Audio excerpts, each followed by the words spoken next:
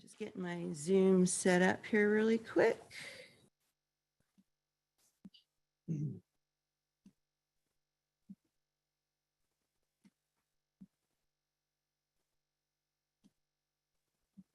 Okay.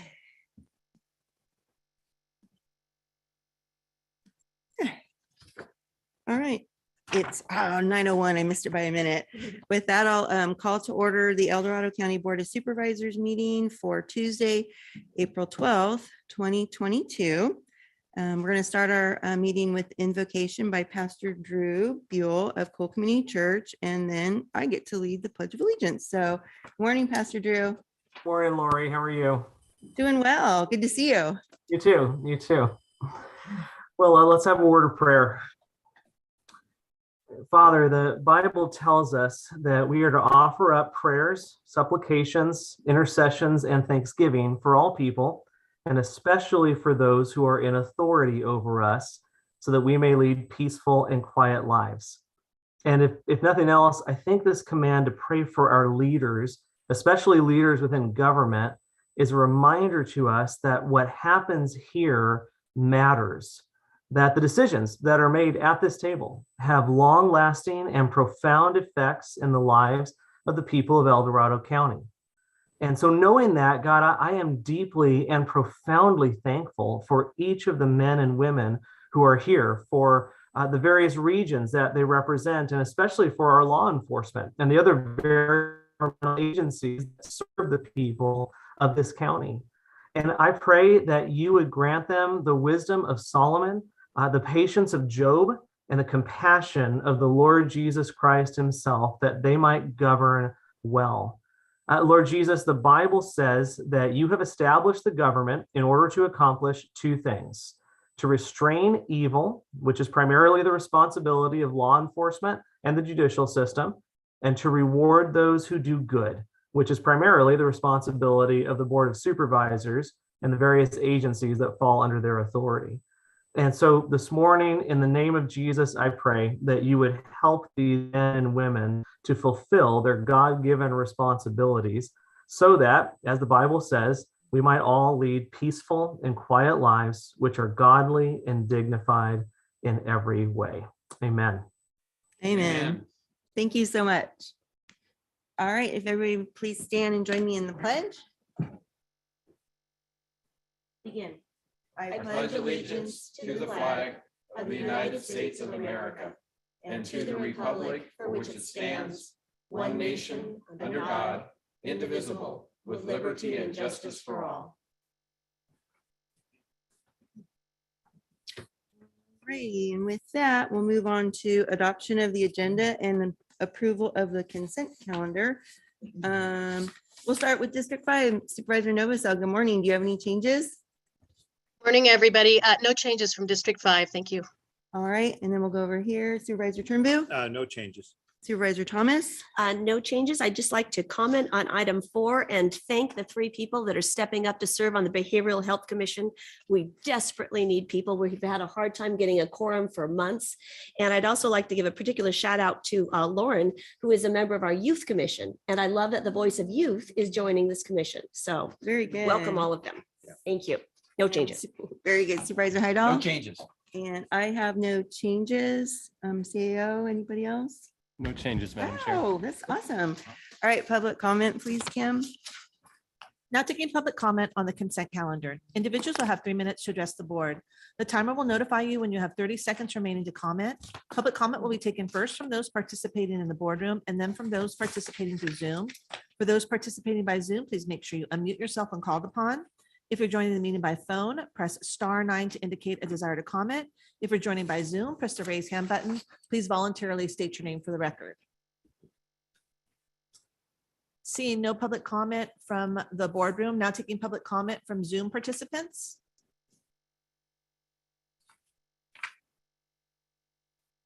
Now taking public comment from 525.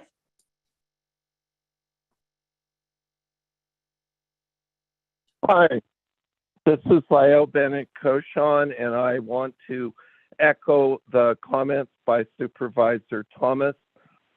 Recently, our family suffered a severe tragedy in El Dorado County because of behavioral health challenges, mental health challenges. So I'm so appreciative that people are stepping forward to address this pressing need in our community. Thank you to the folks that are taking on the task, and thank you to the Board of Supervisors for recruiting them. Have a wonderful meeting. Thank you, Leo. You too. Now taking public comment from Norma Santiago. Good morning. I cannot articulate more beautifully than what Supervisor Thomas said with regards to these three individuals joining our commission. It is by far, it is really a plus to have them on board. And you have my comments, the letter that I submitted. They represent a community that is underserved, and it is so great to have them on board. They're enthusiastic and passionate, and thank you so much for your support in their appointment. Thank you, Norma. There's no additional public comment. We want to move the agenda Move approval of the consent calendar I'll second it. And agenda. and agenda. and the yeah, agenda, pardon me, The yes. whole, So the moved. whole thing. Okay, Kim, roll call vote, please. Supervisor Heidel, how do you vote? Aye. Supervisor Turnbull, how do you vote? Aye. Supervisor Thomas, how do you vote? Aye. Supervisor Novacell, how do you vote? Aye. Supervisor Parlin, how do you vote? Aye. Motion passes 5-0. All right, very good. We're going to take our department matters in a little bit different order just because of the way that the agenda rolled out. So we're going to start off with item number 16, please, Kim. Item 16 comes from the Chief Administrative Office recommending the board create an ad hoc committee consisting of 2 members of the Board of Supervisors to engage with relevant county staff and stakeholders to consider options for a biomass cogeneration facility. Thank you, Madam Chair. Don Ashton, your CAO. I'll introduce the item and then I'll turn it over to you for discussion. You may recall that during the strategic plan update in 2021, the board added a component to explore biomass facilities in the county. And as a result of that action, I submitted a request to the board to hire Greg Stanton as a retired annuitant to assist in, quite frankly, a lot of the research that goes into that, as well as identify all the different organizations that are working on biomass, from RCRC to SOFAR to Pioneer Energy. A lot of conversations taking place in that regard. And Greg has done an outstanding job in that effort. And we're now at the point where it's time to start having serious conversations about site locations, as well as scope and size of the facility. And we feel an ad hoc committee of a couple board members to participate in those discussions would be beneficial. So with that, I'll turn it over to you. If you have questions about the progress made to date, Greg is here and can talk about that. But we'll follow your direction at this time. Do you think it'd be helpful to have a brief update from Greg, do you think at all? Or I what, think so. what you envision Yeah. would be Yes. helpful That'd be from great. the ad I hoc, would like Greg? to understand what other organizations are pursuing the same thing. And is there a alliance there? Because I think there is, but. Yeah, there is. Yeah. Come on up.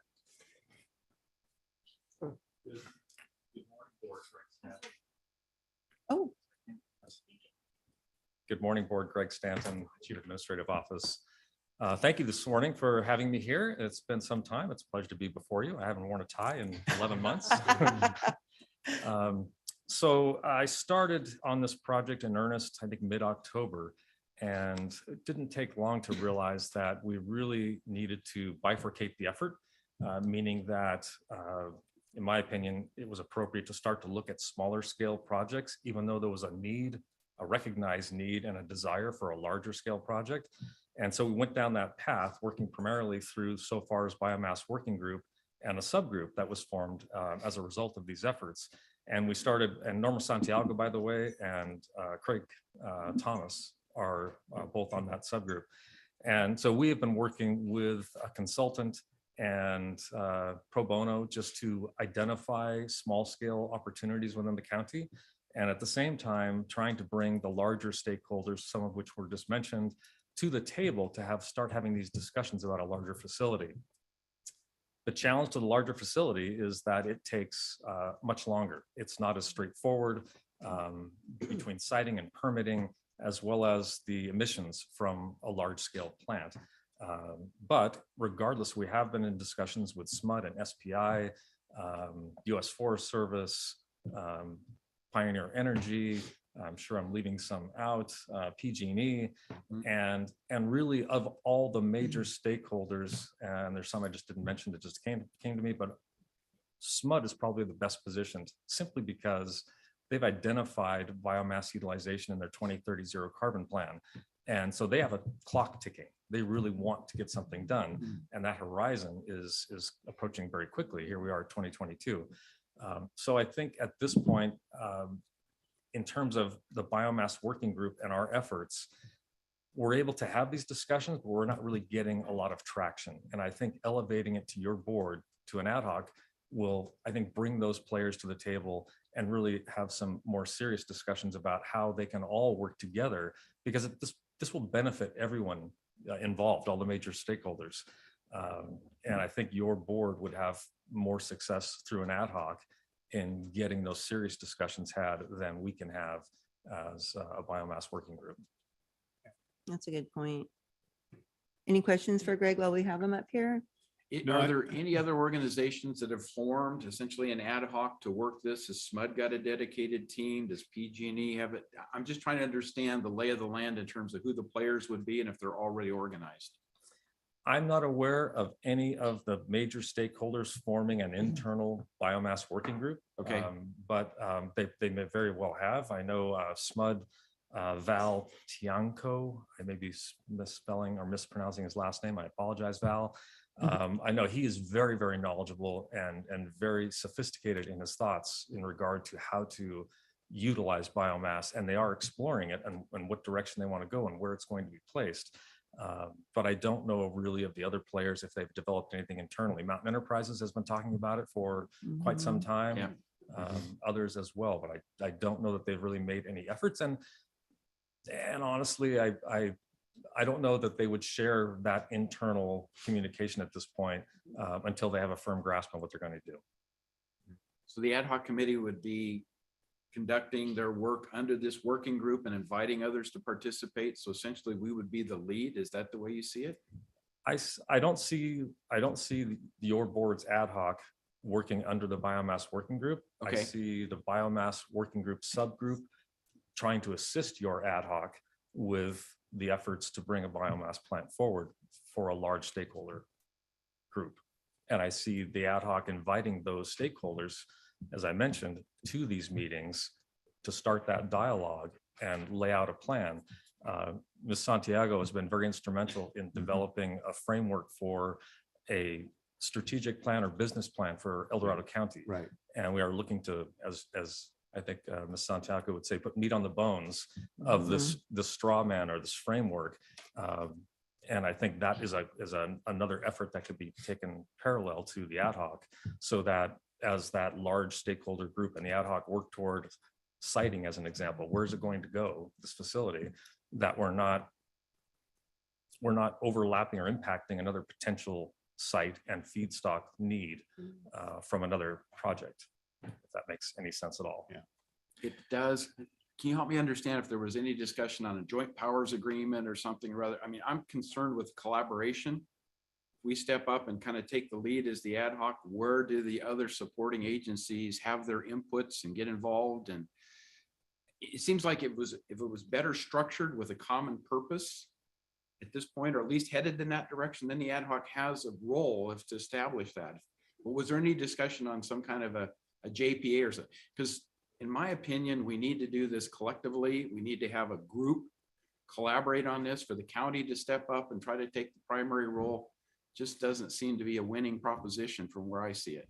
And it wasn't my intent for the county to take the primary role, Okay. but I think that by establishing the ad hoc, those conversations can be had about whether or not Okay. there is a need for a JPA to be formed. And I Okay. think- Yeah. And from my perspective, if we look back at how we've done things the past couple of years, we had a board ad hoc committee on broadband. Yeah.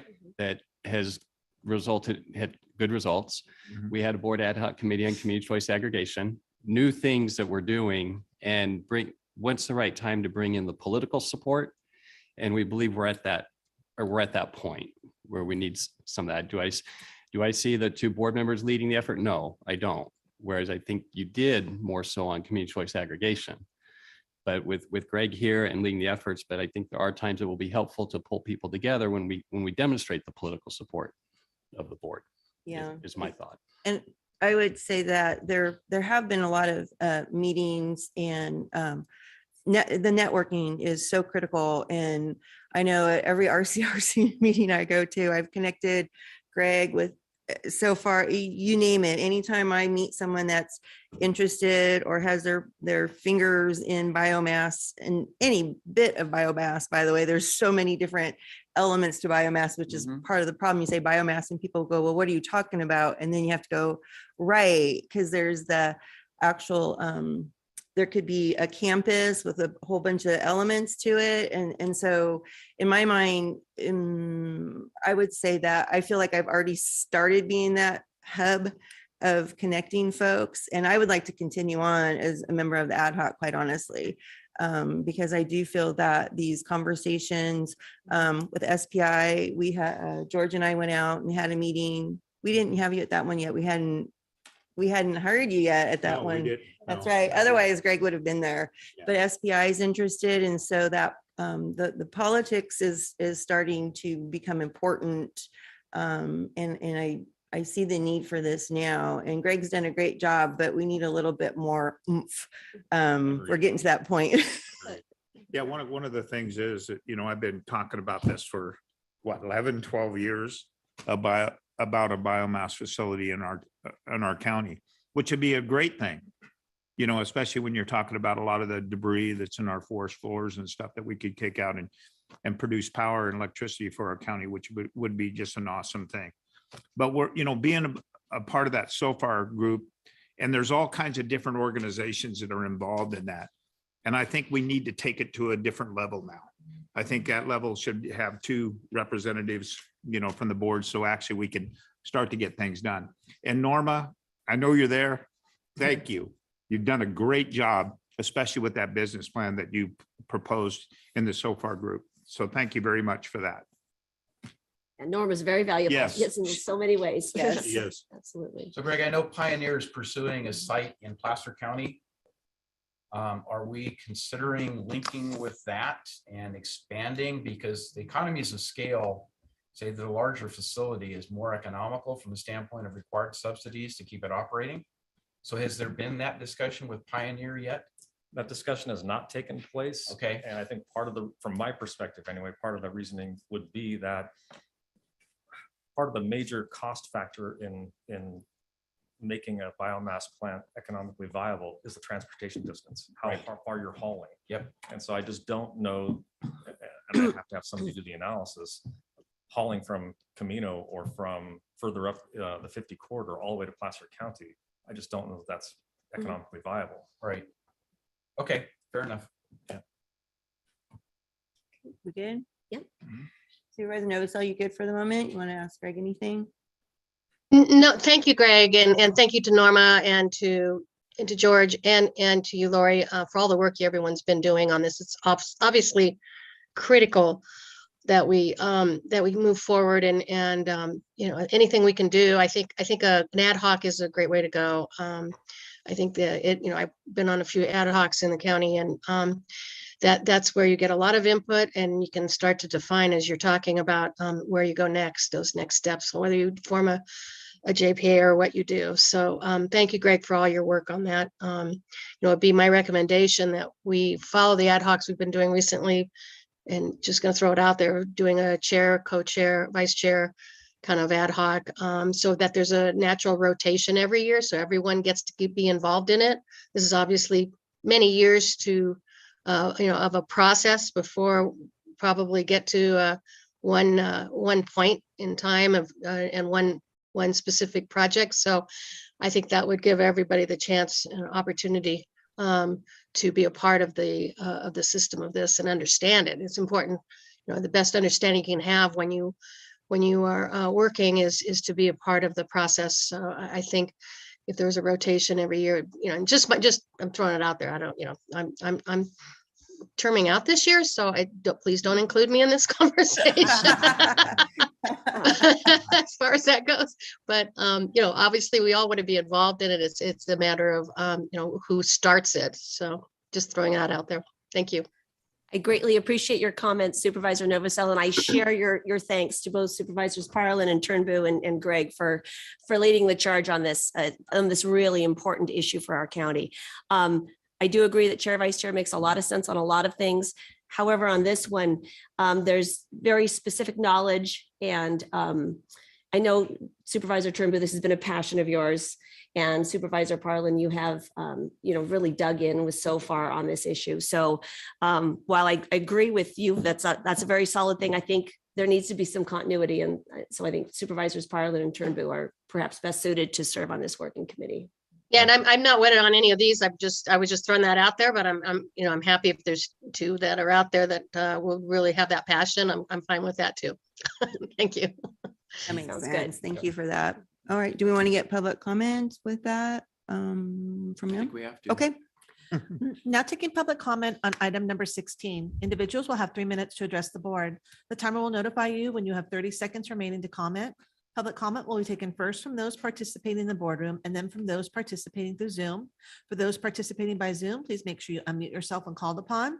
If you're joining the meeting by phone, press *9 to indicate a desire to comment.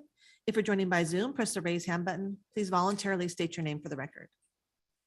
Chris Payne, Devon Springs, formerly of Community and Economic Development Advisory Committee.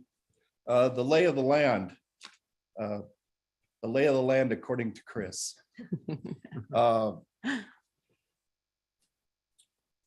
There is availability of a number of needed items that when you place a plant, deciding what size, obviously, it can be as small as 1 megawatt, as large as 20 megawatts. We've had this discussion. Yep. Obviously, 20 megawatts needs more room and a greater electrical distribution capability, I believe. This is according to Chris. But the reason why the lay of the land is with you already, you've hired Greg, you have CDAC, and it's been on their plan. It's been biomass cogeneration and alternative wood products. Those are the two items that are on the work plan, and they've been on the work plan. So certainly we've had this discussion. So I don't want anyone who might be listening or in terms of this board saying that we have years to plan. We don't have years to plan. It's now. We need to place these. If we have an opportunity, we need to place them now. Why? If you've been over in El Dorado, and Rod Pimentel is the owner of El Dorado Northern Lumber Company, and he's been before you a number of times talking about the forest management. But if you've been there, you'll see that there is stacks now of Caldor logs being sorted, small, medium, large. And the capability of us to be able to deal with that I understand also for those of you that have been up in Grizzly Flat, that there are large stacks of logs ready to be taken care of. And they can't sit there, they have a life. Now, when you mill a log, you get sawdust and other things. And obviously the Sierra Institute has already done this. The Sierra Nevada Conservancy has already done this. And the question of air quality, I've been reading most recently somebody saying it's not a good thing. No, there are certain filtering systems that our technology has caught up in. There's not a problem with that. Thank you for the time. Thank I you, could Chris. spend another hour with you. But. No, you can't. I mean, thank you.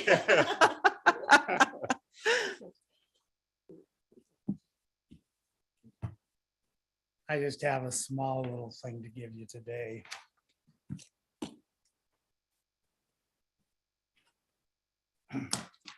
And I just. Just start My name going. is Rod Pimentel. And I've been working on this for probably, I've been in the lumber business my whole life, so it's not like it's something new. I just wanted to say, for one thing, is that Sue Novosel probably should know a lot about what's going on with this because of the Angora fire. At the Angora fire, they had spent millions of dollars up there to clean up the forest, to take out a bunch of small trees to make it where it was fire resistant. And when the Angora fire happened, it burned a lot of area up until it got to where they had cleaned it up. And once they had cleaned it up, the fire kind of resolved itself and didn't burn much of it. Most of the logs that came off of that went to Lincoln. Most of the biomass went all the way to Honey Lake. And it's what needs to happen here is that if you look at the paper I just gave you, it has in there that Sierra Pacific has a mill in Burlington, Washington, and they're selling power to Sacramento, California. Now, how in the world can we be 30 miles from Sacramento with the forest that we have, with the land that the Forest Service owns or manages, and the forest that Sierra Pacific has? How is it that this is what happens to our forest? It burns up. I don't understand any of this. I've worked with Norma for probably 20 years on the cogen plan and trying to get a facility here because it takes a full facility to make this work. The cogen plant standalone, you can produce electricity, but you need to have the biggest value that comes out of a tree, which would be the lumber. The secondary would be that comes out of the cogen, and the third would be an alternative source that you use the leftover power for, or the leftover steam, and that would be either dry kilns or a pellet mill, or there's all kinds of things that can happen. So all this has to basically go together to make it work. So I've got 30 seconds left, and this is what I want to tell you. I've talked to the Forest Service for several years, and when I talked to Lawrence Crabtree just before he left, I asked him, I said, Lawrence, how many trees should be in the forest on a normal acre to have a healthy forest? He told me 60 to 80 trees. So I went and talked to him just before he left, and he said that there is probably between 300 and 400 trees per acre in the forest.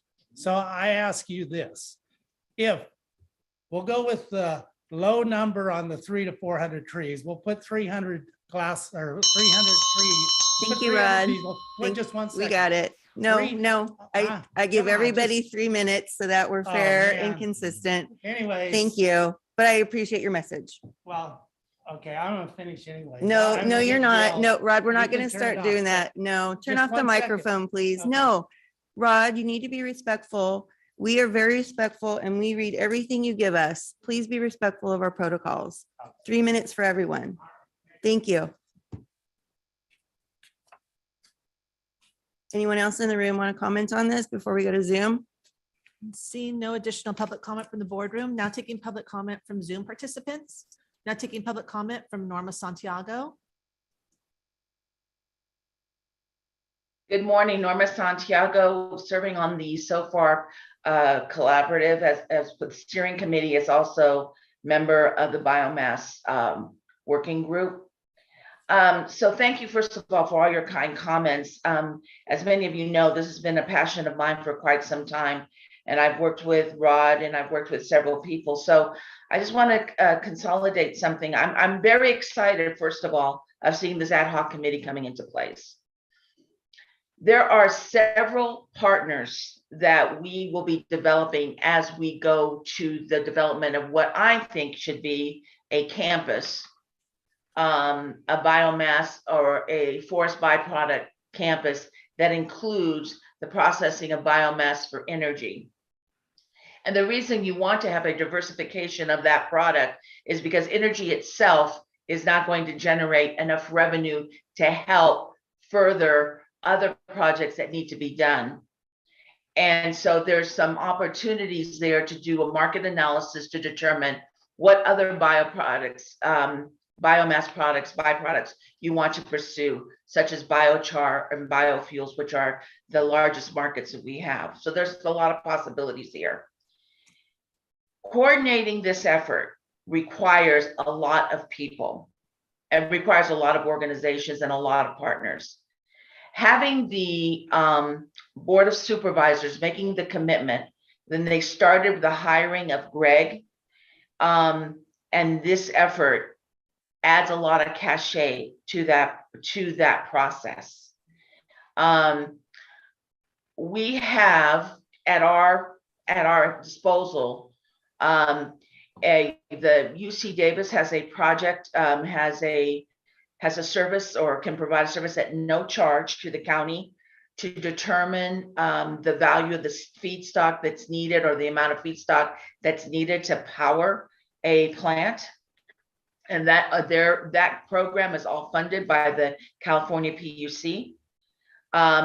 The Office of Planning and Research is doing a feedstock analysis to help us get to determining the feedstock and looking at the governance structure, much like what Supervisor Hydal was talking about. The bottom line to all this, you should have seen my business plan. I am so delighted that the county has stepped up in this way. You are needed, your voice is needed as we go through this process, because that political cachet that is of value as we go to creating what I hope will be a campus. Thank you, Norma.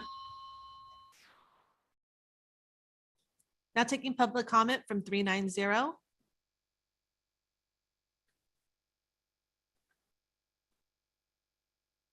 Please unmute yourself. Good morning, Ken Greenwood from the famous Triple Junction out there at 325. Looking at the view from my house here, I see a lot of burned up stuff from the Caldor fire. And traveling between here and South Lake Tahoe, I've seen more than I can stomach. It is way past time to get a biomass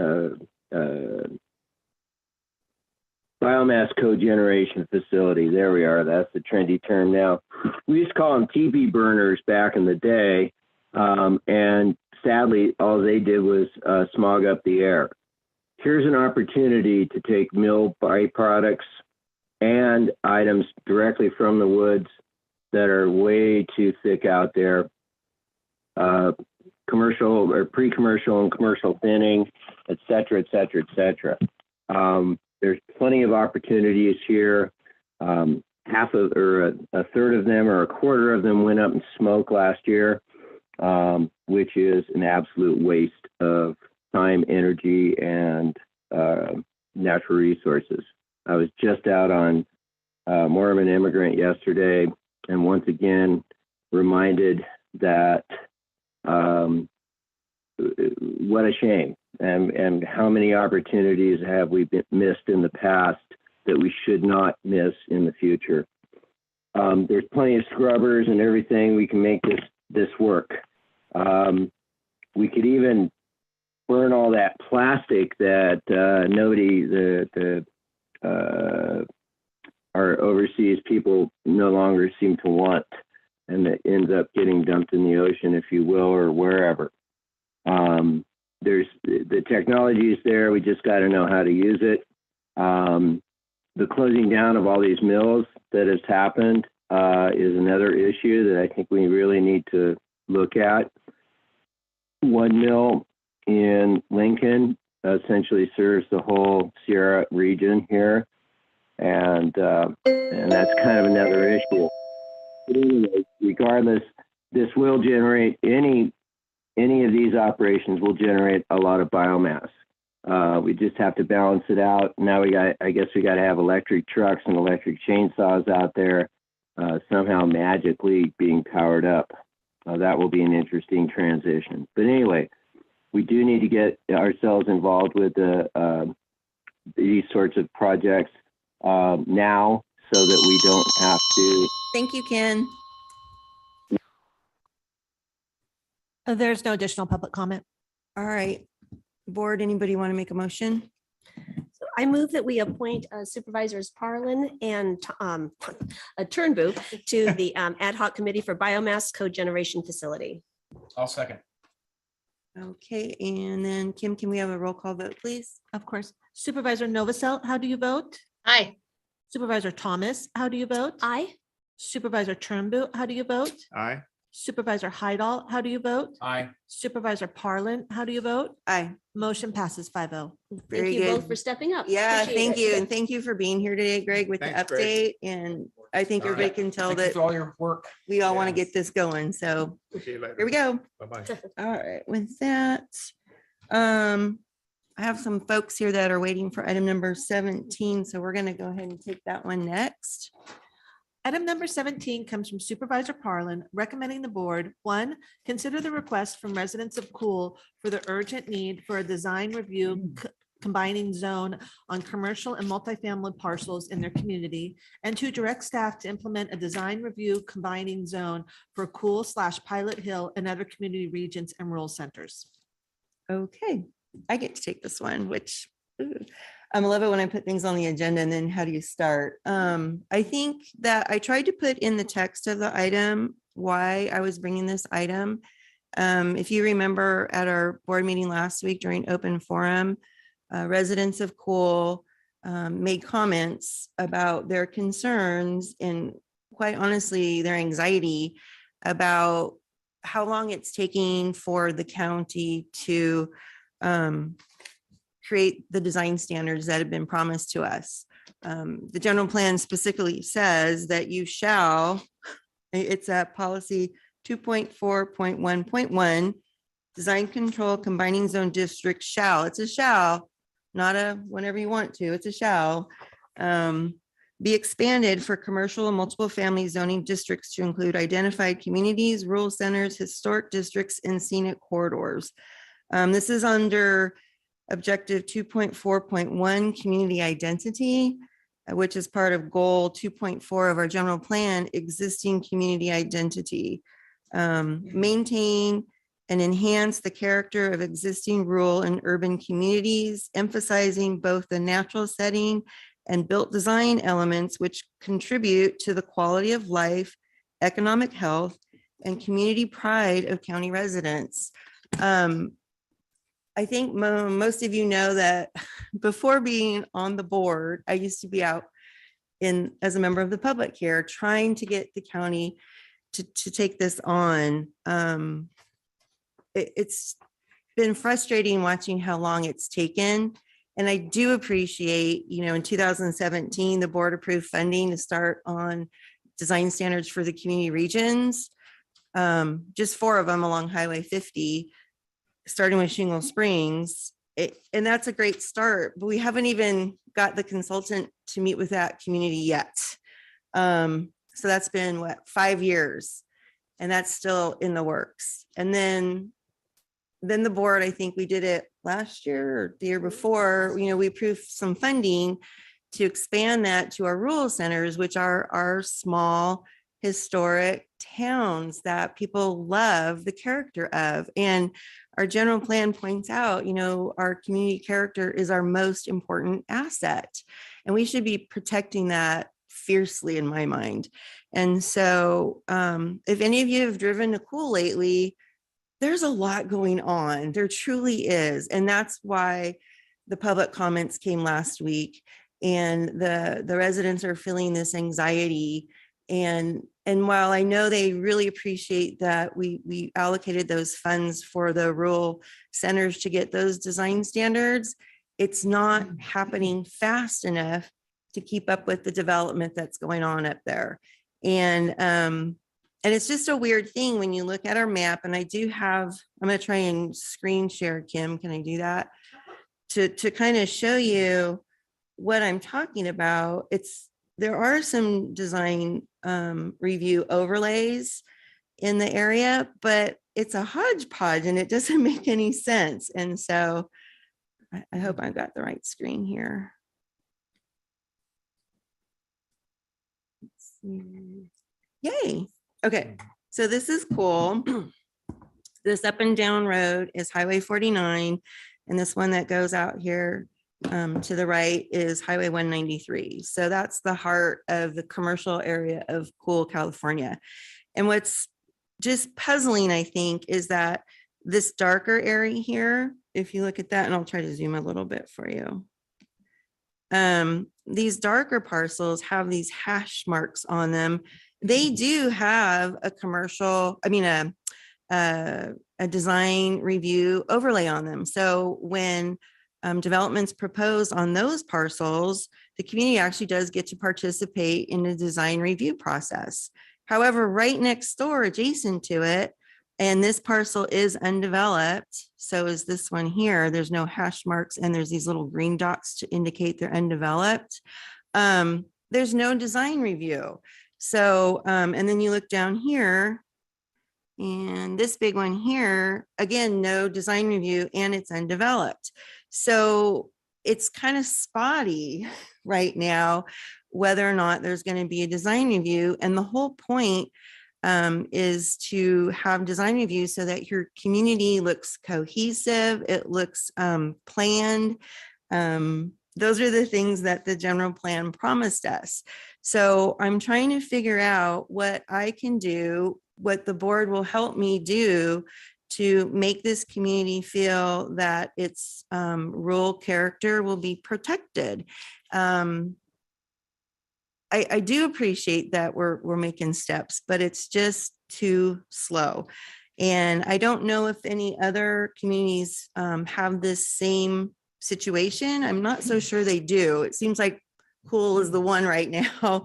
I do know that Shingle Springs has been feeling it, but they are supposedly in the process of meeting with the consultant almost as we speak. So I'm hopeful that that process will get done, crossing my fingers, by the end of the year. And then once one of those gets done, we'll continue on, and they should go faster once we get one done. You know how that is. So what I'm asking is, at least for Cool, if not more, that we do something urgent to get them the design overlay review process. And then beyond that, once they get to do the process of creating design standards, then we can take that design overlay review away because it won't be needed anymore. So that's kind of what I'm asking the board, if you would support me in doing something urgent for Cool. I don't know if you have other communities that are in the same boat and would like the same protections or not. That's kind of up to you. But I'd love to hear what your thoughts are. And we should start using our buttons today. I'm so sorry I started off badly without buttons and hands and all that. So District 2. You know, and this is a big concern for a lot of the residents who live in Fairplay, you know, and Mount Auckham and stuff. And they do not have any design standards there in those areas. So we need to protect our rural centers. I think that's very, very important, and make sure that we have these design overlays like Diamond Springs and and El Dorado already have in place. So we need to work on that because history is another issue. And I talked about a lot of these old buildings and stuff that we have in our county, and I want to do whatever I can to protect them. I do, maybe the board, will too. But I think it should be a part of this. And those buildings should be actually numbered. And that's one of the things that I would like to see done. So we know what a history, I mean, there's a lot of history in our county that are in these rural centers and these rural areas. They're not protected. So I think this is a great step, Lori, that you brought this forward today. And I hope we can work on it and solve these problems, especially in these areas that need to be protected, because you're talking about old buildings like the Lotus Hotel, the Lotus Store. I mean, some of these other ones at Uncle Tom's Cabin, those belonged to my family at one time. So I would like to see a lot of them different areas in these buildings be marked so we can protect the history of our county. And while I do appreciate that, that's more of a historical I marker understand. and stuff, which is different than new development coming Right. to match though. Yeah. Those exactly. existing historical buildings. That's what we're talking about. Right. So I do appreciate that. Supervisor Hydal. Yes, I'm all in favor of looking at these areas and trying to determine what the correct kind of combining zones, et cetera, is. But we have a defined process, which is part of our zoning ordinance. I'm going to read just some short sections because we seem to be circumventing that process. What it says is the establishment of community design review areas, guidelines, and standards. The board, following consideration by the commission, which is the planning commission, may establish new community design review areas upon making the following findings. Number one, it is the desire of the majority of residents in the affected community to impose such guidelines and standards. And two, the establishment of a community design review would enhance the character of the community by establishing a community identity that would protect property values while promoting economic development. So there is a balance, I think, between our general plan and our zoning ordinance. And what's being proposed here seems to be overstepping that process to jump to something of a declaration of essentially an urgent matter that the process has been there for a long time. So if we're talking about forming a new combining zone, that's one thing. This seems to be directly applicable. If we're talking about expanding the existing combining zone, then I'd like to know which parcels are included in that expansion. I mean, you showed a map, but I don't have a clear understanding of what we're talking about relative to which would be added to in an expansion measure, right? But again, that should go through the planning commission process to review that, to get public input, to determine that a majority of the community wants that. And we seem to be overstepping that to get to a decision that I have a tough time justifying why we don't follow the process. The process is pretty clear to me. So can you help me understand why we're not following the process? Well, in my mind, because the board said we were going to do the design standards, which, Right. so go back, and I don't think you were quite on the board yet either at that time when the county was doing the general plan update. And remember EDAC, it wasn't called CDAC back then, it was just EDAC. Had all those meetings with communities and told us how important these design standards were and all of that. And we were told that to come together as communities, come up with what we want. And they even gave us, there was mini grants. I applied for a mini grants for El Dorado Hills had the SIPN CERS, This was all of these things, right? Yes. Well, it was part of that process. It was all, and Right. so all of that came out. And then what we ended up with was this, a manual, remember the manual with the Candyland game looking board of what we needed to The do, roadmap, yeah. right? So, again, follow this roadmap and we'll get there, and we never get there. So I guess you're right. All along, we keep trying to get this done and we never get anywhere. And then again, we allocated funding to do design standards. The intent of design standards are so that the developers know what the community wants. It takes the guessing out. It actually streamlines development, which I hate telling people, but it does. But it looks like what your community, it reflects your community character. So with all of these promises and not getting anywhere, it's gotten to this point where you're right. It would be nice if all along we had been doing this process, but for whatever reason, we keep getting to a point and we just stall. And unfortunately, in Cool, if you go for a drive there, you'll feel it. If we don't do something quickly, at least for Cool, at a minimum, they have the opportunity to lose some of their rural character. They do. There's a lot going on. Dirt's being moved on some of these parcels that don't have design overlays as we speak. And I'm not exaggerating. That is why there's anxiety. And so, you know, we've had this general plan since 2004. Like I said, during the LUPU, because it's easier to say than TGPA-ZOU, LUPU process, we were promised, EDAC had us in meetings. They had the reg reform group telling us to do these things, how important it was. And here we are a decade later, 2 decades of the general plan, and we still are anxious and waiting for the county to get this done. So Okay, that's why. So let me ask another question. I understand in talking with staff that several of these areas that have design review, combining zones, overlays, whatever you want to call it, do not have prescriptive design review standards.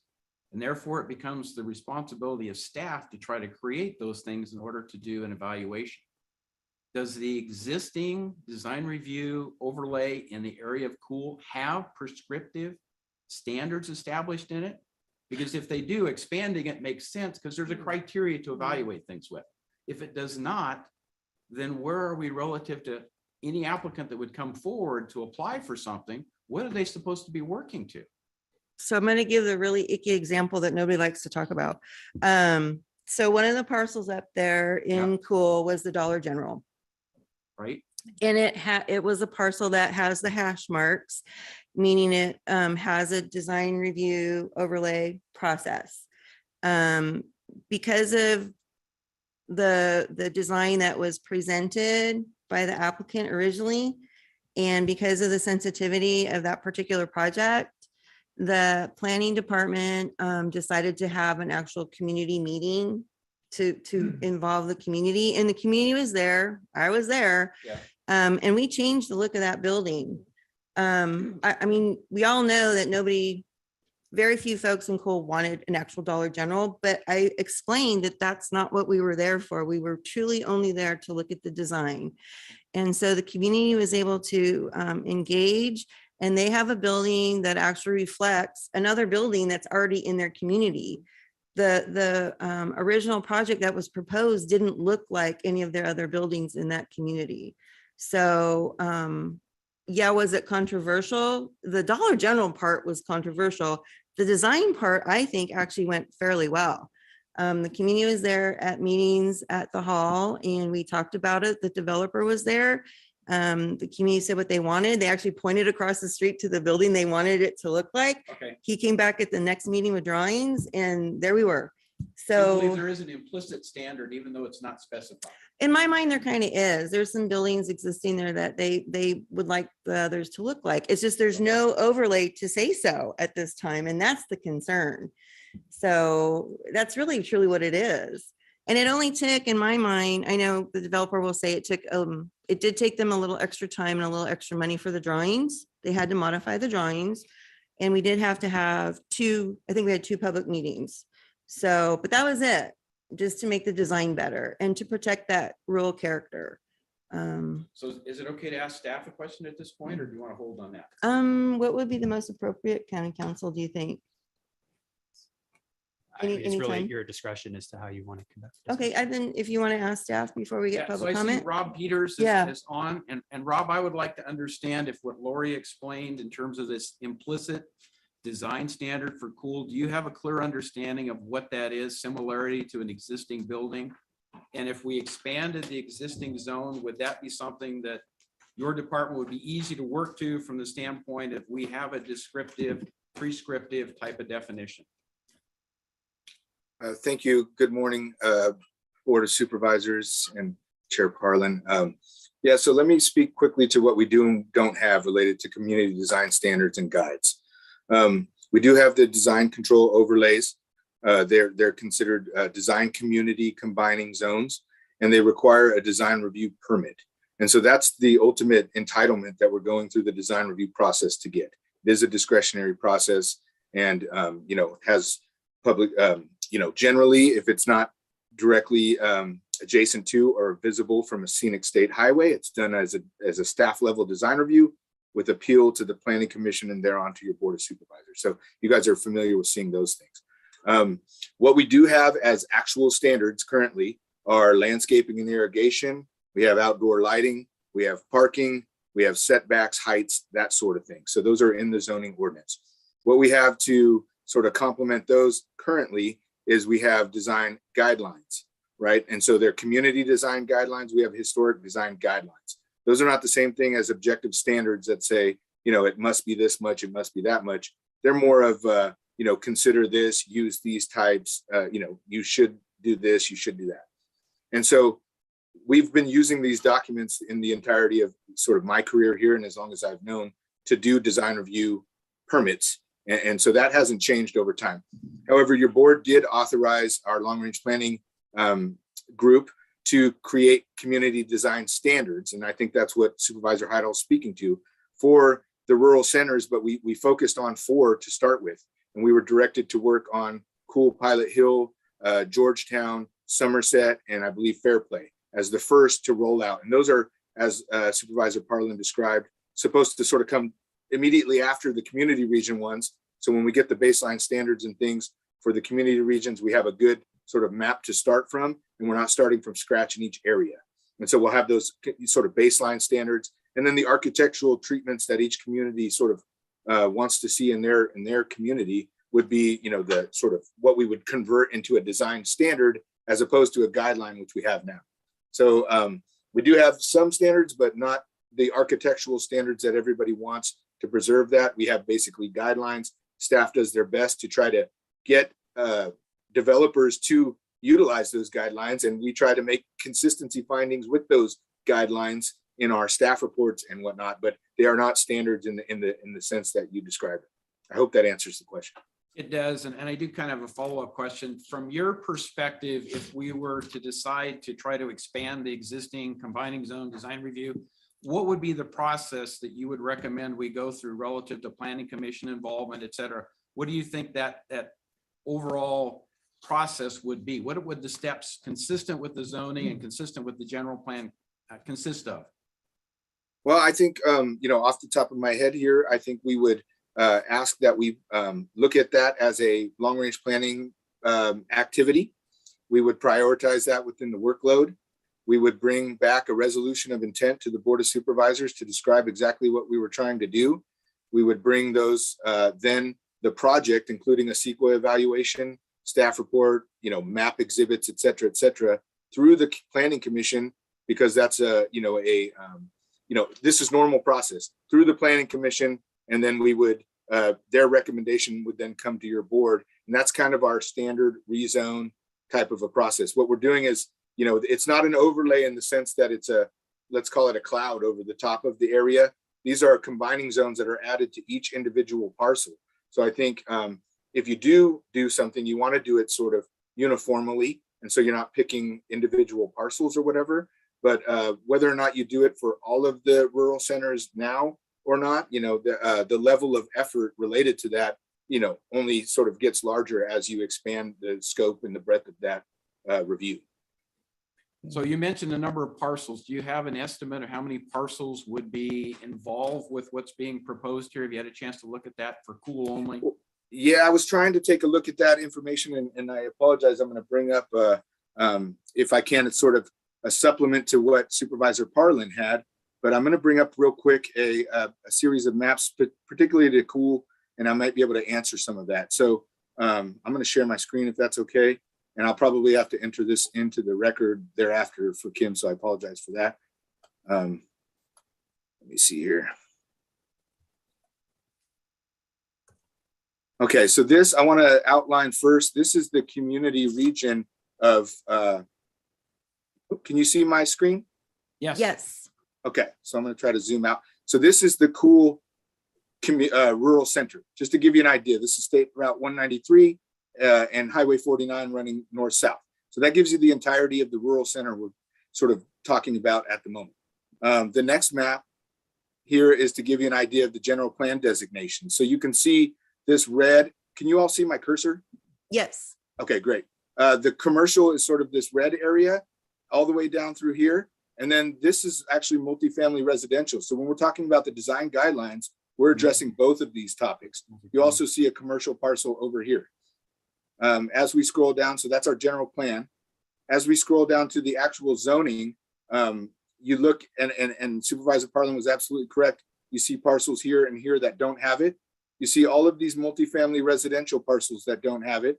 But you do see the community commercial here and most throughout at the intersection of the two state highways. And then these one are actually the horizontal lines is actually a plan development overlay. So that kind of covers the design review, if you will, because anything that goes in there would need that plan development permit, and we would look at the design review components as part of that plan development. But so you see 1, 2 parcels here, 3, 4, and then, you know, a series of 4 multifamily residential. So as an example, in Cool, it's approximately 8 parcels, 4 of which would be commercial and 4 of which would be sort of multifamily. Thank you for that. That gives me a better picture of the specifics involved. So thank you. Absolutely. Supervisor Novosel, I see your hand up. Yep, thank you. Well, it's funny, I started in the political realm in the early 80s because I was going through the same passionate discussion as you have been, Lori, with your community. In Myers, we worked on a plan for 4 years to get a community plan going to specifically address our design issues. And I learned a lot in that 4 years. And I think you hit it on the head, John, when you talk about what's the process right now, and why isn't it working? And it takes a long time. It just takes a long time. You have to get a consensus from your community, and hearing from a few is not a consensus. And yet, hearing from a majority, you learn a lot about what your community really wants. And so it is a process, and I absolutely understand and feel the pain from those who want this process to work right now because there are concerns. I think she froze up. I think she froze. And number There one you are. is, oh, sorry. So the number one issue that we had to decide was talking about boundaries. And I think that's important. You have a commercial core, and then you have residential around it. How much of that area do you want to define as a part of your overlay? That took us a good year to get to that. And then guidelines versus standards. Another incredibly important issue is, our staff will follow the guidelines. And as Rob just said, there's an understanding that that's something that you would like to see, but not unless it says a standard, unless it's an absolute standard, they don't have to do it. And you're at the whim a lot of times of whoever owns that property, which is not necessarily a bad thing, but for the community, they feel like they're not being heard a lot of times. So I understand that part. So how do we do this quickly? I think There's the question. brunt, yes, that's the brunt of the problem. How do you get boundaries? How do you get standards? How do you make this work for everybody? And Lori, I appreciate you bringing this to us because it has taken too long, frankly. And it's of no one's, I'm not pointing finger, but I'm just saying I agree. In the area of Cool and perhaps in Georgia and your area too, there needs to be a quick figuring out. I think to leave it to staff, I think that's difficult to do. I think when you don't have a defined standard, you're asking a lot and probably unnecessarily putting staff in the position where they shouldn't be. So how do you do it? Well, we started by doing community meetings and getting a design review a committee. That's basically what the Myers Advisory Committee is right now. When somebody comes in they go before the Myers Advisory Committee that then goes to the Planning Commission with their suggestions. And they've got a set plan.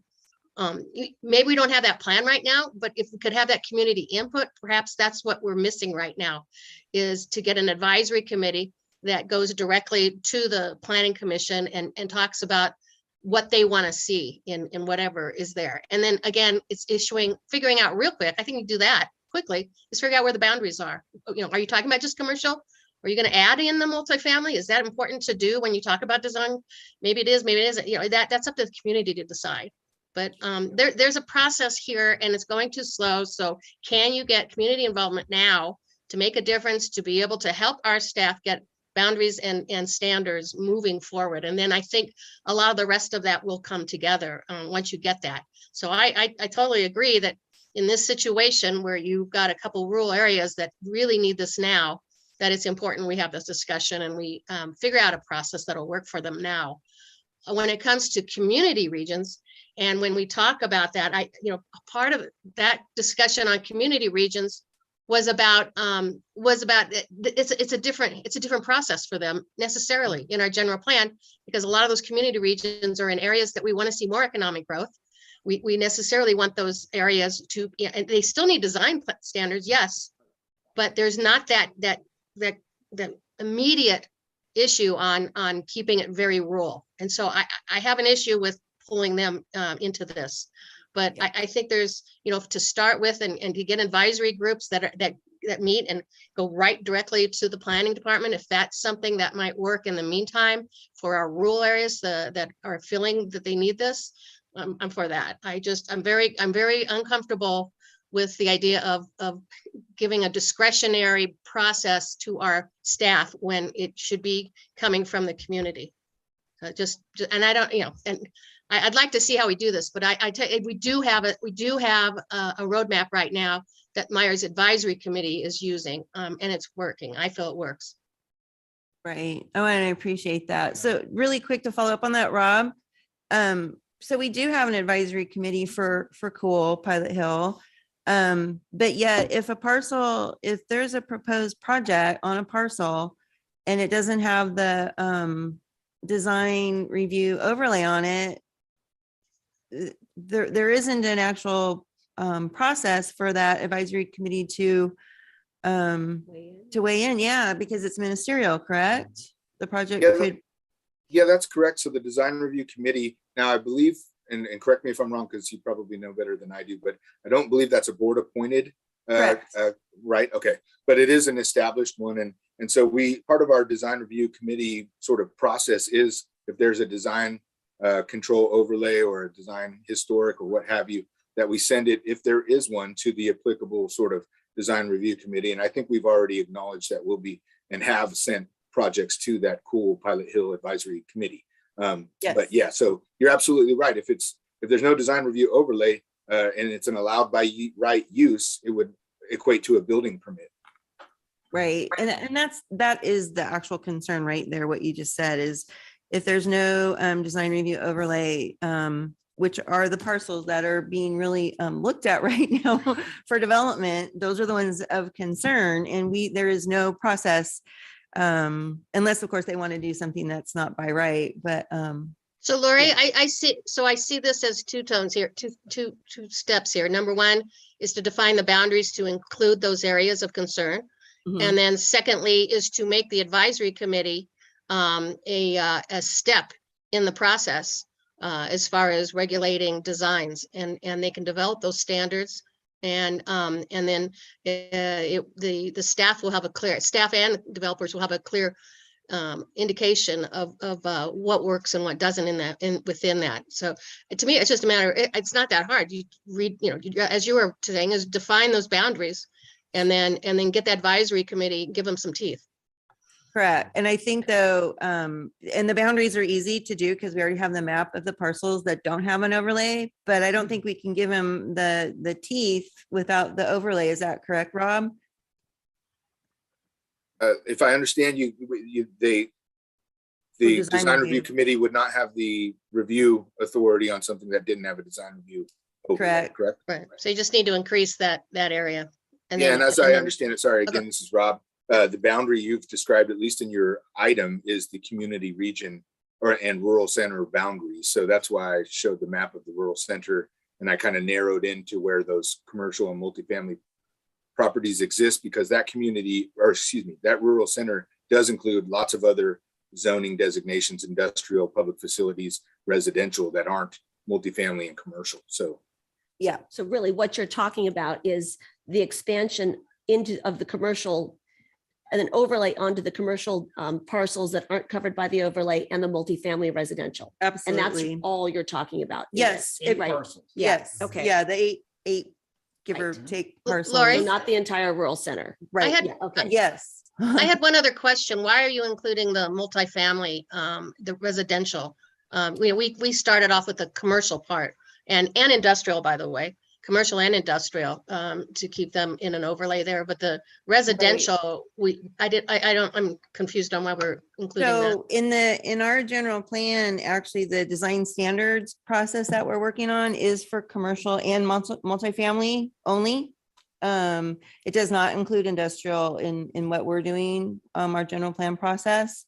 And the reason partly why is because a multifamily can include commercial also, if you know, with the mixed use and all that. So it is important to have your multifamily included with these design standards. And then the other thing that I don't really want to mention, with SB 35 out there, that streamlining process, the design standards are incredibly important. Which is why I think Supervisor Thomas also wants to get going on those too. And it would seem, that especially on your map, that the multifamily residential is also in the heart of that commercial core along Highway 193 and 49. So Correct. so you're looking to accomplish a very cohesive gateway and heart of cool that has protected community character. Is that correct? Absolutely. Okay. Yeah. Yeah, and that's kind of what we did with the Myers plan is we started with just the commercial and industrial. We did, it's a little different. It's not such a different, it's a different animal than the general plan, but It is. up on the tier Oh, we froze again. PA Supervisor. world. Yeah, sorry. And then we expanded to, sorry, I know I'm freezing. Yeah. Sorry. Anyway, yeah, I see what you're going there. You're looking at the whole area as a keeping in a consistent design standard. I agree. Absolutely. And that's all we're trying to do is just, and there just happens to be an urgency for whatever reason. You drive through Cool right now, you completely feel the development coming there. The commercial parcels all have for sale signs, and some of them have switched hands many times recently. There's a lot going on there. And then we do have some development already that was approved. So that's truly what it is. And did you have something to add, Supervisor Thomas? Just a few, Yeah. yes. All right. I appreciate the very thoughtful questions from my fellow board members, and that process answered a lot of my questions I had for staff. I just do want to be careful that I don't feel this item is, I don't want our staff to feel this item is a criticism of them. Our staff has been moving heaven and earth to work through our all of our demands. We've had a lot of demands on our staff in terms of protecting our community character, and we're really short-staffed, and you're doing a Herculean job to meet our demands. And I just want to recognize that. And I also recognize that all of us are very sensitive to protecting the community character, the unique character of our different communities. And we are all aligned in that. So I also understand, your concerns on this item as well.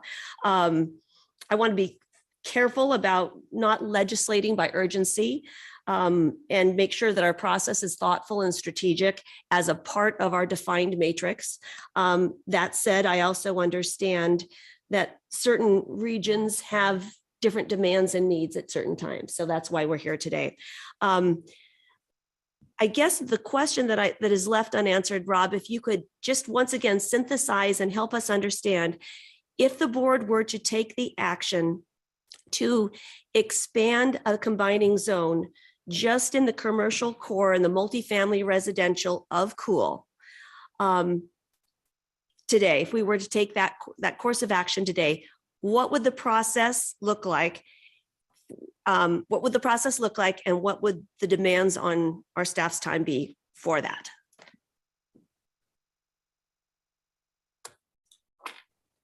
Thank you. Yeah, Rob Peters, Deputy Director of Planning again. I think ultimately, if you were to ask staff to move forward with this process, you would likely see us next month at our long-range planning matrix discussion, having a discussion about how you'd like to prioritize this. It seems like the intent is to have it done sort of immediately. And so that will have impacts potentially on other projects we're working on that we're trying to move forward. Haven't had too much of an opportunity to really look at the level of effort because I didn't know exactly where it was going to land. I think if we were in cool, it is less of an effort than if you did all the community regions and all of the rural centers as the item described. I think, we would want to, again, I believe the zoning ordinance, anytime that we're doing a modification of the text of the zoning ordinance or rezoning properties, ask for a resolution of intent for the Board of Supervisors. So we would be coming back with that to identify exactly what we're doing and to what degree. And then you would then say, yeah, go ahead and do it. We would have to do a CEQA analysis, although it may not be too extensive. We would have to go through that process because it is a CEQA project. And our normal path would be to prepare that documentation, including with a staff report. And there is some required findings and evaluation that you have to do when you're rezoning properties and things. I think adding a combining zone is less of an evaluation than, say, changing from commercial to something else. And so, difficulty giving you an off the top of my head amount of hours, but I don't think, it's not, it's just another, it's another effort that has to be evaluated against all the other ones. And I think that, it would be months, not years type of a situation to get something like that done if it were prioritized by your board. The other side of that is, and I just have to throw my plug out here, is my current planning staff now potentially could have additional discretionary applications that they would need to process. I think if you change the rule set on some of those property owners, they might want some sort of expediting type review if they were in the middle of doing something or had plans in place. And so, there's that side of the workload as well, which it might equate to, we already have a pre-app and cool under one of the design review right at the corner of 49 and 193. So that is an application that is in-house that will ultimately, it's a pre-app. So nothing, set in stone yet, but we'll see a design review already probably likely coming out of that parcel. And so if there is development proposed in those other properties, there would be a workload effort on the discretionary sort of side of the house as well. I hope I answered the question. Yeah, I think that's very helpful. And I think it's important for folks to understand that if we take this course of action day, it's not, bam, and it's done. Yeah. That there is a process and we needed to understand that too. So that's all the questions I have for right now. Yeah. Yeah. And Thank then- you, Rob. Appreciate it. Rob and probably county council will chime in, but my understanding would be that, the general plan itself had an environmental CEQA process that was approved, and it says it shall do these design overlays expansions. So in my mind, and we've been kind of led to believe this all along through LUPU and all of this, that analysis was already done with the general plan itself. And therefore, I'm thinking that this subsequent action, like you were saying, would be pretty abbreviated, wouldn't it? Does that sound correct? Maybe county council? Yeah, I think that I think it just reinforces Rob's point that we would certainly need to analyze Okay. the extent of the project as against the prior environmental analysis to determine whether it's included Okay. in the TGPA ZOU EIR. Yeah. And I remember a lot of talk about that. So I think that it was in there. That was my recollection. So I really appreciate that. And it is, I like that you said that it could be like months instead of years. And that pre-app on the corner does have the design review overlay. So see what I'm saying? It would be nice if all those parcels there in that area had that same protection. That's what we're aiming for. So I really appreciate this conversation. And with that, then I think we need to take some public comment on this item. Now taking public comment on item number 17. Individuals will have 3 minutes to address the board. The timer will notify you when you have 30 seconds remaining to comment. Public comment will be taken first from those participating in the boardroom and then from those participating through Zoom. For those participating by Zoom, please make sure you unmute yourself when called upon. If you're joining the meeting by phone, press *9 to indicate a desire to comment. If you're joining by Zoom, press the raise hand button. Please voluntarily state your name for the record.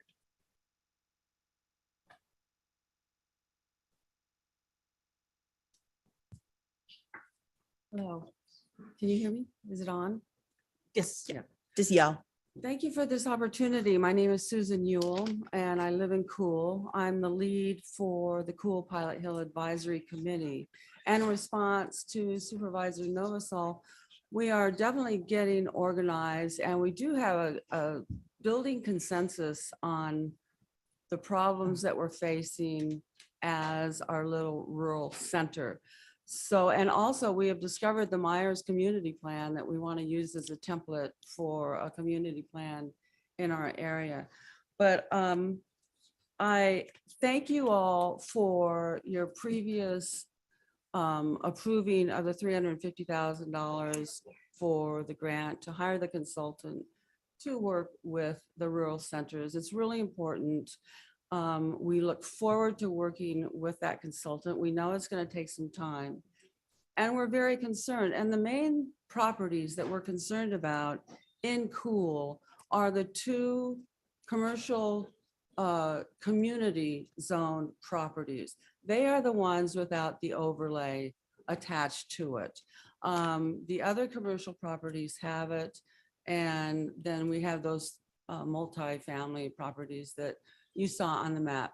So basically that's our concern. And as you know, Cool is the gateway into El Dorado County from the north, from the confluence, from Auburn that way. And so it's important to us that Cool has a aesthetic that is pleasing.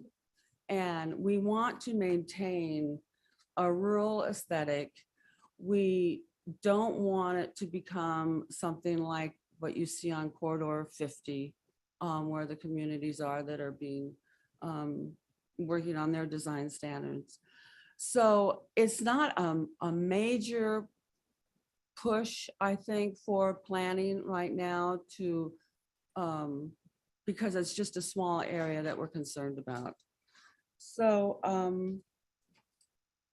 I would appreciate some serious consideration of our request by the board. I think it's really important. There's 8 properties on the market right now. Things really changed within the last year, and we want to have some protection. And some say it's important for residents of Cool and in all rural centers to have a voice as well in these changes and the future of our community. And we'd love to work with you. We'd love to work with the planning department and anybody that we need to. And thank you so much. I really hope that you vote for this recommendation to the board. Thank you, Susan. Anyone else in the room? Come on up.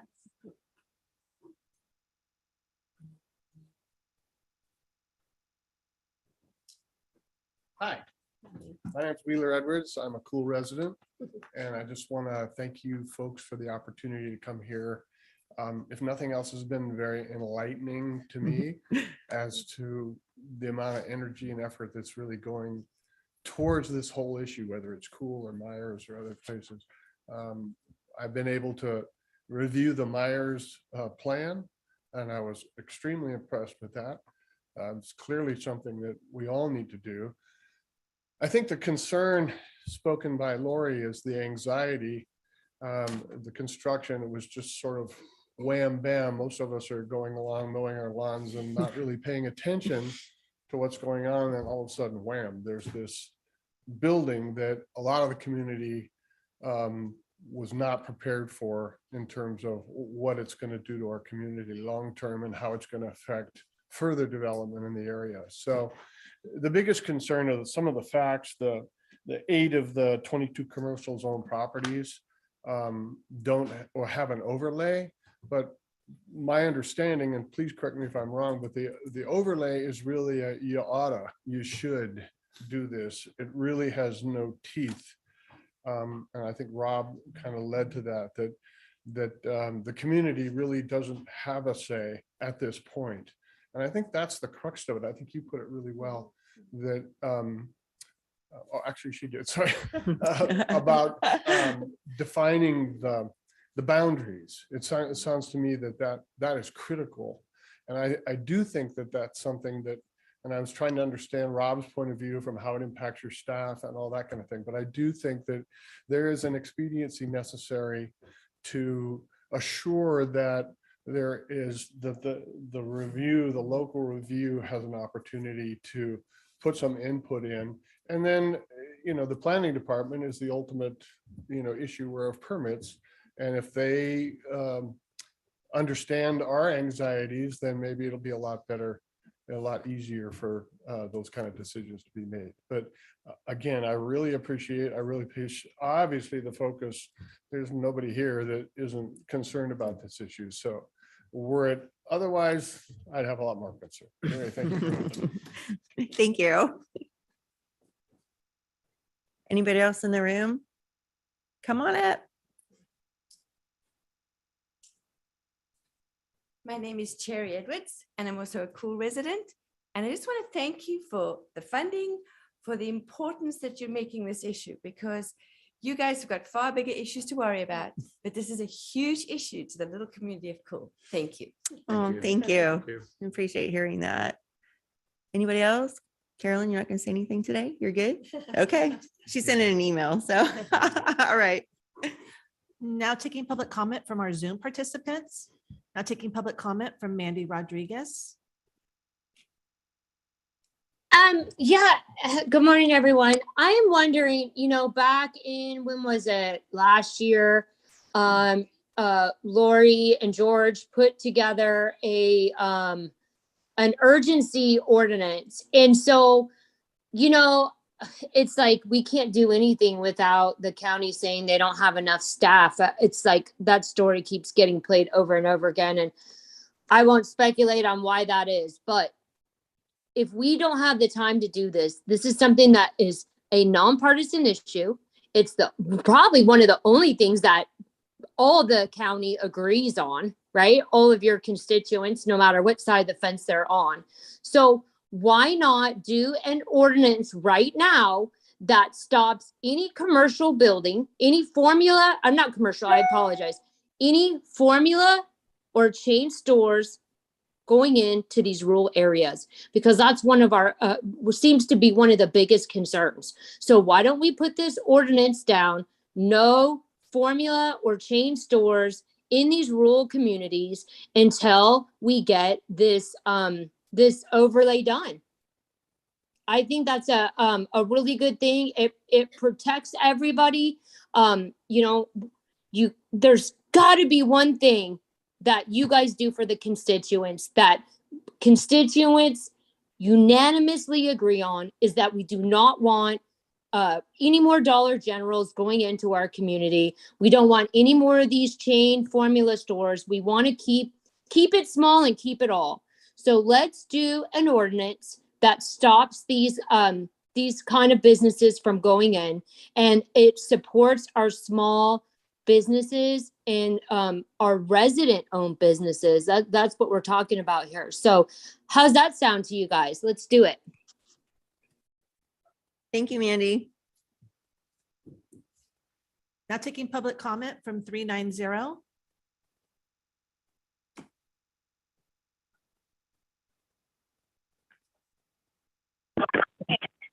Good morning, board. This is Ken Greenwood from that famous Triple Junction, which represents so many of the items that I want to cover today. Yeah, I remember 30 years ago, design review districts and along scenic highways and stuff like that. That's what gave us the doghouse up there at Camino. That's currently I believe, Chevron gas station.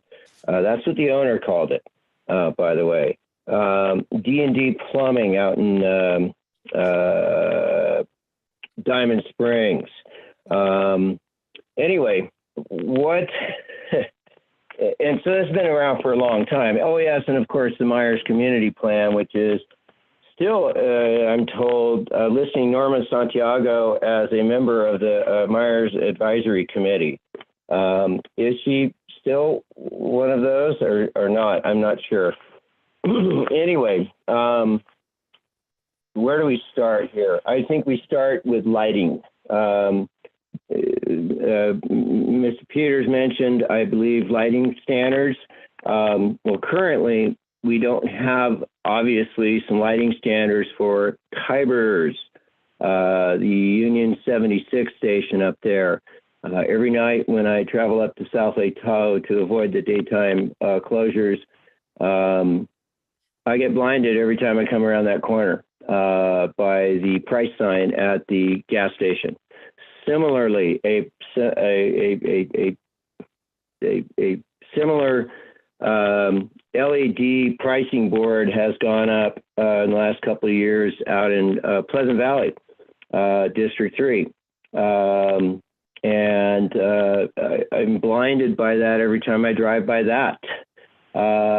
There's also one up in, I believe, Pollock Pines at the Chevron station, just down from the post office. These are visible from space, and I have talked to the people about it who are running these places, and they don't care. Apparently, these light boards, price boards for these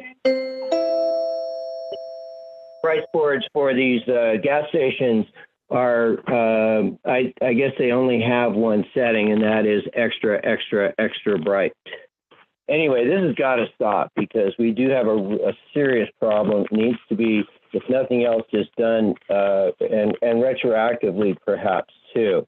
I know that's going to be hard because we screwed up in the first place by not having these lighting standards for our commercial and industrial properties.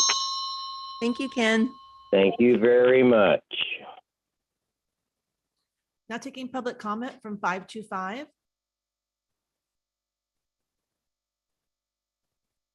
Hi, Leo Bennett, Cochon, Shingle Springs. I don't pretend to be an expert in this area, so some of your more technical language, I just have to kind of try to take in and then maybe learn later. But I do want to commend, since my undergraduate degree is public administration, everybody's participation. I'm very happy that Supervisor Parlin was listening to her community and brought forward this concern. A very, very informative conversation, adding value from all the supervisors as well as the members of the public. And Mandy, if you're still listening, I so agree with you that we need to find these common ground areas. I agree with the ideas I'm hearing, which is that staff needs the support of the board by being provided standards. I disagree a little bit about the need to form a community consensus. I think that the people that are showing up and providing you the input represent an emerging community consensus.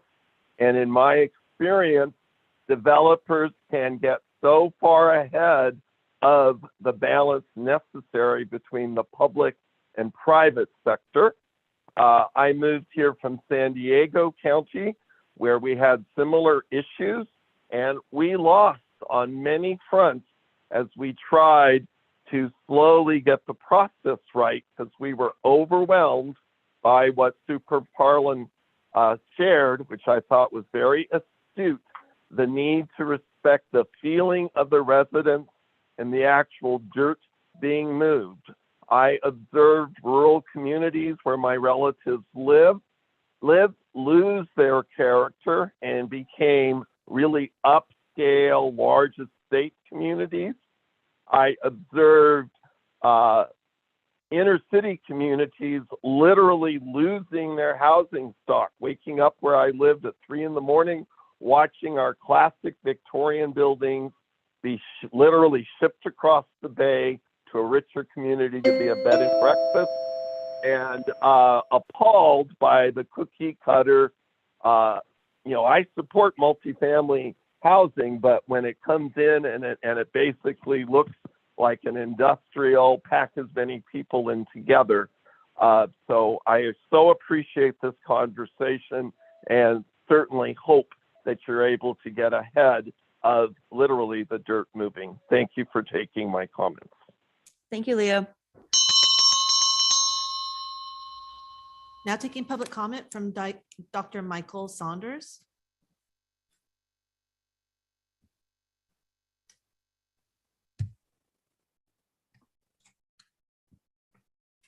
Good morning, all. Can you hear me? There you go. Thank you. Hi, I'm Dr. Saunders. I'm calling from Cool, California. I'm a resident here. I was part of the advisory committee. I was also part of the design community group that met with the Dollar General team when they were building their standards. The new Dollar General is now where the old Cool Elementary School was, an old building. And now they've, even though there was a size standard that was there, they elevated it by increasing, they built basically a mound on the site it was. So now the Dollar General will be the highest building in Cool. It is we don't have any design input in the areas that are going to be done. We have one strip of land with basically an intersection. And all of those are the ones that have the commercial with no input from the community. And this is basically going to change the character. It's like having the buildings in Main Street all be totally different. Why is this urgent? It's because when those are done, we will no longer have a say. All of those are being built now. And when that's done, it doesn't matter what standards that we eventually design, the rest of the district and county, the rest of our Cool will look nothing like what it is to the rest of the community, because these buildings will already be built without us having a say at all.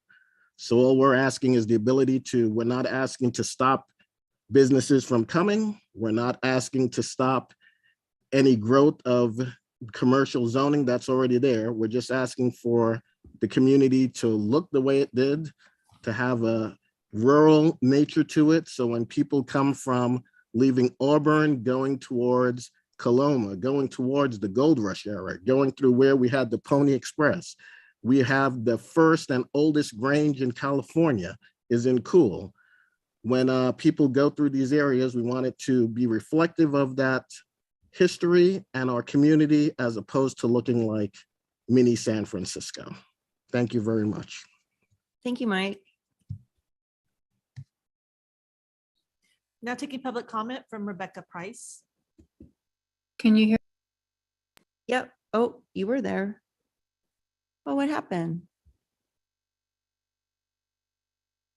I'm asking her to unmute. Rebecca, could you please unmute yourself? I'm working on it. Can There you you hear go. me? Okay. Yep, there you go. Thanks.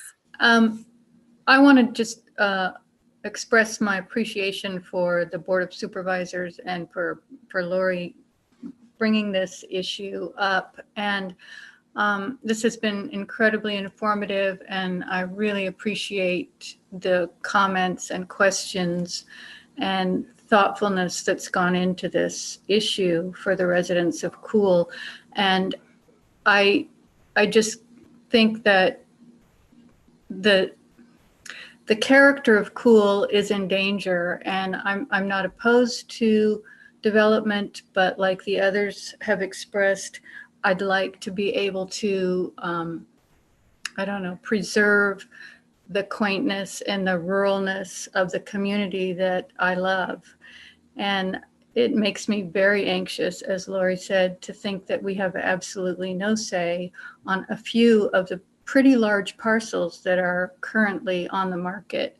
And as I see the bulldozers plowing through at Dollar General and on other locations, it does feel like an urgent matter to me that we be allowed to have a voice in the way, our little intersection, which basically is the whole of Cool, is going to look. And so I want to thank you all for listening and for the thoughtfulness that's gone into this, and let you know that I'm very appreciative, and I urge you to adopt this design overlay issue because it feels critical and time is of the essence. Thank you. Thank you, Rebecca. Now taking public comment from Joanne Thornton.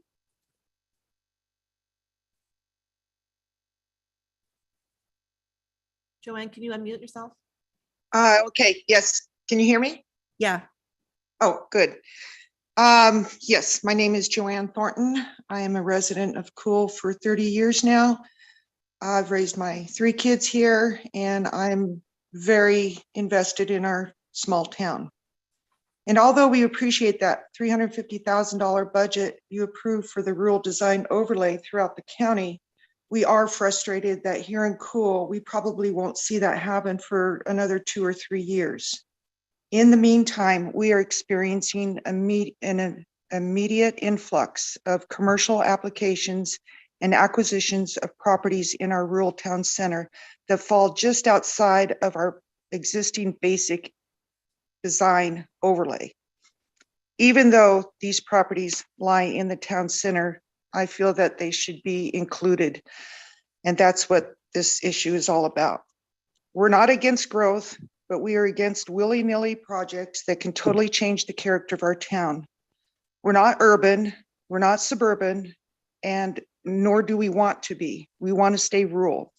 People live here to be away from that environment.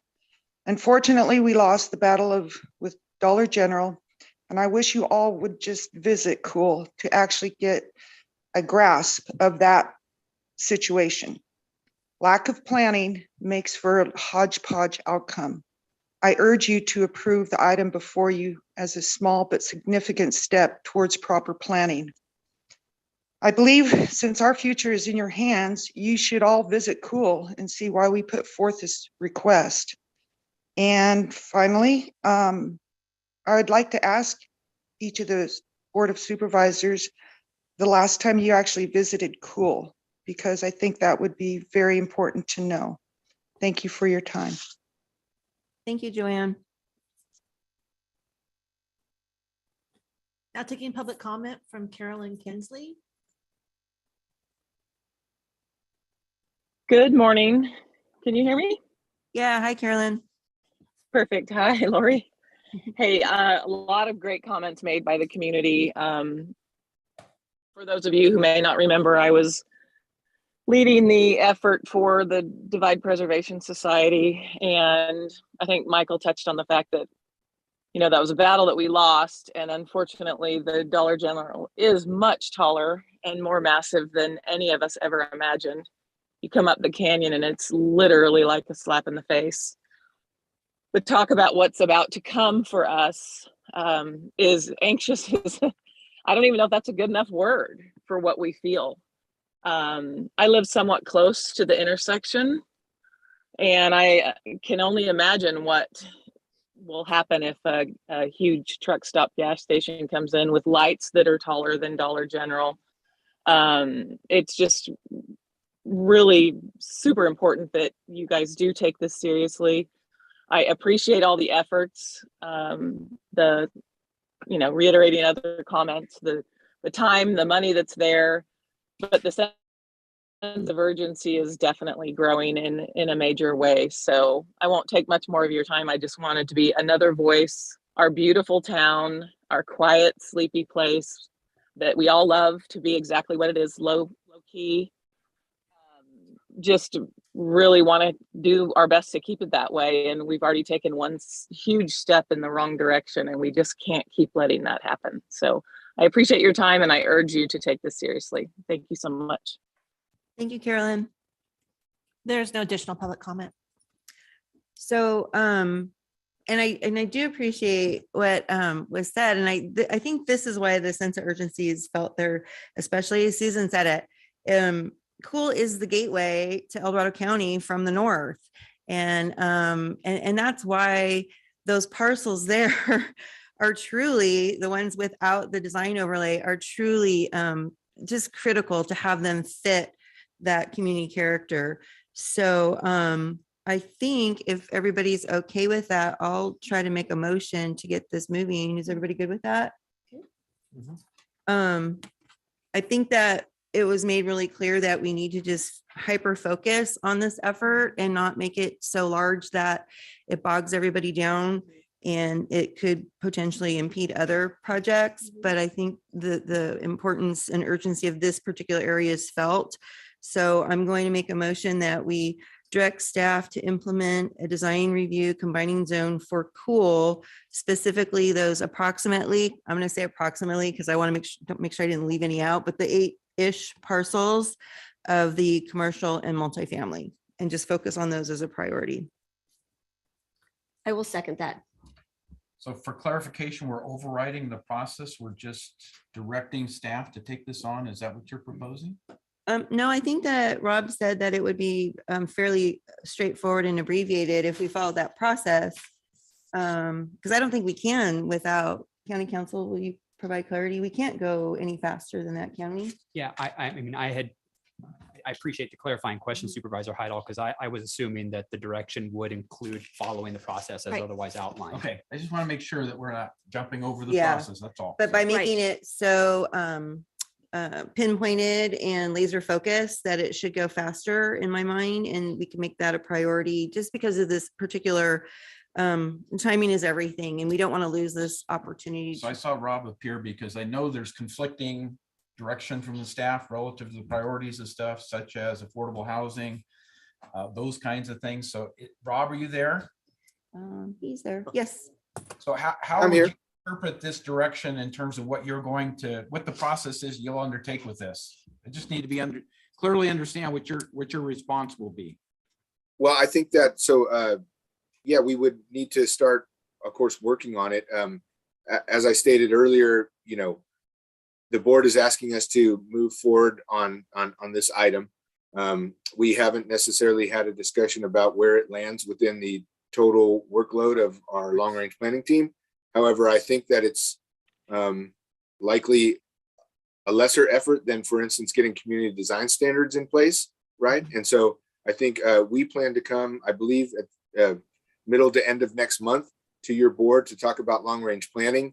We could certainly, with this, start to prepare a resolution of intent on what we're going to be doing, and we can have that discussion moving on how you want to prioritize the actual work in that long-range planning discussion. But it seems to me that the steps are kind of clear. We just need to know where it falls within our total workload, and that'll be that next discussion. But it doesn't mean we can't start taking a look at what it's going to take and have a better idea coming back in that discussion of what the level of effort is and how we feel we can manage that against all the other priorities.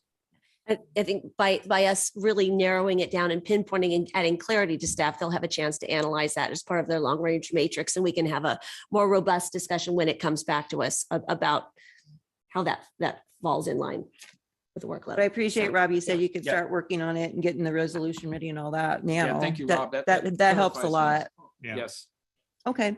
So I have are we good discussion? Okay, so we have a motion and a second. Kim, can I have a roll call vote, please? Of course. Supervisor Heidel, how do you vote? Aye. Supervisor Thomas, how do you vote? Aye. Supervisor Turnbull, how do you vote? Aye. Supervisor Novacell, how do you vote? Aye. Supervisor Parlin, how do you vote? Aye. Motion passes 5-0. Thank you. Thank you guys so much. And thank you for showing up. Thank you. Do we need just a tiny break before we do our next items? Or are you guys good? I'm good. I'm good. Okay. Ready to roll? Yeah, we're ready. to Thank you rock. everyone for your patience as we finish that up. I kind of threw it on the agenda last minute. Let's see. So we're going to move on to our 10 o'clock items. Not too bad. Item 18. Item 18 comes from Supervisor Parlin recommending the board, 1, adopt a proclamation recognizing April 2022 as Child Abuse Prevention Month in El Dorado County, and 2, receive and file a presentation by the Child Abuse Prevention Council. Okay, with that, would you like me to read the proclamation first, or you want to do your presentation first? Should we do that? That's the order on the agenda, but we can do whatever we want. Yeah. So you have a visual. Oh, love it.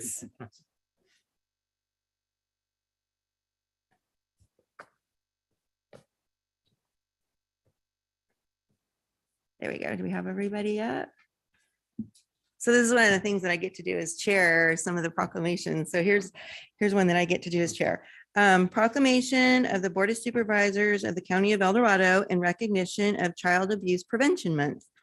Whereas 2,365 reports of abuse and or neglect were made to El Dorado County Child Protective Services in 2021, of which 226 were investigated and found to be substantiated. And whereas all children deserve great childhoods and should be raised in healthy, nurturing homes free from abuse and neglect. However, abuse and neglect continue to be a serious problem affecting every segment of our community, and finding solutions require input and action from everyone. And whereas over 60% of Californians report experiencing at least one ACE, and I looked that up just to make sure that, acronyms, it's adverse childhood experience. Want to get that right? Before the age of 18. Approximately 1 in 4 Californians reported having 3 or more ACEs. Reducing the number of ACEs can drastically lower the risks of long-term health and wellness issues, allowing children to grow into healthy and productive adults. And whereas the 2 major risk factors leading to child abuse and neglect, family isolation and stress, have been experienced by our families in ways never imagined due to the isolation of COVID-19. The unprecedented evacuations of children and families during the Caldor fire, the unprecedented extended power outages in our community, and the rapid increase of inflation. And whereas a 2019 study of the economics of child abuse found that cumulative financial impact to El Dorado County community of 283 victims of child abuse in 2018 was $79.6 million. Studies show that each death due to child maltreatment, has a lifetime cost of $16.6 million, and the lifetime cost for each victim of child maltreatment who lived is $830,928.66. And whereas our children are most valuable resources and will shape the future of El Dorado County. And whereas child abuse and neglect can put a child's stress system permanently on high alert and prime the brain for future mental health issues. Experiences of physical abuse and neglect early in life can become a cycle and may be passed down through generations. Children who grow up exposed to violence may consider it to be acceptable. Children who have experienced abuse are 9 times more likely to become involved in criminal activities. And whereas protective factors are conditions that reduce or eliminate risk and promote the social, emotional, and developmental well-being of children. The 5 protective factors have shown to strengthen families and reduce the likelihood that abuse and neglect will occur and can mitigate long-term consequences of experiencing child abuse and neglect. And whereas preventing child abuse is everyone's responsibility. Even though El Dorado County is made up of many different families, we are all part of one community. Our community must make every effort to promote programs and activities that create strong and thriving children and families. And whereas we acknowledge that we must work together as a community to increase awareness about child abuse and promote the social and emotional well-being of children and families in a safe, stable, and nurturing environment. Prevention remains the best defense for children and families.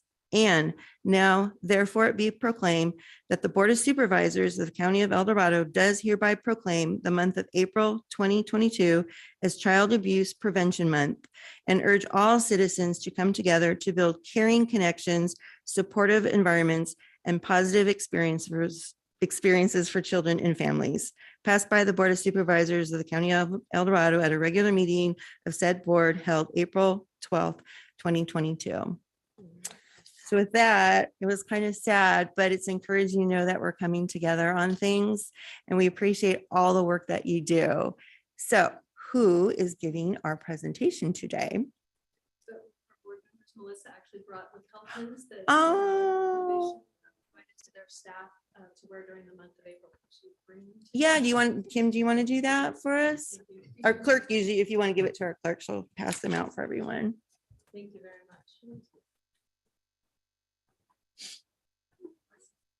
Yeah. I know. And I've been sharing your social media posts about wearing blue and taking selfies and hashtags and all that. So those are very fun. Thank you.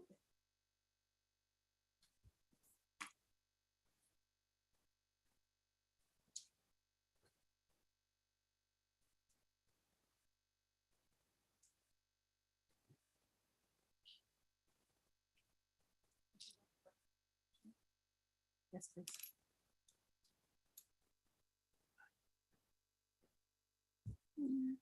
Thank you supervisors for allowing me to share a little bit about what the Child Abuse Prevention Council is currently working on. I will call it CAPC as we go forward. I'm Deanna Stantana. I'm the newest council coordinator of the CAPC and the Early Learning Planning Council.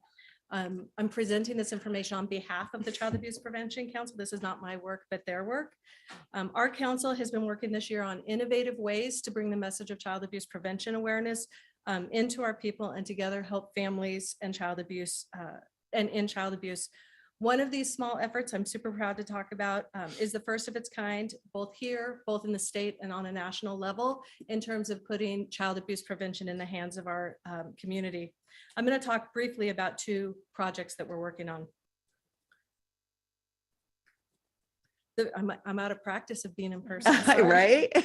Child Abuse Prevention Month, what we call it CAP Month, is April, and we're right in the middle of our awareness campaigns. They're taking on a life of themselves, not because of the work of myself or not because of the work of the council, but because our community is stepping up in ways that we've never seen before in new and exciting ways. There's still ways to support us this month. I'm going to share a little bit about those. The primary message of all of our activities this month is early reporting. If you suspect abuse, tell someone. Let's get our families the supports and the resources that they need. Our council created a six-prong approach this year to raising awareness. The first one is signage in the community. Over the years, you've probably seen posters, banners, things like that. This year, we really did something new and we're doing the Pass the Pinwheel, which is we're asking people to take the pledge to help raise awareness about child abuse prevention. We have about 320 people that have signed this personal pledge so far this month. So I'm very excited about that.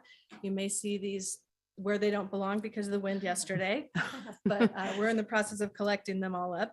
And some of the other things that we added in addition to that is events. We've had 3 events already this month and we have 2 more next week. I'm going to give you the dates on an upcoming slide. So if you're available, you can participate. Traditional media, we've already had 2 published articles so far this month, and we have 2 more that are on the horizon for the rest of this month. Social media is huge. We've had a largely inactive social media presence for many years, and this year we made a really strategic plan. I'm going to include a little bit about that in subsequent slides. But in the very first week of Child Abuse Prevention Awareness Month, we have already reached more people than we reach in 9 months of the entire year traditionally. So super excited about that. And it's because of strategic partnerships. Leaders leading, such as yourself, partners who have stepped up like they never have before. And I'm most excited about our hands-on outreach. Our number one goal, as I mentioned, is awareness. And we came up with the idea of in your hands outreach. And with the help of Lovebirds Coffee and Tea, both locations of the Bean Bar, the Placerville Pizza Factory, and hot off the presses this week, Cup of Tahoe is also coming on board. We will be distributing 11,000 stickers that go right in the hands of people that say, April is Child Abuse Prevention Month. Suspect abuse, tell someone, with the hashtag Cups for Kids EDC. And hashtag Pizza for Pinwheels EDC on all the boxes at Placerville Pizza Factory. One of the things that's so neat about this is I've had several other coffee shops and businesses that have reached out to me this month and said, how can we get involved? How can we do more? We exhausted our entire budget, so much so that when Pizza Factory heard about the Cups for Coffee, they actually approached me about doing something. I said I didn't have any more money in my budget, and they funded their own campaign. Nice, So, very good. that's the type of engagement that we've never seen before. And like I said, the Cups for Kids Coffee has never been done around child abuse prevention, and there's Prevent Child Abuse America has reached out to me about maybe rolling this out to other communities across the country next year. So love to be an innovator in our county. Yeah. Leaders leading. Some of the things that you can do is wear the lapel pins that you just received during April, wear blue on Fridays, use our social media, tag people, the more people we can get included. The lapel pins, I'm super excited about a partnership with the Placerville Police Department. All of their officers are wearing the blue lapel pins this month, and they're sharing a lot of our content. El Dorado County Probation, one of our members, Melissa, actually went to her department and said, can we do these? And again, they funded them themselves. They didn't accept them. They didn't put any more of a burden on our very limited budget. Support the businesses. Engaging with the CAPC and our initiatives is another way to support. Next Tuesday at 9 a.m., we're doing a Pledges for Pinwheels event at Placerville Police Department at 9 a.m. You're welcome to attend that. And on next Friday at 10 a.m. at the Diamond Springs Fire Department, we're doing the Children's Memorial Flag Raising event. And on that day, CAPCs all across the state at the same time raise a flag in honor, or at similar times, raise a flag in honor of all children who have lost their lives because of child abuse. But we also use that as an opportunity to draw attention to the only way to prevent these deaths is through community support and awareness and reporting child abuse and helping through prevention efforts and in a community and unity, we can stop child abuse. And of course, I already mentioned it, but I always say more, share our social media posts whenever you can. The second thing that the Child Abuse Prevention Council embarked on last year is the countywide child abuse prevention team, child abuse prevention planning team, PPT, not PowerPoint, but prevention planning team. This was at the direction of the OCAP, which is Office of Child Abuse Prevention, along with Child Welfare, Leslie and Elizabeth Blakemore, my director. They set off to bring together community stakeholders to put a plan together to remove the silos between all of our community-based organizations, our nonprofits, and our government entities surrounding prevention and getting everybody in one place, having one conversation and building one united plan. I'm going to just highlight a few of the things from that. The number one thing is prevention planning, bringing all of these stakeholders together. Our calls started small. Every time we have one of our calls, there's more community-based organizations that are calling us and wanting to be a part of this. There's more people coming. All of the organizations in green, Child Welfare, EDCO, people on the Western Slope, people on the South Lake Tahoe, First Five, you can go around that circle and see how many stakeholders we've brought together. The only ones that we don't have so far, but we're working to bring, is tribal leadership. And then we don't have any elected officials that are on our prevention planning team. So we would love to have any elected officials join us. But the purpose of these stakeholders is not just to create this plan, but once the plan is created and once goals are set by this, for all of the agencies to move forward with one united plan across their organizations. Just to highlight a little bit of the progress that this committee has, that this group of people have made, is they've reviewed lots of data, demographics, disproportionality in our county, child and family well-being statistics, El Dorado County child welfare statistics, health statistics, behavioral health statistics. The list goes on and on. We've received presentations from many of our stakeholders that actually was the first time. The Child Abuse Prevention Council actually was the first time we ever heard exactly what the county says substance abuse disorders. What is their prevention plan? And so how can we integrate all of these plans more cohesively? We've identified a mission and a vision of the prevention planning team. And just to briefly share with you what that is, the vision is El Dorado County is rich in resources and services and supports that promote strength and resiliency so children and families can thrive. The mission of the prevention planning team is El Dorado County will work collaboratively to create a culturally relevant, inclusive system that maximizes resources to increase the impact of programs and services to support safe and nurturing families where children thrive. You all heard in the proclamation how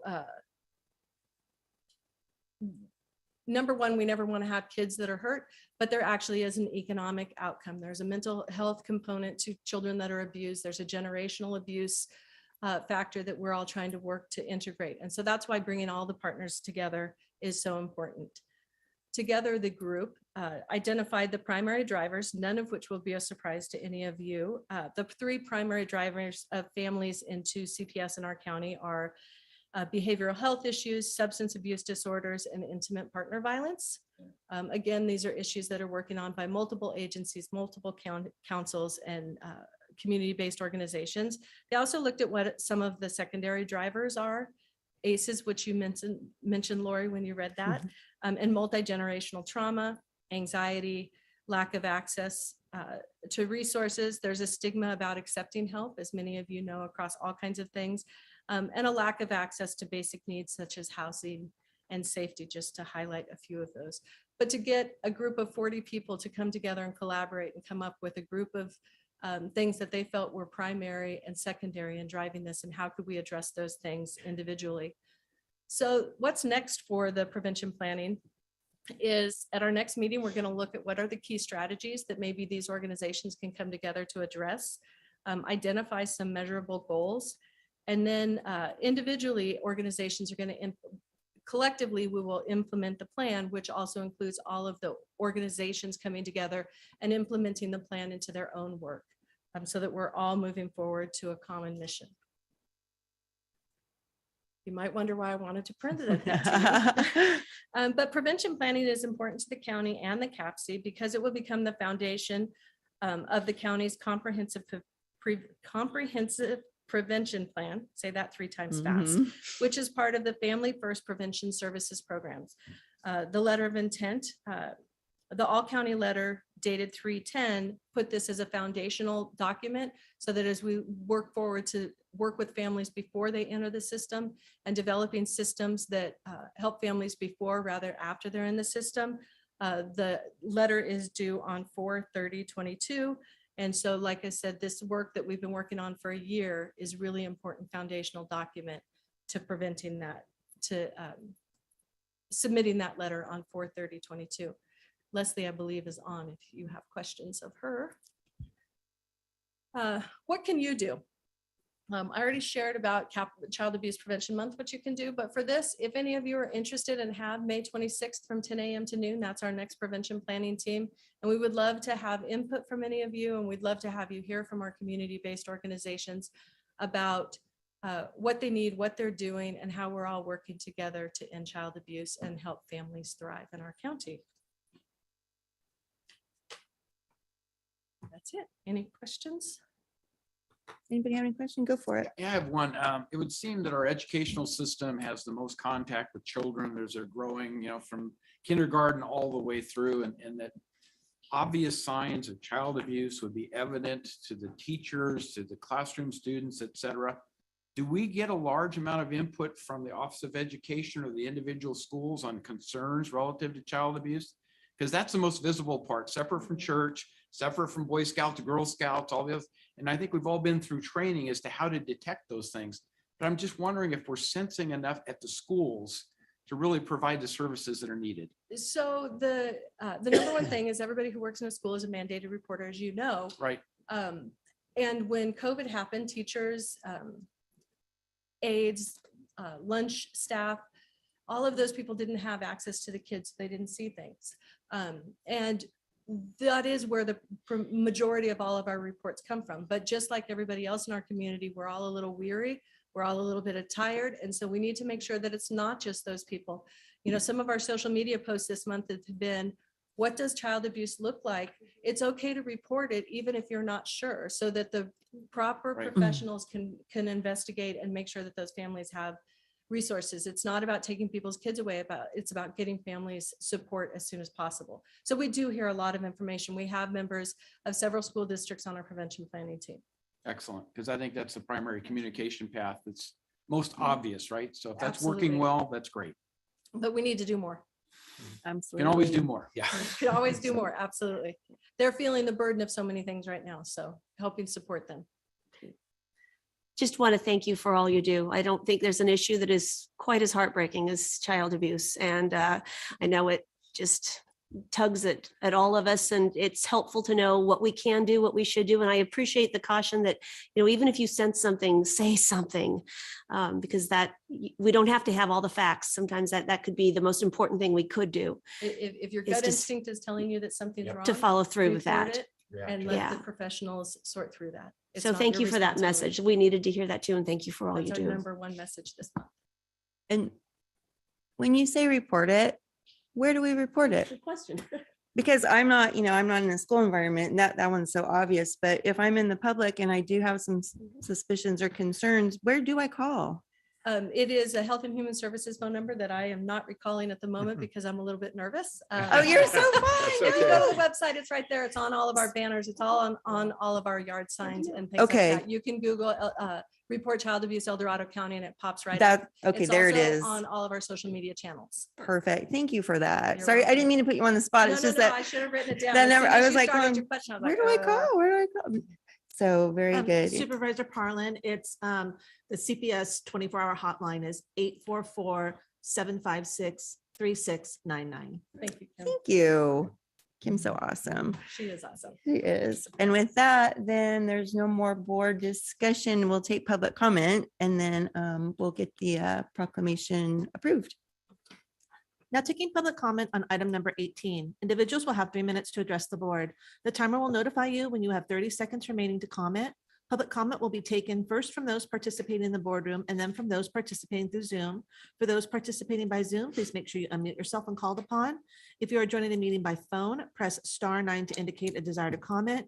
If you're joining by Zoom, press the raise hand button. Please voluntarily state your name for the record. Chris Payne, Diamond Springs. Thank you very much for the presentation and thanks for the proclamation today. What I was thinking about was being raised by a single mom. There was no child abuse in our family, so I was lucky in that regard. There were tense times when things could have happened, when your parents are having a bad day. But mainly, it came down to mental health. I think we need to focus our attention that this doesn't come because it's a humanistic trait. This comes because there's a problem. There's a mental health problem. It could be all of the parents in regards of what they've been through in their lives. They could have been child abused themselves, and then this carries on because they don't know anything different. But I think it's important to recognize that your stand today in terms of all the labels and things that we're doing to bring it to the attention that this is not acceptable practice. I think that's pretty critical. But again, back to my final comment is the mental health aspect. We need to focus our attention on getting them better, getting them healthy. I think then we'll have less child abuse. Thank you very much. Thank you, Chris. Anyone else in the room? I wasn't sure if you were on this item or your next item, so. Can we do both? Absolutely. Thank you. Good afternoon, members of the board. Brian Rich, our Chief Probation Officer. So the probation department support for this issue is probably obvious, but as you might imagine, although child abuse is not necessarily a predictor of juvenile justice involvement or adult justice involvement, it is certainly a leading indicator in the history of youth who we find in our system. And so anything that anyone is doing upstream to try to prevent youth from finding their way into the juvenile justice system, or frankly, adults who have childhood trauma that triggers in later parts of life and they end up in the criminal justice system, we're there to support those efforts. And so CAPC is doing an amazing, is taking on an amazing task here in our county, and anything that we can do to help them support that, we're here to do so. Having staff involved with their effort is just one of those ways that we can support, and we really appreciate everything they do. Well said. Thank you, Brian.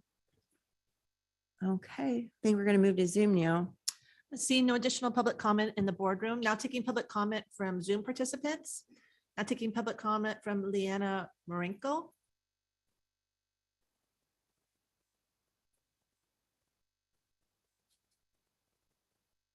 Linnea, you there?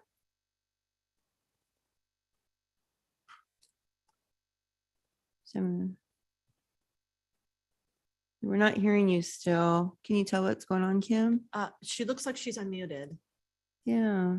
Do you want me just to go on to the next person? Yeah, we're gonna go to the next person, Linnea.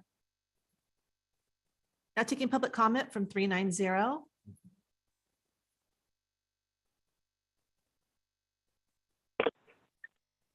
Hi there, Ken Greenwood, District 3/2-5, if you will.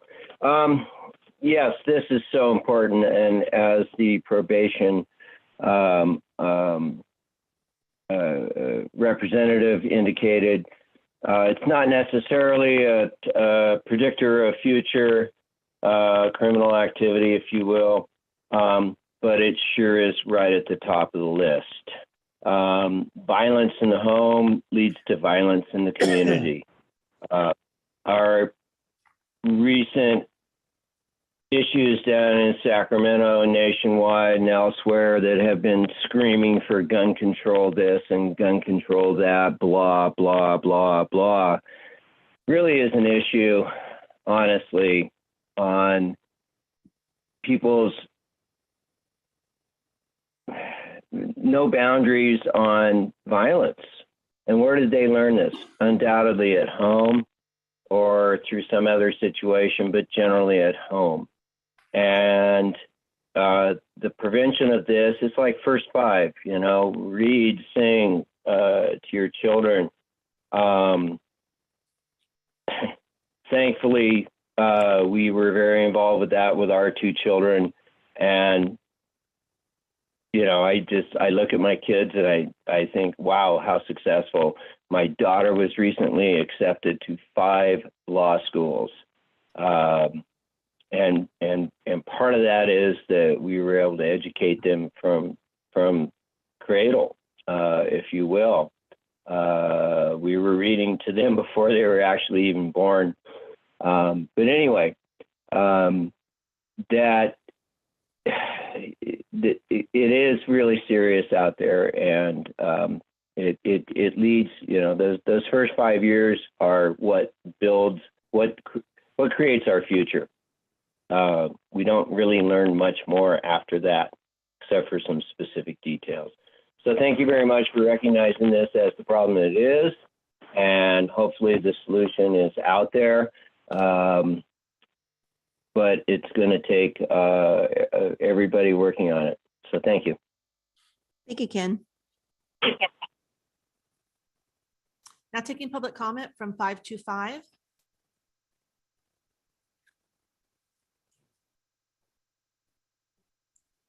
Hi, this is Leo Bennett Cochon again from Shingle Springs. This is an issue near and dear to my heart.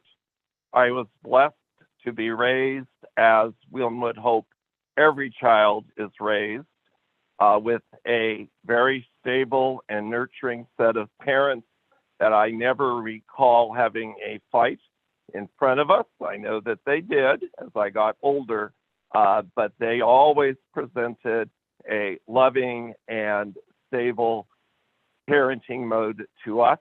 I grew up in an immigrant faith-based community, very diverse, very inclusive.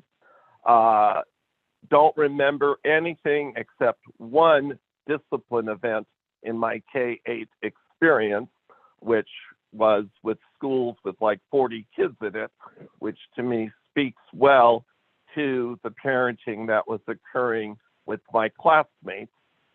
I then worked with my wife for 20 years with our unhoused population, and we both decided after that experience to go into education.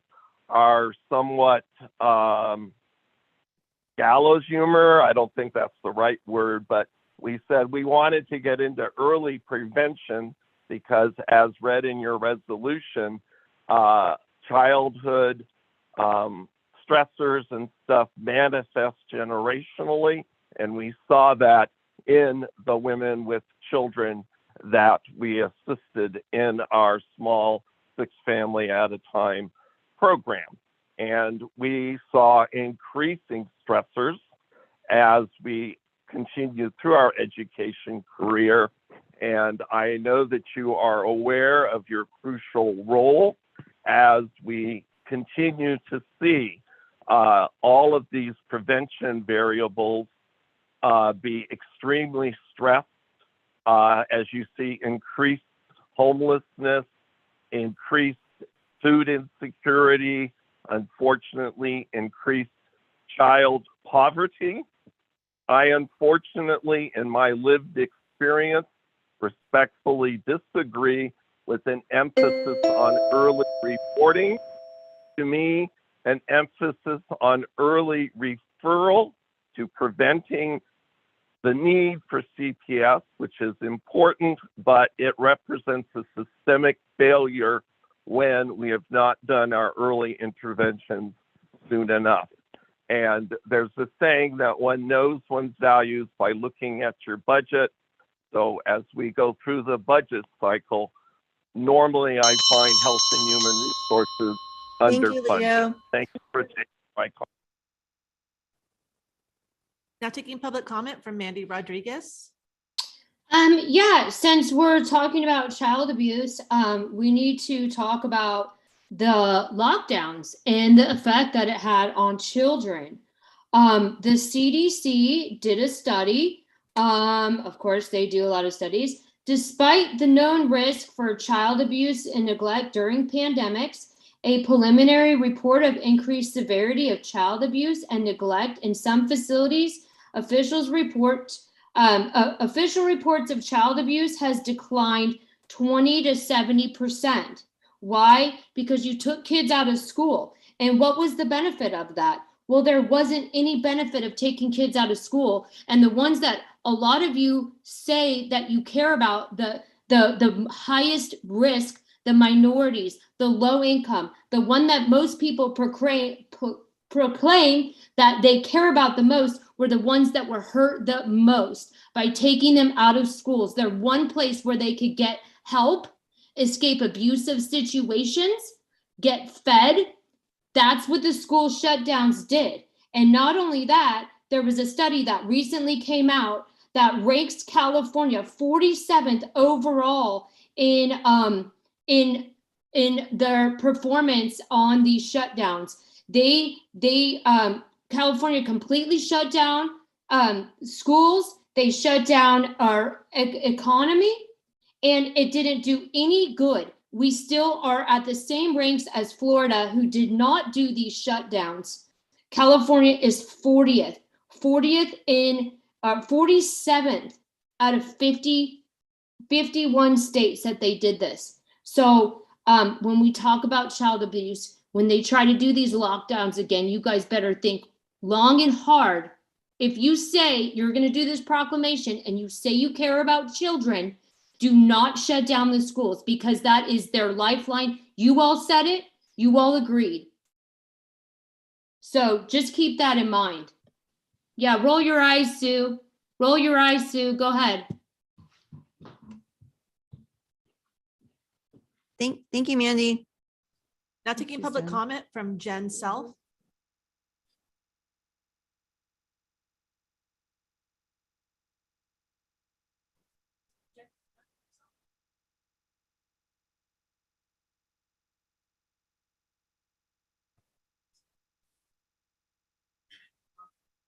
Okay. Now taking public comment from 013.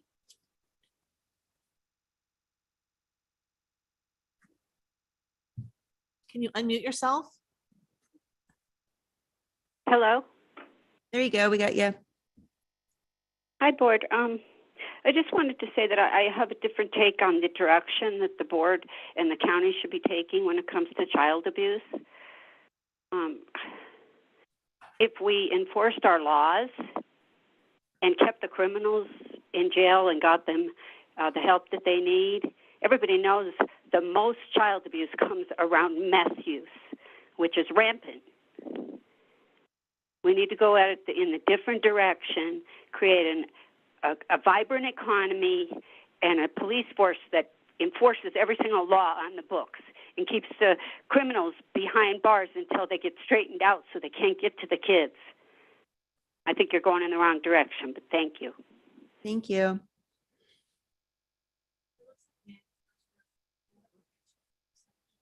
No, we're done. There's no additional public comment. Okay, with that, then I'll bring it back in. I'd like to go ahead and move that we adopt the proclamation recognizing April 2022 as Child Abuse Prevention Month in El Dorado County. I'll second that. And I'd like to just say quickly that, as the first 5 representative and as a former school board trustee, I think this is incredibly important. And I thank you all for the work that you're doing. It is the basis of our society to make sure our children are raised properly and are raised in a safe environment. So thank you very much. Very good. With that, can I have a roll call vote, please? Supervisor Turnbull, how do you vote? Aye. Supervisor Thomas, how do you vote? Aye. Supervisor Hydal, how do you vote? Aye. Supervisor Novacell, how do you vote? Aye.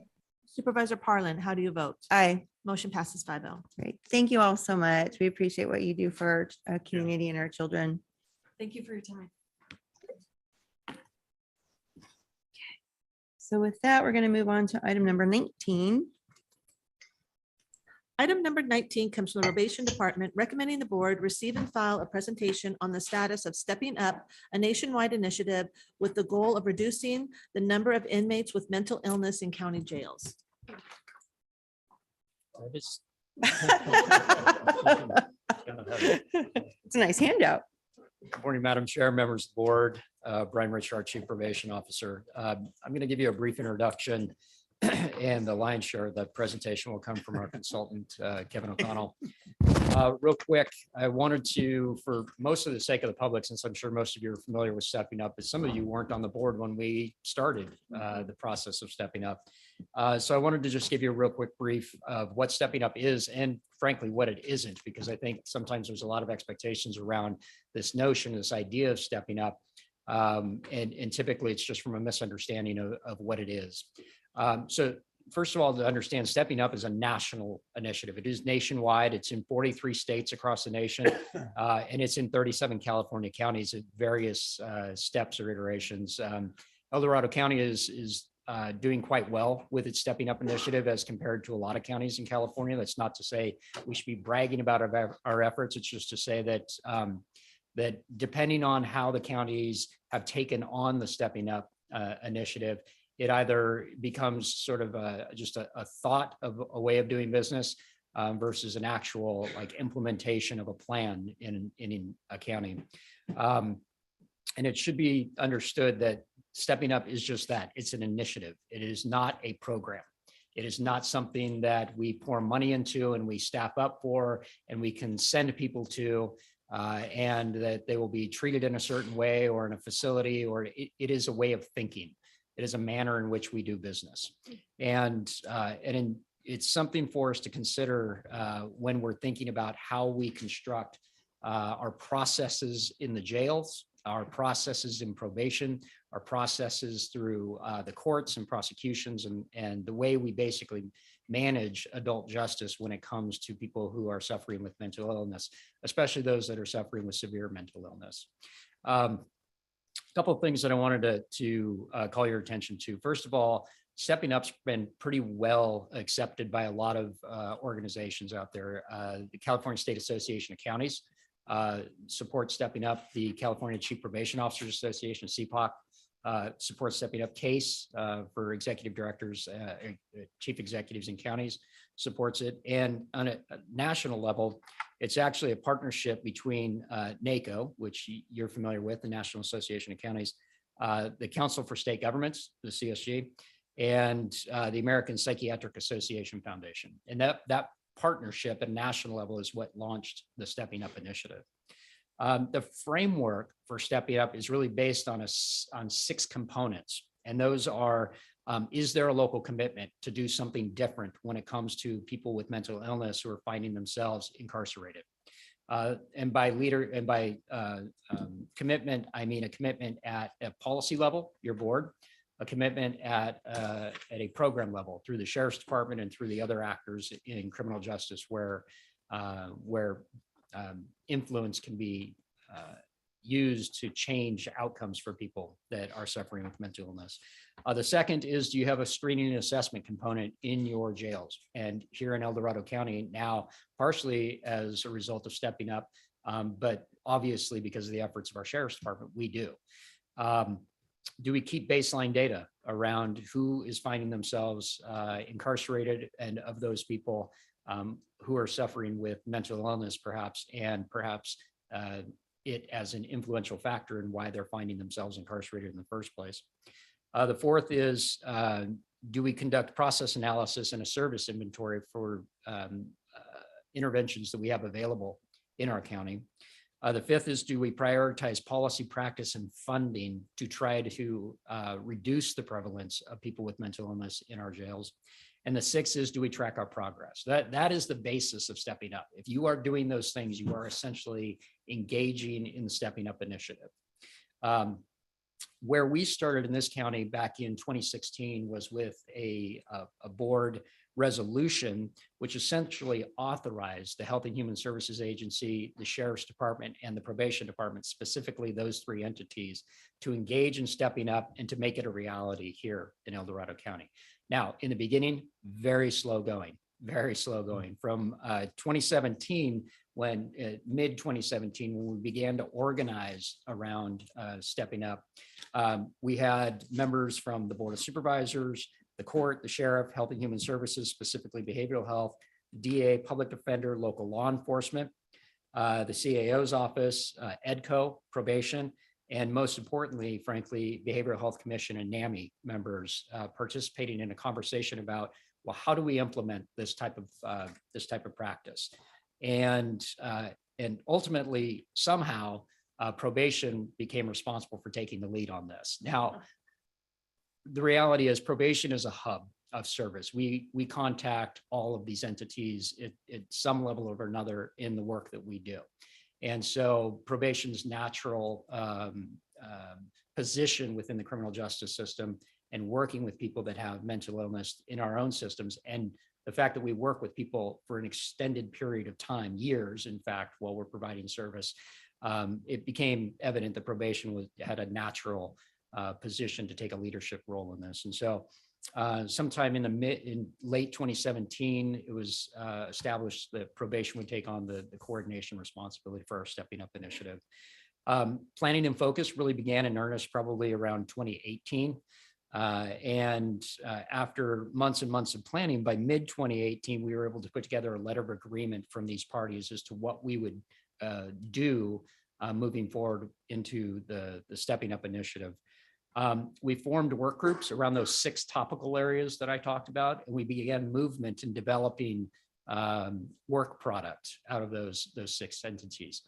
What we found I was going to say not too long after we started, maybe that's in government speak, but probably months after we started, was because we were not staffed for this, and because there were so many other competing priorities in every single entity, that Stepping Up really wasn't getting the attention that it needed. And so I took a pause for a moment. I said, we really need to find some ability to expand our effort here. And I went searching for a federal grant that might be able to assist us in implementing Stepping Up.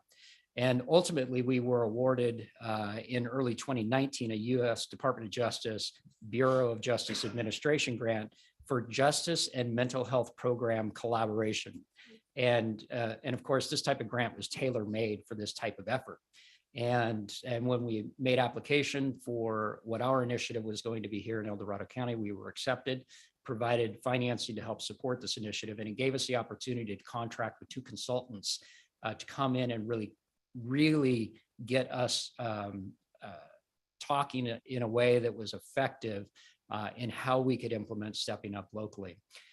We brought in a consultant who had already done work in San Joaquin County, just down the road from us, a woman by the name of Casey Rain, who worked out of the Bay Area. And coincidentally, I happened to do work with while I worked in Oakland, and she was a local coordinator of planning in the Bay Area. Casey had a lot of experience in being able to bring these parties together and come up with a strategy or a plan as to how we would proceed. And the other is Kevin O'Connell, who's sitting with me here today and from whom you will hear on the data and research elements as it relates to stepping up and what work we have done so far and what work we have planned that we have now acquired additional funding to pursue. So by the end of September-ish 19, by the end of 20, we had a planning year. We really spent just about a year planning with Casey under contract. And by the time we were done with that, we were able to develop our strategic plan around stepping up. I've provided copies to each of you, and we have a few extra copies for the public if there would be interest in somebody picking that up. And we'll be able to find that document online. We're going to post it to the probation department website, and people will be able to find that online. And of course, you can connect that to any resource you would like to direct people to. Of course, COVID slowed us down with just about everything in government, including this. But it didn't stop us, and we continued to make progress for the last 2 years in moving forward with our project. And so with that, I'm going to stop my comments at this point. I'm going to invite Kevin O'Connell up to the podium to deliver the remainder of our presentation. Thank you very much. I have a PowerPoint prepared. As Chief Richard was saying, this didn't necessarily start with stepping up. A lot of the work was being done before. Efforts have been made for a long time on these efforts of the convergence of justice and behavioral health populations. But how do you kind of create a place to meet and actually have really hard, sometimes policy discussions, attitudinal discussions, resource discussions, but actually make sure everyone's on the same page? You know, on the same page is kind of a euphemism for what sometimes, but are we all really agreeing? We're actually really talking about the same population. We're all really trying to serve the same population at what point in the system. So a lot of the work through stepping up is really to make sure we're all really collaborating and truly collaborating, not just kind of talking past each other. Then when something happens, there's no place to come back and say, what more could we do? And I think if I was to kind of wrap up the last couple of years, it's saying as a county, what more could El Dorado County do to serve this population where there is a consensus, there is a resolution to do things differently, but also to build capacity to do this for the long term.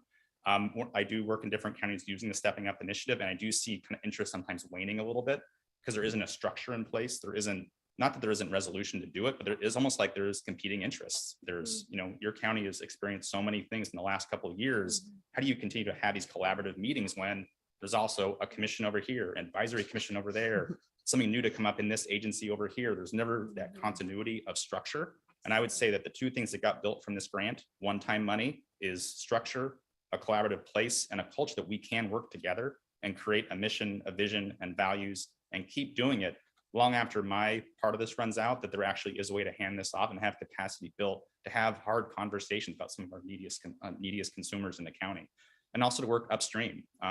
Chief Richard mentioned Behavioral Health Commission as well as NAMI. So trying to bring people to the conversation. So it's not just a government agency conversation, but hearing different conversations. And frankly, that's really hard to pull together. So there's so many different people, different needs, different kind of points of view about what should be done. But if you can't come to a place to have those complex conversations, sometimes outside of a public venue, to then come back with what the plan is, you don't quite get there. So I think a lot of the work so far has really been to do that work and then come back to you with some updates. So the mission and vision, I'm not going to go through all these to kind of read it up there, but this is actually really hard, kind of like hard talk through, because sometimes the wording that's too harsh alienates some people. Other ones, it seems to maybe not quite what everyone would agree to. But this is actually agreed to across a number of agencies, presented to the CCP, the Community Corrections Partnership. It's a way to kind of move forward as a county about what we're really trying to do to engage and make sure that we do act with compassion to people with mental health needs. Make sure we are always trying to improve and make sure we are trying to do the best thing to act and learn and grow as the situation changes. This was all created before COVID. So COVID also creates a whole bunch of new uncertainties in the world, but also opportunities. But there's a lot of things we don't know what's going to happen, because COVID, we're all done with COVID, but it's not really done with us, both from a locality, like from communities, from families. So we don't really know what's going to happen next. But without structure, we don't have a way to kind of keep changing and growing and learning, but also make sure it's based on some common understanding of how we're trying to advocate for people, support people, but also retain public safety. Because those things are sometimes hard to balance out on individuals, but as a system, how to at least understand what the goal is as a county, knowing that individual cases will always be out there. So that's kind of, I think, where we started with about 2 years ago. And it's since then kind of moved forward on a number of issues. But the initial idea was to really kind of create priorities. As you can imagine, there's always new priorities coming up. from the legislature, from the state. There's new opportunities all the time. There's new challenges, but how to at least kind of create some priorities and stick to them as a county and not feel like we're trying to do too many things at once where we will never obtain anything. So I think in some ways defining some priorities are very clear and very kind of actionable. And there was some agreement about next steps was a kind of a first step. How do we actually truly collaborate and meet people's needs sustainably? Because one of the concerns with grant seeking, sometimes you get a program, you stand it up, it's a 3-year grant, you're really enjoying it. At some point, you have to come back to ask for sustaining funds. So if there's not a sustainability plan in place, that grant is short-lived. So how do we make sure that there are sustainable ways that doesn't, maybe a new program may come up or a grant maybe come up in one area that actually puts an unknown burden on another agency, maybe is outside of that budget area. So a good one would be, if you're going to create a new type of supportive service, make sure you have the behavioral health services in place and the court services and all different county services in place before you start putting something together. We're going to start kind of creating impacts that are not sustainable. So the whole idea is to create sustainability and buy-in at the start. And also agree on some measures that say, is anybody actually better off from this service or from these approaches? Because that's not an easy question. I think the last presenter talked about the long-term impacts of child abuse and neglect. $800,000 over the course of someone's lifetime, some serious mental illness had the same kind of long-term impact. So how do you kind of manage it, make sure it's being done in a respectful way? And if people do come in contact with the justice system, what can you do differently to make sure that aligns the best way it can? And part of it is system mapping. I love the pace, really intuitive. This is great. Is actually kind of line up what are all the things we have. That map up there is a simplification. In your materials and in the public presentation is a much more diverse, I think, set of programs, practices, and assessments. And the purpose of that document is actually to make sure people kind of see that you have a lot of resources in this community. Are they the right amount of resource? Are they in the right place? That's kind of a process and kind of almost like a implementation question. But you kind of look at all the different things in the health and human service world, in different justice agencies, in different law enforcement agencies. You have a lot there to say, what more could we do at different points in the process? And I think the value of this kind of it's called sequential intercept modeling is actually kind of finding out, do we have the right resource at the right point in time and not maybe at the wrong point in time, which is if it's all backloaded, you miss the opportunity for prevention and deflection. Too much if it's front loaded, you kind of risk actually kind of putting people more into the justice system, not in the treatment and services. So it's got to be kind of aligned correctly and what part of the system it's going into. I think ballpark, the jail has about 6,000 admissions a year pre-COVID, 6,000 bookings. If you try and treat all those people at the front end, that's a very different question than the people maybe being on probation or going through the court process. So this helps to organize thinking, but also create opportunities to say, what can we do for people in crisis? How do we help law enforcement actually have more opportunities to deflect people from hospitals, from jails, to actually other service opportunities, and really make sure we can embed them and not just say, this service is over here, but how do I get there? Create those pathways and those resources. So what have we done in the last 2 years? As Chief Richard said, we haven't stopped working, but we try to make sure we were implementing new programs. And really the big focus was mental health diversion, which is a relatively new law, AB 1810, from I believe 2018, which gave kind of a new approach to doing mental health diversion for folks that are coming into the justice system with mental health needs under certain statutory requirements. There's 36 people currently in that court. And then those people that actually are accepted become eligible for mental health services or behavioral health services. So that's one kind of portion before that was going deeper into the system. They're being diverted out of the system as long as they comply with the court order and their treatment mandates. Behavioral health is actually going out and doing a kind of a large scale planning process around crisis response and mobile crisis response through a state grant. So there's kind of 2 areas already coming up in the last 1.5 years or so around diversion and crisis response. It's very early in the system, which again is that best way to say, if someone's entering the system, how do we avoid them going deeper, divert them out of the system to services and things like that. And the little footnotes are meant to note kind of one-time grants or kind of sources of money outside of the county. Just I think that's been another kind of part of this, make sure we're going out and looking at grants and other kind of opportunities. Sustaining the partnership model. We've had 7 collaborative meetings on basically really to kind of unpack these concepts, really kind of, I think, complex concepts like high utilizers. Who are the people that are coming into the system over and over and over again? What do they look like? How could we have done things differently? What more could we do? Reentry into jail, what's happening? How do we kind of better support reentry into the community? And then also things like incompetency to stand trial, which are people that are sent to state hospital for restoration of competency.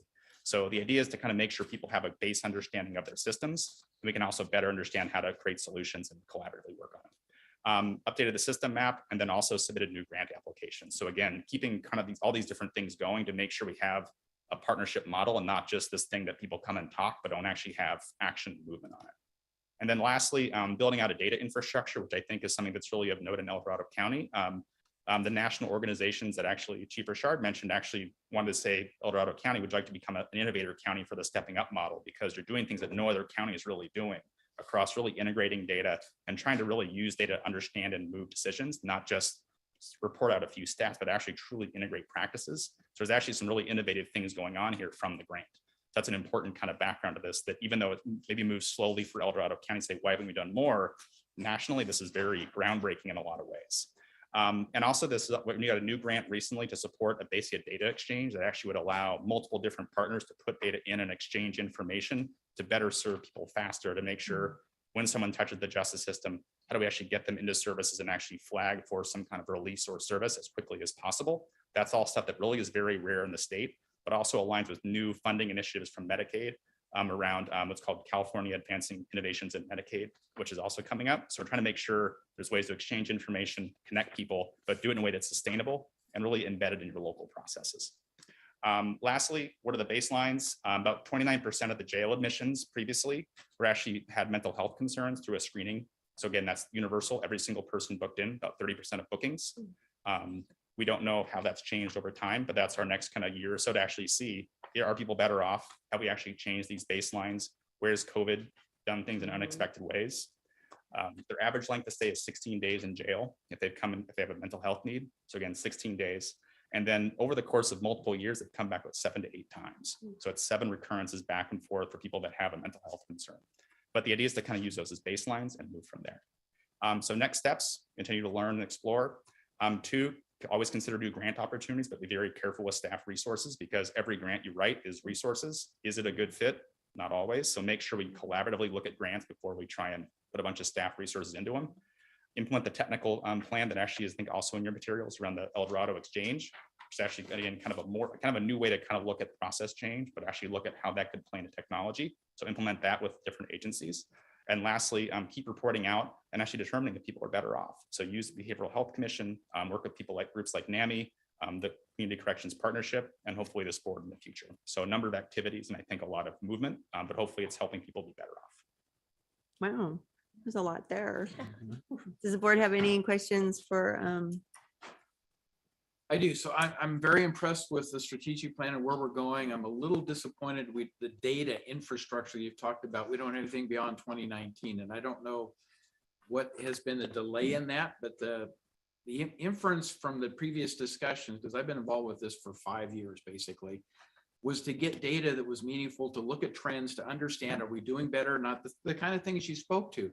But yet I don't see that in this presentation. We have a baseline in 2019, but seems like we don't have the data beyond that to share. At least that's what you kind of identified. Yeah, there's 2 parts. The other part of the project is actually building out, having a county IT actually build out a dashboard system that actually would basically integrate all this Okay, data so together. county IT is involved with that then? Yes, for sure. Okay. And those would be kind of public facing dashboards with metrics that actually would be reportable. And those would be a number of things. And I think part of it was to actually make sure we can go back with new and fresh data with COVID taken into account. And actually 6 months or so actually do that update with a thoughtful way to say, we know that COVID maybe reduced bookings into jail and reduced general, enforcement, but that doesn't mean actually people are better off. So I think COVID kind of creates a puzzle for actually what comes next. And that's kind of why we thought it was better to actually do the report out once you kind of better know how is the justice system adapted? How did COVID force it to adapt?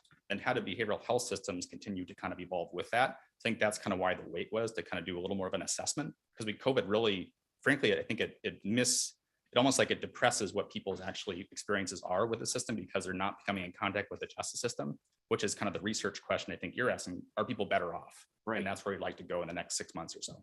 So what is your expectation? 6 months and we'll have some dashboard presented. I don't know what the communication is with the county IT, but the sooner we can bring that forward and get the visibility of how well are we doing in this venture, the initiative, is it really bettering people's lives? Are we able to do enough of the diversion that people that are in jail are there for a shorter period of time because they're getting the appropriate treatments? I mean, those are the indicators I'm looking for. And we're saying 6 months, is that?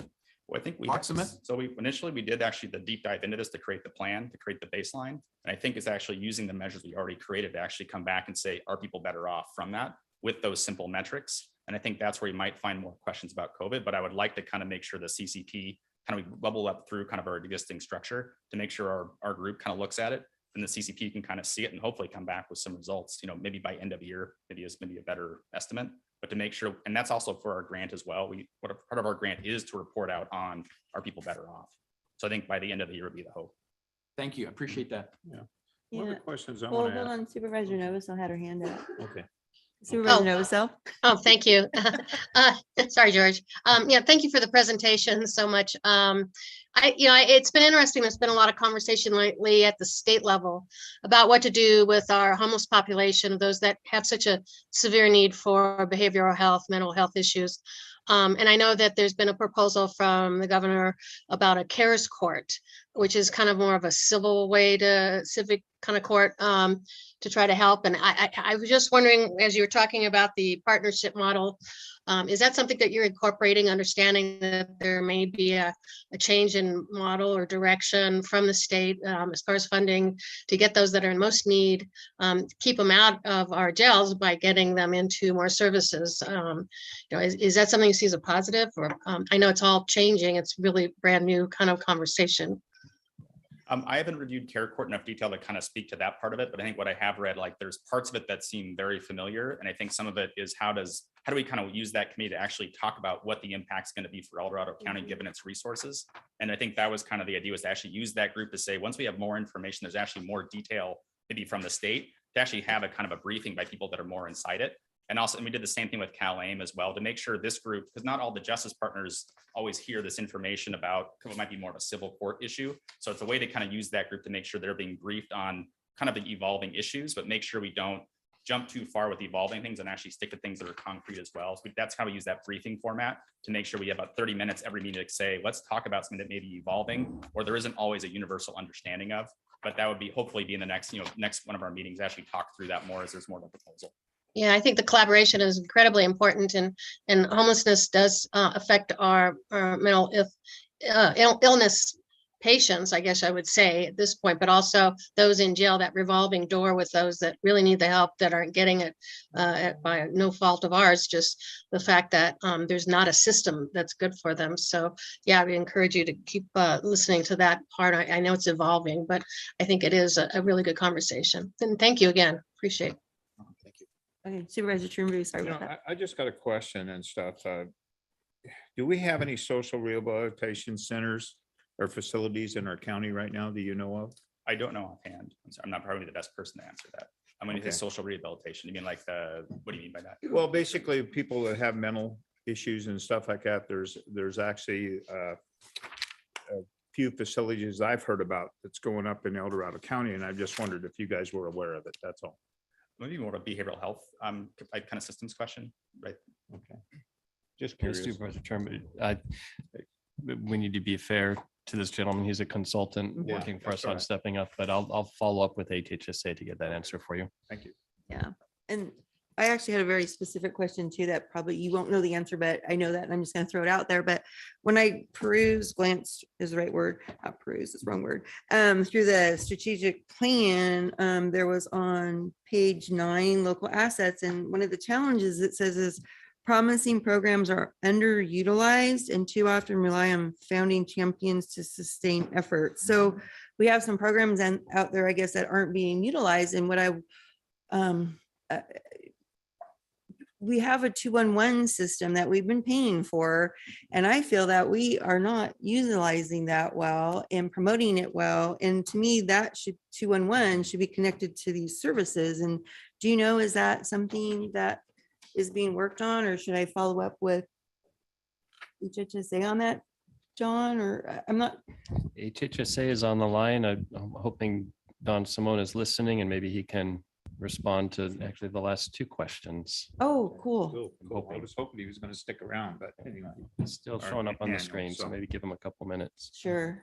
Thanks for that. I can give kind of the spirit of that. That Yeah. is actually meant to be that a lot of like innovations happening all the time. Like even Right. though people think innovation has a kind of this big capital I to it, you're always trying to find ways to make the best things happen. Sometimes with limited resources. So I think what we kind of observed though is a lot of things are done through word of mouth and through relationships. And a lot of this is true. I mean, I work mainly in counties that are basically El Dorado County and smaller, because you still have such a tight knit community. A lot of people probably grown up together in their agencies.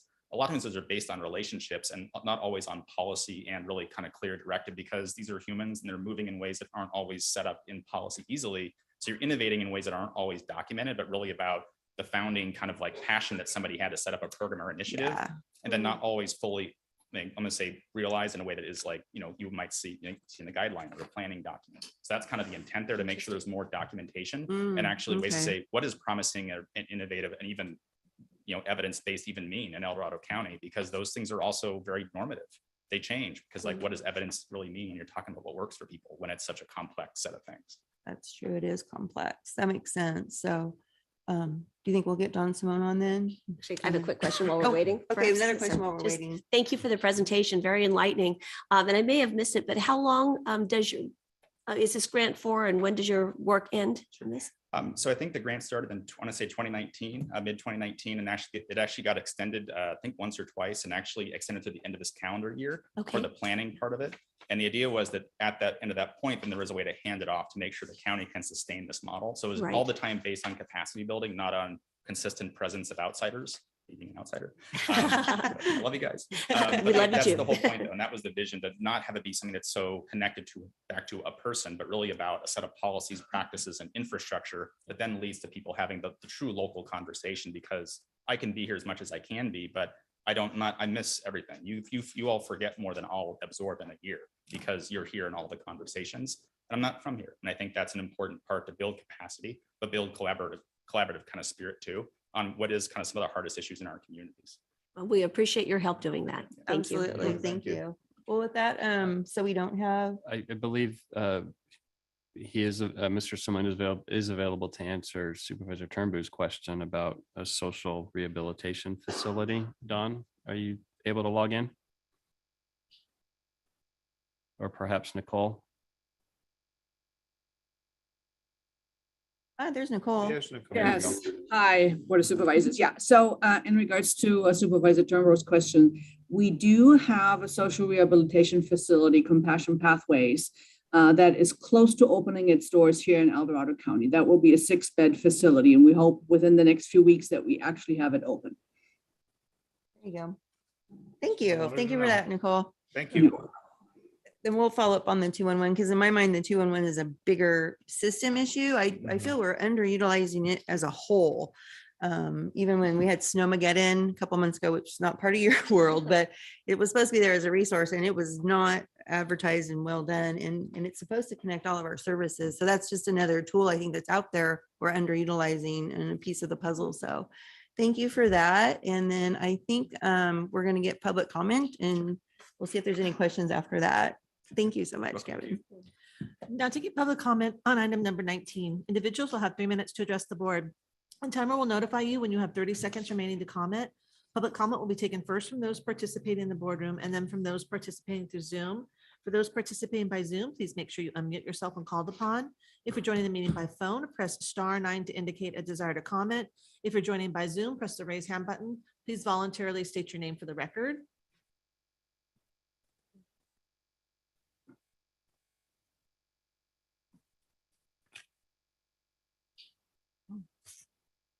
I can guarantee I'm not going to be as prepared and as polished as those last 2 presenters.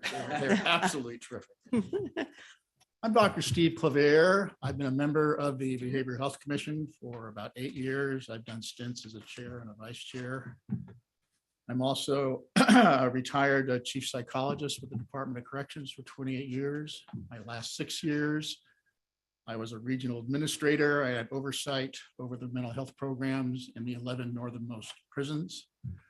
About half of those 28 years, about 14, 15 years, I actually provided direct services behind the wall in prisons. So I'm presenting this to say I'm very familiar with the target populations that you're dealing with. And I'm also very familiar with the challenges of providing services to these people. Ironically, it was April 12th today, April 12th, 5 years ago in 2017, that HHSA organized the first work group meeting that we did on this issue.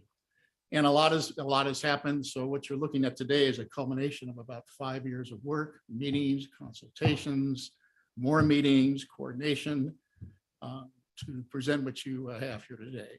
And I can tell you that I completely support this project and it's very worthwhile, especially the data aspects of it. My only hope is that it's being operated through grant funding, that when this funding runs out, that this whole effort doesn't run into the proverbial funding brick wall that happens in this county. So I would encourage you to exercise your foresight and leadership and making sure that this program is able to continue. Thank you. Sure. Yeah.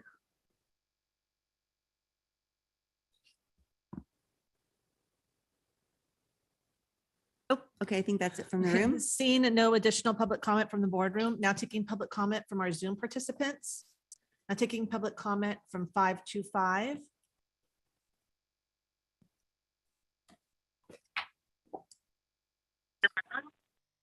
This is Leo Bennett Koshan again, and I just really want to appreciate the board for taking comments in this hybrid fashion.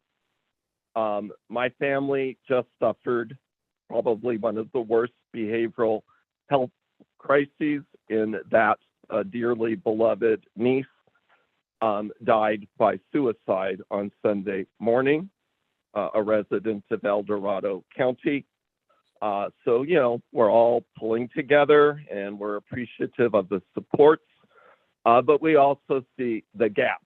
And I just want to reinforce what was said by the previous commentator, that you have wonderful initiatives. It's a wonderful presentation, but as a policy board, it's incumbent from my perspective that you make sure this stuff stays sustainable. And that means that you identify where the funding is going to come from. And of course, I share my bias that I think the child prevention and behavioral health are so critical, and there's never enough resources, especially at the county level. But keeping your eye on the ball, having something that's sustainable is critical. I can share, unfortunately, a negative example, which I think many people can in this area, from previous work in San Diego County. Much more resources, bigger problems. The brick wall stopped progress, steps backwards. Family members had serious behavioral issues. Responding agencies had so many gaps. A PERT team was dispatched, was not actually present, so we got what was called PERT trained, which is a whole different model. Mental health hospital was overwhelmed, did a referral to the jail where it was a full takedown and just let's sedate this gentleman completely. So just cracks everywhere.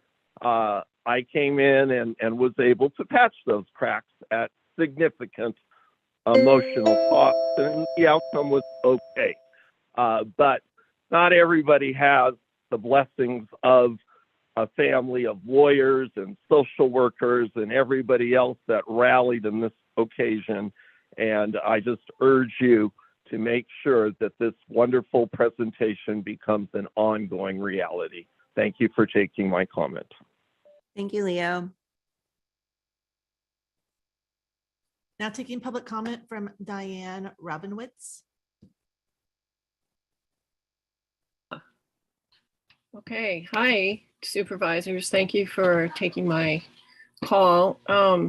As a newly minted president of NAMI El Dorado County, I'm new to the extensive work done by the collaborators of the Stepping Up initiative, but having carefully read through these documents they've submitted to you and having been invited to respond to it, and having been assured about the importance of NAMI's participation in this process, I'm hopeful that this process will bear fruit, especially considering its vision and values. I look forward to continuing NAMI's involvement in this work. I'm a mother of a 31-year-old son who has suffered with schizophrenia since he was 17. When he lived with me, the effects of his disease created untold stress and trauma at home. It took a lot for me to call 911 on my own son. He was in the revolving door between jail, homelessness, and failed treatment for 8 years in Los Angeles, where we lived before I moved here. So I'm familiar with the issues. As I hear from families here in the county, they also experience the same fear and trauma that results when a loved one with serious mental illness refuses treatment. Anosognosia, or inability to recognize one's own brain illness, is a brain-based symptom of serious mental illness. I appreciate this group's process to examine and analyze our response to crisis calls as detailed in these proposals, so that we redirect as many people with mental illness towards treatment rather than jail. There will be many components of a plan to realize this goal, and this plan goes a long way towards a data-informed, best practice-informed response to crisis calls. Finally, I hope that we can honor the memory of the son of one of our members who perished in an accident due to a crisis in his disease. I hope the board will support the work of this collaboration to elevate the values of treatment before tragedy and housing that heals. Thank you. Thank you, Diane. There's no additional public comment.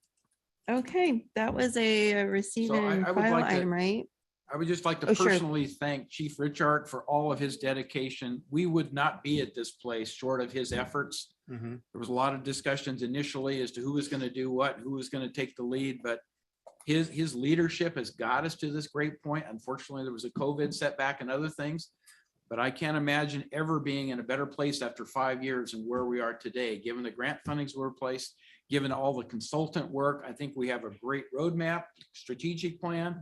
We just need to follow through on the implementation and make sure, as it's been mentioned, when that funding disappears from the grants, there's a sustaining source for the funding stream to continue so that we don't lose focus on this. So I think that's really our objective when we take it on, is to understanding and the annual budgeting process. When we get to that point, sounds like it's next calendar year, which would be in this next fiscal year budgeting cycle, I'm interpreting, that we look at what does it take to sustain this. So hopefully we'll have that discussion as part of our budget review. But again, I want to just thank Chief Richard. He did a yeoman's job of getting us to this point. Now it's our role to carry it forward along with them. So. Very good. Thank you for that. Anybody else? Well Okay. said. I want to say, Nicole, I like the background on your Zoom background. It's awesome. It's a good one. So anyway, thank you all so much. And we look forward to following this and supporting it. Yeah, thank you very much. Thank you, Okay. Mr. Connell. Yep. So I got us really behind today. I'm so sorry. But we do need to kind of power through things because we have our presentation from the Tahoe. So if we could take like a 5-minute break, maybe grab a snack, use the restroom, and we got to come back. Okay. Thank you.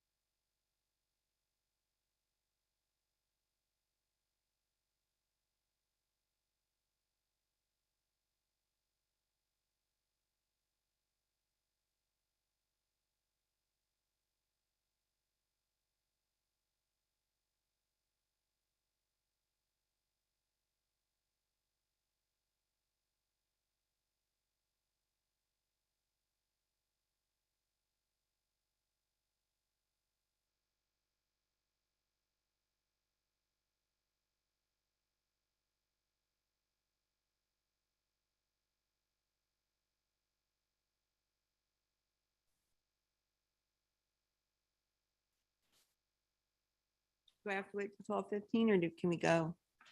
I just kind of, I don't know. I just, maybe I gave you a little bit too much time. But Yeah, so much time. Well, we'll get started. Because Supervisor Novosel is there, so we're. good I'll to go. go. You want me to go ahead and read the item? Yeah, let's do that. Okay. Item 20 comes from Supervisor Novosel, recommending the board receive a presentation from Tahoe Regional Planning Agency and the Center for Responsible Travel on TRPA's Regional Transportation Program. Yeah, good afternoon, everybody. And I'll just start it off by saying I just think this is a really good time to update the board on what is and isn't happening in the Tahoe region as far as transportation.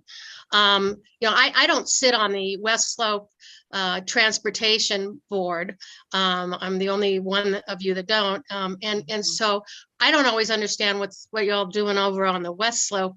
And I know you don't always understand what I'm doing over on the East Slope as far as transportation, because it's two different systems, and yet it's very similar. There's an MPO in Tahoe, similar to what there is on the West Slope for the Tahoe. It's called the Tahoe MPO, and that's run through TRPA. And on the South Shore, that's Tahoe Transportation District that receives their funding and organizes transit. But there's a bigger picture in all this. And so I thought it was important because I was hearing comments about all this, taxes going forward and all this. And I just want to start off the conversation by saying a lot of that's years away. We were at a point where we're just trying to get our regional transportation plan up and moving. Our new one that has been designed by TRPA and has been looked at through the Tahoe Transportation on how do we get a good transit system in Tahoe, which we've never had. We've got 5 jurisdictions, 4 counties, city, so much going on. It's very difficult to get everybody on the same page. So it's incredibly important that we have this ability to talk about the larger plan and then be able to figure out what that means to each of us individually. When frankly, we're still not there. We're still having a lot of conversation at the state level, how we get there. So I thought it would be important to invite Julie Reagan with TRPA, and she's invited Dr. Gregory Miller, thank you, from our CREST planning. And they're going to go over with you through a couple of slides and shows and through conversation on that bigger picture of where we're going at this level, where we see ourselves going and how we get there. So with that, I'm going to go ahead and have Julie take over, and thank you for being here today, Julie, and Dr. Miller. Thank you. Thank you very much, Supervisor Novosel. I am Julie Reagan, and I'm the Deputy Director of the Tahoe Regional Planning Agency. Madam Chair, Board of Supervisors, members of the public, couldn't be more delighted to be with you here today. I have joining me Dr. Greg Miller. The two of us are going to go through some information, some slides. Look forward to your questions and discussion.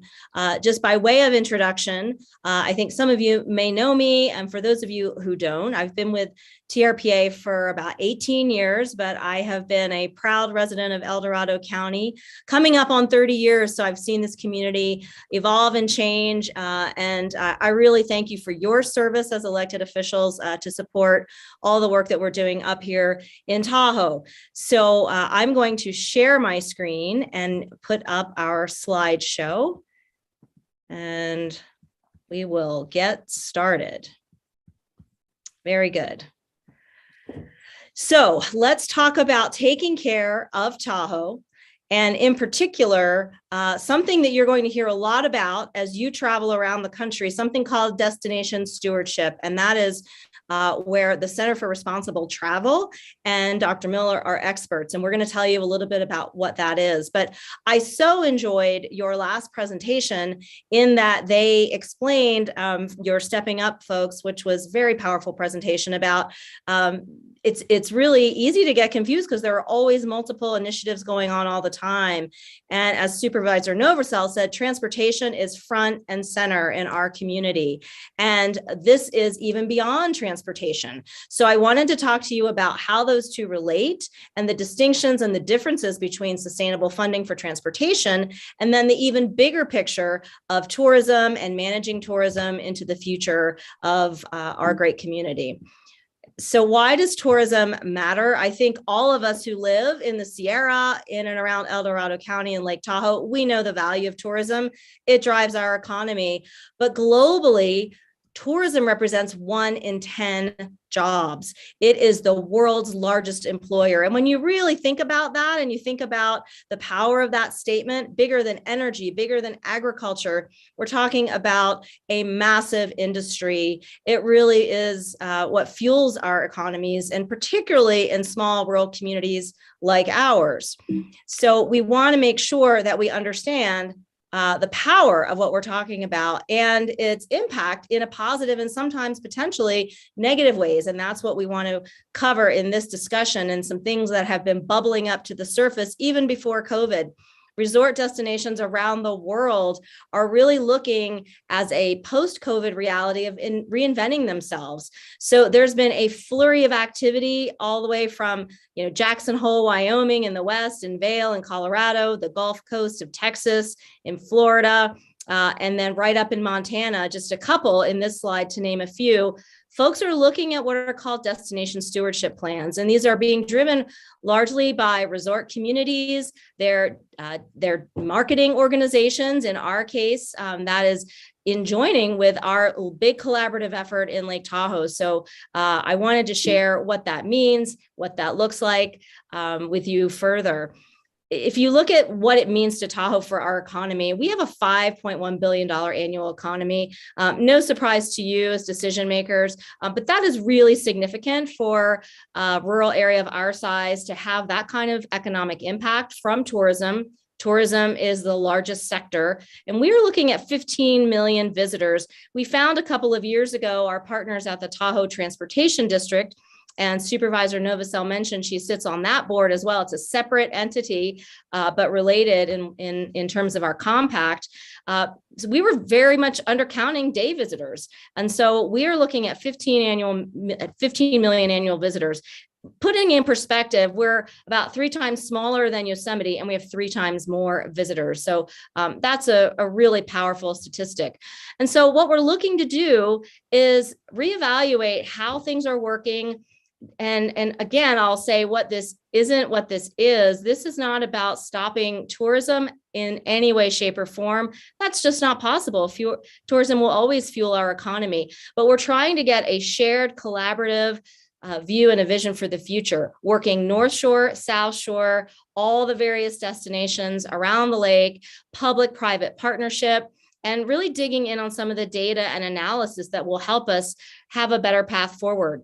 And as we discussed, the related initiatives are many. These are just a few. The Bi-State Transportation Initiative is one of them, and I'm going to get into a little more detail on that.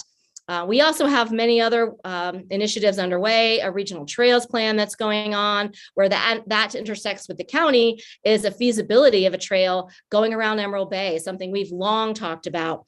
Also, the Tahoe Prosperity Center, a local nonprofit, is doing an economic resilience strategy. All of these things intersect together. So it's really important just to get a little education around what it is that we're talking about. But as things all in Tahoe are related, we need that collaborative framework to work together to make sure that we're not duplicating efforts, to be efficient. And that's what we're trying to do with this initiative.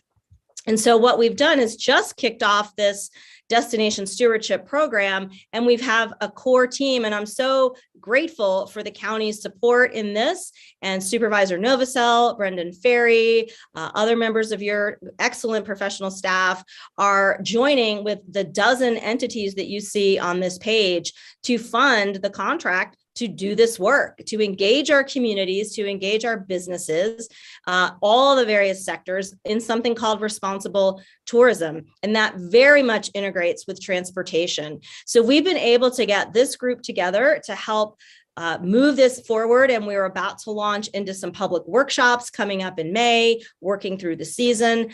And once again, we're looking at better managing tourism and making this work for all sectors, for our businesses and for our community's quality of life, because we know that our local communities have a say in the future of this community. And that's what we're trying to do in terms of move this forward in a shared vision approach. So let's talk a little bit about transportation and how this intersects.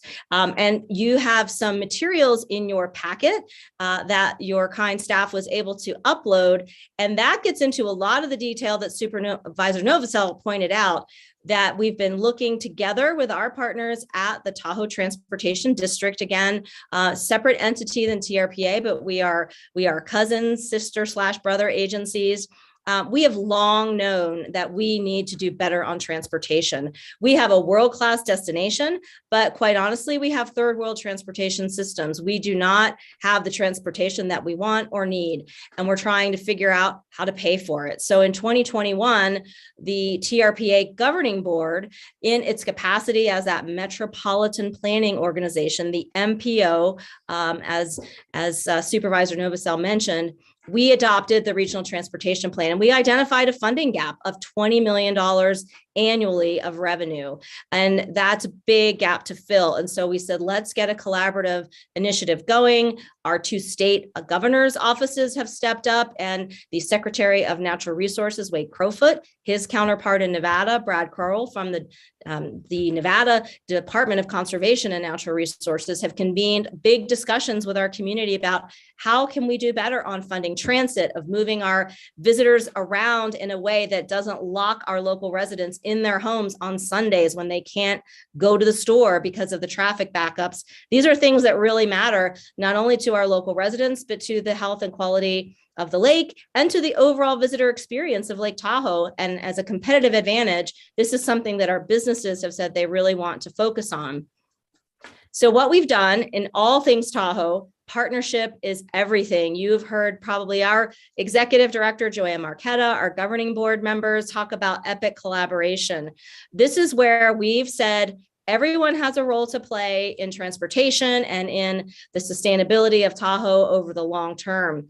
So we said $20 million annually is a big number. Let's see what we can do in breaking that down into our usual shares of the environmental improvement program, which has been going on now for coming up on 30 years. Let's see what the federal government can bring to the table. Let's see what the two states, California and Nevada, can bring to the table. And let's see what our local governments and private sector representatives can bring to the table. And this is where we've had a lot of concern, a lot of discussion, terminology about a basin entry fee. And I just want to be really clear on the record that the TRPA Governing Board has never endorsed a basin entry fee, collectively has never supported a basin entry fee. That was one option analyzed in some studies done by economists to look at what would revenue potential opportunities be for the basin policymakers, all of you included, to consider. And so as Ms. Novosel said, that was one of many things. Politically, it just doesn't seem like that is a feasible implementation idea. So we said, how about this? How about we try to maximize the federal new infrastructure investments to secure new federal funds? We already are on our way to getting over close to $3 million in new federal dollars coming to the basin for transportation. We have requests in with our two states, with California and Nevada, to secure an additional $7 million. And then it's up to you all and to our local government representatives and private businesses about how best to fill that last share of the pie at $7 million per year. And then, of course, over 20 years, that is a big number. That is $400 million, but truly that is what it's going to take to invest in the infrastructure that we need for transportation.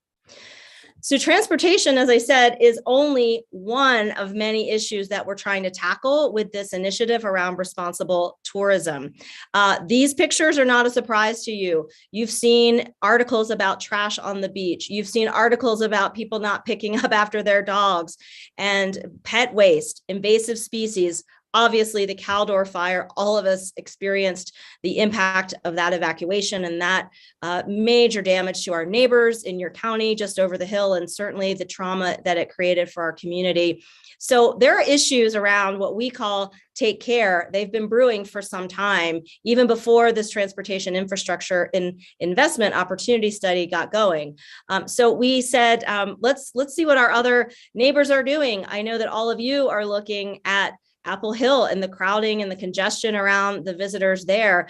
Agritourism and the opportunities that you have along that corridor are fantastic, but it creates some issues when you've got people that need to get to and from. I know I've been enjoying Apple Hill for many years, but sometimes when you need to get through to one side of the hill or the other, it can be a challenge, just like it is in Tahoe with our traffic congestion. So it's something that we all share and that we're all faced with, and that we're looking for joint solutions. So a little bit about the Take Care program. Now, Take Care is something that you might have seen, takecaretahoe.org. I wanted to put this slide up to show that we have been working on this now for more than 7 years, trying to educate our visitors and our local community about how better to take care of Tahoe. I will say I just got invited with Dr. Miller to speak in Cape Cod. They've adopted our program of Take Care on the Cape in Massachusetts, and they wanted to learn more about all the challenges that we have and some of the lessons that we've learned over the years. And so we're now sharing this stewardship message with other destinations around the United States. And this, again, is a partnership. This is not a TRPA program. This initiative is not a TRPA initiative. It is a partnership as well in Take Care. So we're looking at really close to 50 different organizations around the overall messaging program for Take Care. The business case is serious. We know that our visitors coming to Tahoe really care about the lake. They care about outdoor recreation, and it is serious business. The sector of outdoor recreation is bigger than mining and utility combined. So we really need to recognize that our visitors are growing more sophisticated. They want to see stewardship and they want to see our area being protected, but they also need education about how best to do that. And so that's where Take Care comes in. And so we have this messaging campaign. You may have seen the headlines. My favorite is, if it's your dog, it's your duty. Pick up after your dog. They are funny. They are cartoon-like. They make you laugh. There are videos. They break through the clutter. And we've been doing this now for several years. And with this responsible tourism initiative, we're looking to take this campaign really to the next level and to envision a future that really embraces our local community as part of the tourism experience. Obviously, we're all concerned about this fire season, so you'll be seeing a lot of messages around fire and trying to reduce the human starts and human-caused wildfires. We want to connect with folks before they get here and definitely upon arrival. And so there's a billboard campaign under the Take Care umbrella that you'll be seeing in the drive-up markets, trying to educate folks about fire danger and about taking care of Lake Tahoe, drinking Tahoe tap, picking up after your waste, not throwing out cigarette butts. These are all very common sense things, but surprisingly, we end up with thousands and thousands of trash on our beaches, on our trailheads. And so it is incumbent upon our partnership, which is formed around responsible recreation and tourism, to do better at getting these messages out. The state of Nevada is working on this. They've just launched a shared stewardship agreement. The governor of Nevada just signed that in March, and they too will be coordinating across multiple land management agencies with the Forest Service, with the state, to better collaborate around some of these very important issues. We all have seen the pictures of litter, but we've also seen, sadly, this is right in the Myers, in the new roundabout near Christmas Valley, the protesters of our local residents saying, visitors, stay away. That is not a welcoming environment for our visitors, which we need to fuel our economy. And so what we're trying to do is bring folks together to envision a better future where we look at tourism as a way to benefit our local economy, our local environment, and our residents' quality of life. Our local tourism officials have already been engaged in this with us as well. These are a couple of slides from the North Lake Tahoe Resort Association on the North Shore, our Tahoe South Lake Tahoe Visitors Authority, and our Incline Village Convention and Visitors Bureau. And they are partners at the table with the other dozen entities that are working on this responsible recreation and tourism initiative. And it will take all of us, including the Forest Service, both states, nonprofits like the Tahoe Fund, and a big thanks to the Tahoe Fund for coordinating the Take Care program and working with all the partners to get those messages out there. And the Tahoe Fund was also at the forefront of helping drive travel pledges. So know before you go and take a pledge to take care of Tahoe before you get here, and certainly once you are here. So looking at the trends going forward, we know that outdoor recreation is here to stay. It will grow.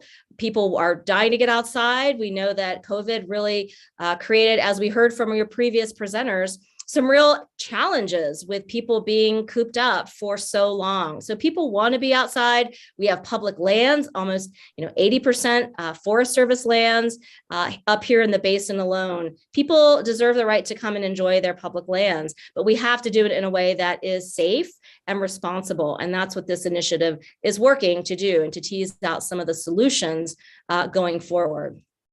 We have a couple of success stories that I'll mention before I turn this over to Dr. Miller. We've, in the last 2 years during the COVID pandemic, brought this community together, our local visitors authorities, our local chambers of commerce, our local community groups, to do better on litter. Clean Tahoe has been amazing. We've actually increased the funding for the North and South Shore to assist our local land managers in litter cleanup and abatement. We developed a recreation tourism playbook to help coordinate messages during COVID. It was very confusing for folks coming up. What are the rules? They're different in Nevada, they're different in California. How do we even engage?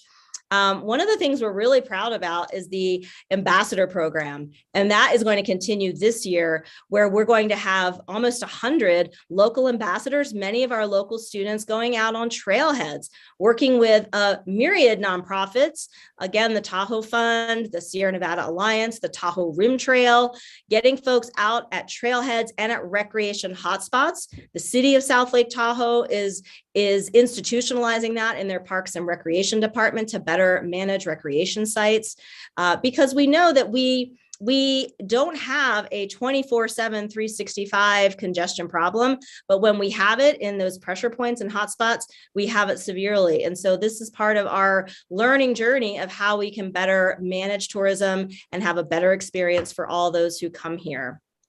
So with that, I will now turn the screen over to Dr. Miller. He has a few slides to wrap up, and we'll be happy to take your questions.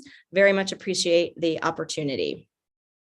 Terrific, Julie. Thank you so much, and good afternoon, everyone. My name is Greg Miller. Again, I'm the Executive Director of Center for Responsible Travel, or CREST, which is based in Washington, D.C., and it's really a pleasure for me to be here with you today and to follow Julie's good words and the demonstrated lead by example approach that the Greater Tahoe partnerships have undertaken. I'm also the managing partner of our CREST-led team of sustainable tourism practitioners and thought leaders that's helping the Tahoe Partnership, as Julie mentioned, the people of El Dorado County and other communities in the Greater Tahoe region establish a new shared destination stewardship plan. Next slide, please. But let me share with you a little bit more directly what we're talking about here. And as Julie mentioned, destination stewardship is at the forefront in several key iconic destinations in the American West, and the Greater Tahoe region is going to be one of them. What I want to underscore is the following: destination stewardship is an approach. It's an approach that balances and meets the needs of a destination and its community, and operates with a legitimacy and consent under a participatory governance model. Now, that is without question a mouthful, but there are a number of key elements in there that demonstrate the inclusive, participatory, community-focused nature of what we're talking about. In addition, this shared destination stewardship plan for the Greater Tahoe region for tourism and outdoor recreation will require a clear mandate, good knowledge and data, and the identification of mutual interests and priorities, particularly between the public and private sector. Next slide, please. Let me just briefly reinforce the following. Our approach is taking a very community and destination-centric approach. We have redefined, and this is where the more cutting-edge locations or destinations globally are doing now in sustainable tourism, is to ensure that we recenter around the people, place, and prosperity elements of whether it's the greater Tahoe region or anywhere else. So just briefly, we won't have time, but you will be seeing more of this as we move forward. We're looking to ensure that the people, places, and nature are of a location like Tahoe are integrated and combined with public-private sector input and from the communities and NGOs, non-governmental organizations. And I include faith-based organizations to community clubs, to, of course, conservation and other organizations. Next slide, please. What I want to underscore is what we are just undertaking now, and we just started in February. We haven't even gone public with this yet, though we will shortly, as Julie correctly pointed out.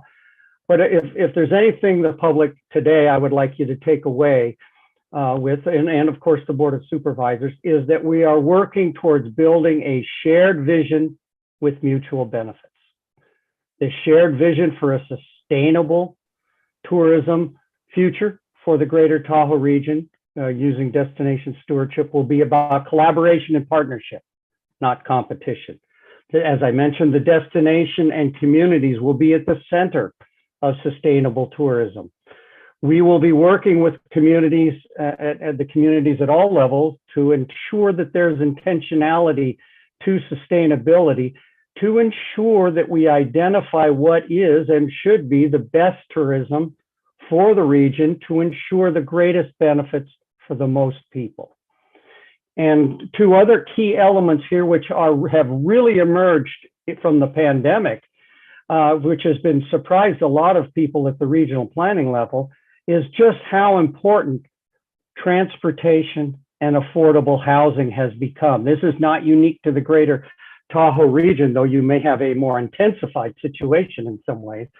This is very important. The other is a situation or a commitment that we're going to be making to what I like to call under-resourced communities. I'm not talking about socioeconomic status. I'm talking about information and the ability to make informed decisions.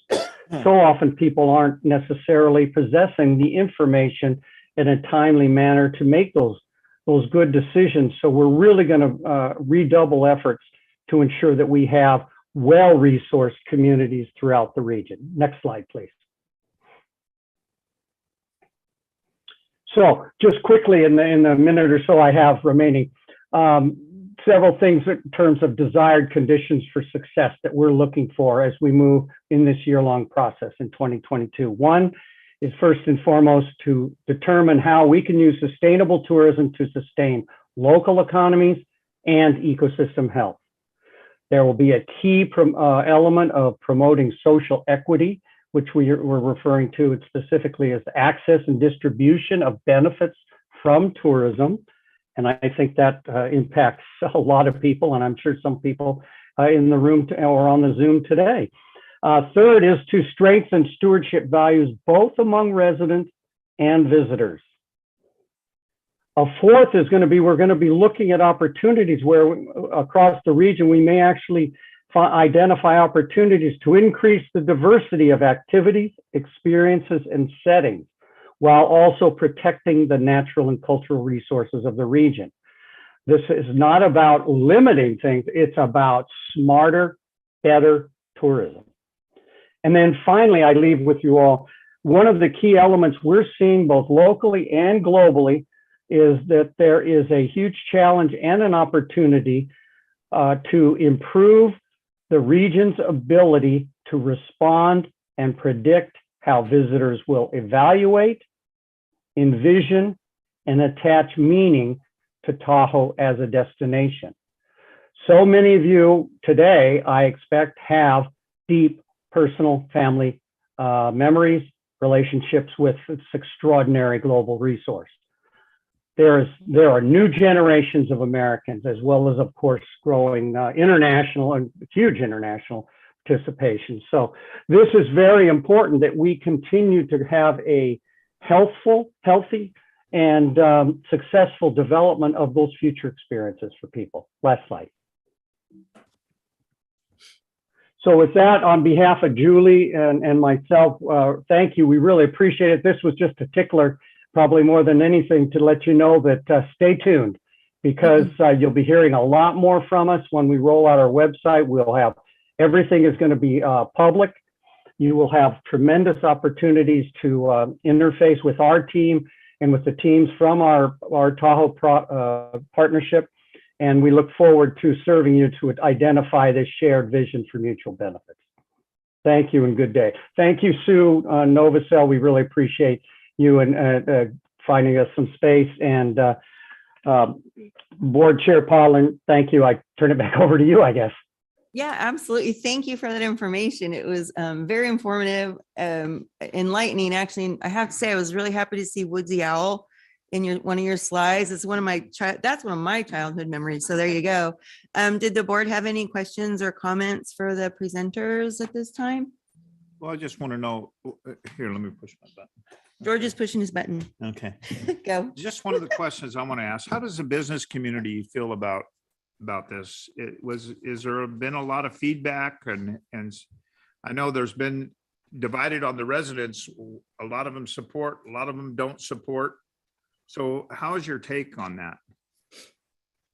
Yes, thank you for the question, Julie Reagan with TRPA. I'll be happy to jump in, and then Supervisor Novacell may want to join. It's an important question. I mean, by and large, when you look at the folks that are supporting this initiative, our business communities are very supportive of working together. What's important in that is that it's a shared vision. I think there are differences of opinion, differences of approach between different locations around the lake. That's the diversity and the strength that we have. But what we're doing in TRPA's role is helping convene these conversations and using the good work of the CREST team and Dr. Miller and his group to help move forward to find a path that we can all agree on. There are a lot of concerns, I will say, from some members of the business community that hear words like extra revenue that needs to be created. And that's why this presentation was so really critical. We are not talking about conflating these issues in this presentation. Sure, transportation is a huge investment that's needed. There is a separate track for that entirely related to future revenue generation, as we discussed, and that will be up to the policymakers. And as I mentioned, the compact that charters TRPA is really explicit. We don't have taxing authority. We're here to help collaborate, to convene the necessary conversations to drive consensus around solutions, because our businesses are depending on improved conditions to generate the kind of long-term sustainability that they're looking for, because we have to compete with places like Jackson Hole, Park City, Vail, Colorado. These are places that are investing in all these amenities, including transportation. And they recognize that to stay competitive, we cannot have our guests experience the kind of congestion that they're having when they go to the beach and see litter. That's not the experience of Lake Tahoe that any of us want to provide. And so I do think by and large, we're going to get a lot of community support, but we have to get out there and start talking to folks. And so that's why this step was so critical for us to begin that conversation. Yeah. And I'm sorry. Go ahead, George. Sorry. No, go ahead. Oh. Let you go first. Oh, okay. Thanks. So I was just going to add upon that yeah, it's, George, there's been a lot of misinformation about how we're trying to, scheme this whole product into a tax, and spend type of relationship. And bottom line is we're trying to make Tahoe a better place. And there are going to be subsidies required, and we are going to have to try to figure that out. But we're just starting to scratch that surface. And that's why I wanted Julie to come in first, and Dr. Miller to come in and give a presentation on the big overview, because that's important to see. And that's what's driving all this conversation, is the fact that, yeah, I'm a 40-year resident. I want to see Tahoe. I don't want to go to the beaches and see cigarette butts. I don't want to try to go to Emerald Bay on a Saturday and get stuck in traffic for 2 hours, or trying to get home to Myers and stuck in 3-hour traffic. These all do combine together, and trying to figure out how do you make a sustainable, economically viable kind of Lake Tahoe that keeps our environment in a clean and healthy spot, because that's why we're going up there. So this all goes together. I think where you're hearing some concern, and it is a concern, is how do we pay for it? And so we've had two contractors come in and give us literally just ideas. And that's all it's been, is ideas. And then they say, do you buy into the idea? Yeah, we buy into the idea that we understand we need money. How do we get there? Okay, well, that's going to have to go back to each of our jurisdictions. To me, that's light years away, and understanding fiscally how we get the transportation to connect with all these other plans we have. It's a big, huge lift, and we're only beginning that conversation. And that's where I wanted to make sure we understand the connectivity between where we want to go and how we get there. But right now we're trying to figure out our plan is to figure out where we go. How in the world do we get people to come visit and enjoy it, and people to live in the town and enjoy it, and our businesses thrive at the same time? And it's a huge lift. And so that's what this conversation started with. You have a follow-up, right? Yeah, I got a follow-up. Yeah, I understand. Okay. Thanks, Sue, Okay. for that information. I Sure. appreciate it. One of the things, I guess, the city now, is the city manager, I guess, is putting out some money, I know, to do a study on this. I guess the city is. And one of the things is I have a lot of relatives that live up in that area, and they're kind of concerned. Do they have to pay just to live there, to just drive around, especially to go to work? So that was some of their concerns too. Sure. And then, and that's what we're trying to address, because as Julie was talking about, it's shocking to see how many day visitors we have.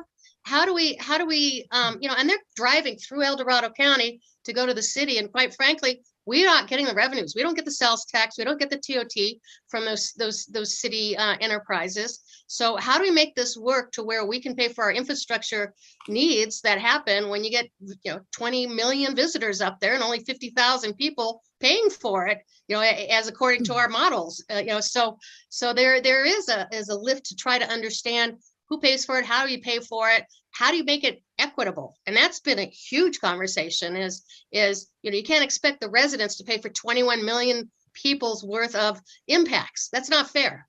So how do you make that work? And there's over 20. One of the consultants came back with over 20 ideas for revenues. And again, these are ideas we're just floating them out there, trying to figure out what might work and might not. But the idea is we want equity. We want to be able to have the visitors pay for their fair share as much as the locals pay for their fair share. Everybody should be a part of this solution. And that's that conversation we're having right now. And it is concerning to a lot of people. I get it. And certainly I'm going to be bringing back anything, that comes forward. That's going to be, our job as a jurisdiction to decide, what does that mean for El Dorado County? Yeah, Okay. I understand. Yep. Supervisor Thomas? Just very briefly, I just want to thank all of you for this presentation. I appreciate you bringing us into the dialogue at this early stage. Before this morning, I'd never heard the term destination stewardship. And it's just a remarkable concept that speaks to the heart of the challenge, which is the difficulties of maintaining a world-class destination by minimizing the impacts of tourism while enhancing and strengthening the qualities that make a place great. And I think that's just really important for us all to consider as we move forward, and just really look forward to seeing the process ahead. It's a really, really important work, and just wish you all the best in this. So thank you for bringing us into the conversation this morning. Thank you. Supervisor Heidel? I also want to note that as part of the Legistar package, there was a presentation from the Tahoe Sustainable Transportation Funding Initiative in regards to their special board meeting. It was October 22nd. I just want to note in there's some very informative information, I believe. Page 7 to 12 shows the current TOT rates in that particular area, and it shows El Dorado County at the lowest by far of 10%.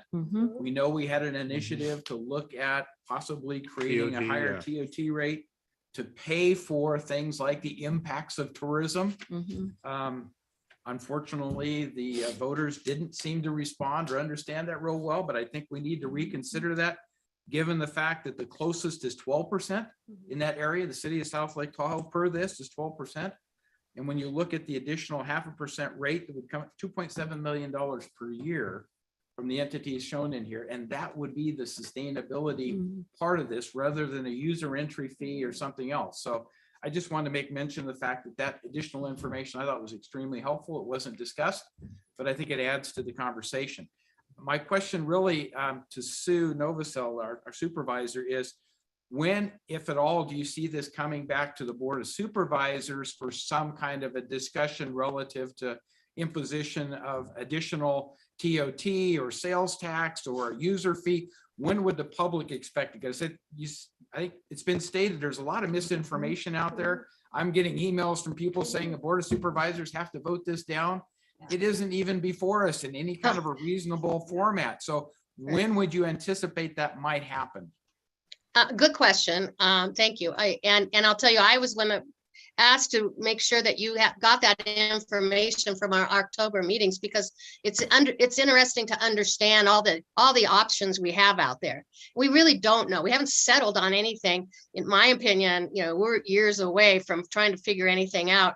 Certainly what's happening right now is at a greater level. It's the governors and the secretaries of natural resources talking about what's even possible at their level, at the federal and state level. And then, then we'll have that conversation of what does that mean for us? I think right now we're talking about in the Tahoe Transportation District, in that circle is would we be okay with? Right now it's, would we be okay having that discussion even, should we put staff time on talking about how each jurisdiction goes? And so we're at a real infinite level right now, John. It's we've got a long ways to go, but as soon as there's something concrete out there, we bring it back. Obviously, again, this is not something where there's TRPA is not a taxing corporation or anything entity. This is where we've got 6-7 jurisdictions are going to have to figure out how we all get our funding in to make that $7 million work. And we don't know. We really don't know at this point. We're just getting questions like, is it okay to take staff time to study it more? So, we're not there yet. I can't give you any time, but certainly I think we're just at the infancy of trying to understand all this. Thank you. That helps me understand the timeframes that are involved here. We're talking about years, not next week or next month or anything else. So thank you. Right. Sure. Yeah. And then I just wanted to ask the question. I'm not sure who to ask, but let's say somebody is very concerned about this and they do want to follow it. Who do they follow? Do they follow TRPA, the CREST? Is that related, separate? How, if somebody really wants to plug in, where do they go? Excellent question. And Did thank you Julie all. wanted to take that? Yeah. Absolutely. Thank you, Greg. Thank you all for these excellent questions. Yes. So there will be a public launch of the website just within a couple of weeks. So what I will commit to do is get back to your staff so that we can notice that and give you the information of where to follow the destination stewardship plan, which is covering many issues including transportation. For the transportation initiative, I think the best way to track that is through TRPA and the Tahoe Transportation District and our sister agency there. And so we vet those conversations monthly with our governing board, with the transportation district, and I will make sure that your staff have all the pertinent information. And just to follow up on Supervisor Novosels's answer to the question, we are in the beginning stages, but what's really important that I wanted to come back around to is that through these conversations around transportation funding, we've actually found alignment on this shared strategy. We call it the 777, very Tahoe, where each sector, the federal government, the 2 states, and the local and private sectors can get their arms around $7 million a year to come up with. It's just much more manageable in terms of attacking the problem, but it will be up to local jurisdictions about how best to raise that money. I will say on the private side, our local businesses have come together in a major way to support micro transit.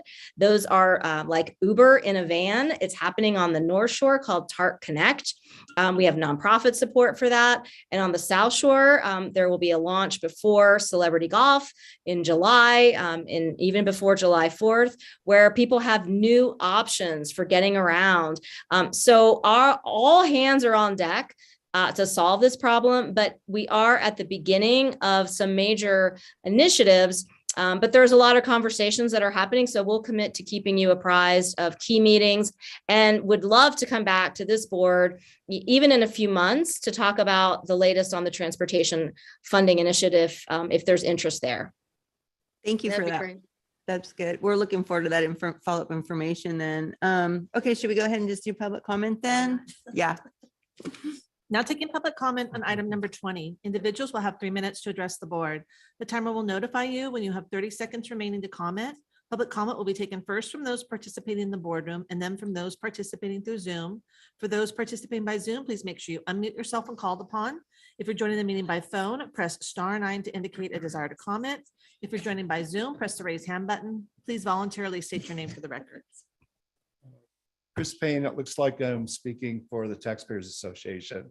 Andy Nevis was going to speak, but he had to leave to do something. So what he says to me is, thank you both, the speakers today, and Supervisor Novosel, for clarifying that the basin water fee is not part of what they are currently pushing, and reiterate that taxpayers would have concerns about such approach. We should also invite them to continue a dialogue with us as they go forward. So there's the invitation with the Taxpayers Association of El Dorado County. Very, very good, very informative. What I did have on my phone, but I lost it now, was a map of Lake Tahoe and recognized all the state highways, essentially, that ring the Lake Tahoe basin. Any transportation, in my mind, including I think what they're working on right now, has to identify that some of these roads are very narrow and very curvy, and they slow traffic down, meaning people, because of all the businesses and associated destinations along the lake, very, very wonderful places to stop and view, but they slow the traffic down. Whenever you're having a transportation system, then you have to take into consideration what your infrastructure is. And so I just wanted, the only thing I wanted to say from Chris Payne, Diamond Springs, is that the lake itself creates the waterway for quicker going from one place to another place for the full area.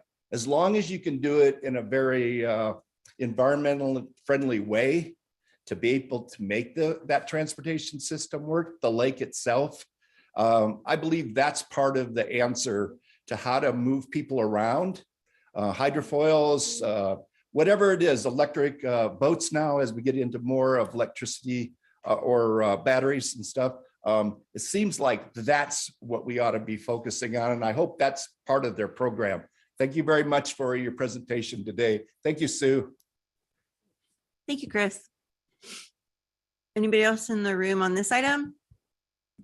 Okay, we're going to go to Zoom. Seeing no additional public comment from the boardroom, now taking public comment from Zoom participants. Now taking public comment from Doug Williams. Hi, my name's Doug Williams, South Lake Tahoe, California. I do have some issues with this presentation. There's a couple of things. When we go to Disneyland, Disneyland is the happiest place on earth, and they have about the same amount of visitors as we do in South Lake Tahoe. However, they keep their attractions super clean, and that's because they have people who clean these things up. Our major problem is the city of South Lake Tahoe does an excellent job of making sure that our beaches are clean and our streets are clean. They have the Caretake Tahoe, which we fund to do that, as well as recreation staff. The federal lands don't do that. They have people, during COVID, they locked up their trash cans, and people were putting trashes outside of the trash can. They're trying to do what they're supposed to do, but the federal government and their concessionaires did not do their job. That's probably one of the major complaints that we have about the trash and trails. It's the responsibility of the federal government to do their job and to clean up after our guests, because they get paid to do this. The concessionaires get paid for parking. If it's not enough money to clean up the beaches, they need to increase that.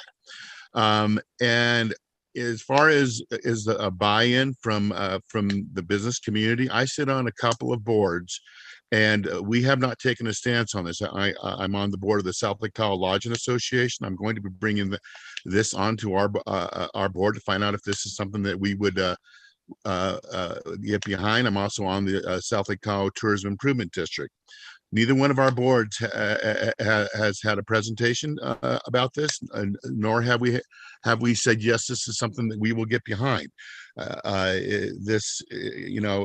I'm kind of confused when they are saying that they have a business community when two major boards have not said that this is something that they will back. The TTD has failed in providing their transportation. They spent over $1 million studying this. This is over a year ago. It's probably much more. That's $1 million of taxpayers' money that I'm confused on how they could spend that much money. Earlier this year, they shut down the bus service for over a weekend because there were some problems with the maintenance facility that they were renting from the city. Before they even shut that down, the city told them that they could use one of their bays for maintenance, but there was no reason that they should have shut down the bus service because of that, because they had a bay they could have used. The TTD has issues, and before we even consider giving them more money, we need to have them sort of straighten out their own issues. Thank you, Doug. Just a reminder, everyone, we're not, this is on item 20 on the Tahoe item, just because there's a lot of people in the queue that may not know what item we're on. Now taking public comment from 390.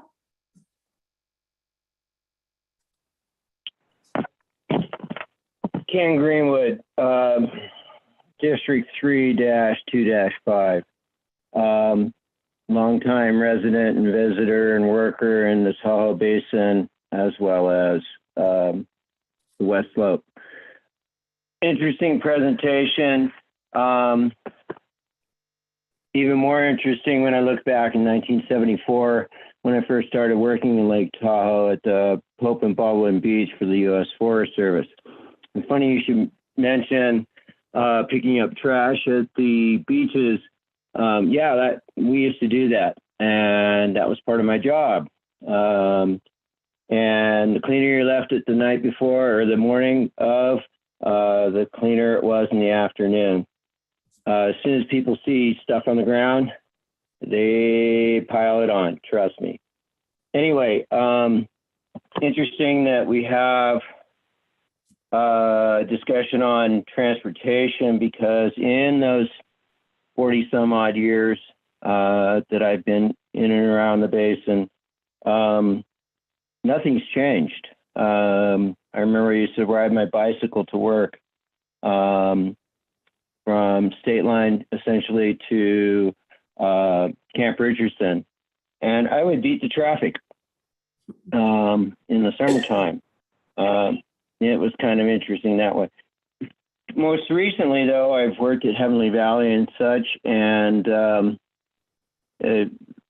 one of the things that has amazed us as employees there, and we brought it up to Vail, but I'd like to mention it today, and that is the buses to the Stagecoach Lodge and Boulder Lodge. They used to provide bus service, or bus service used to be provided, but no longer it hasn't been provided to those two locations down to the gondola area. And that's really posed a real issue for, and sometimes a safety issue for some of the guests at Heavenly Valley, because they get stuck at these various places and they can't get back to their car. And heard some real horror stories this year and in the past.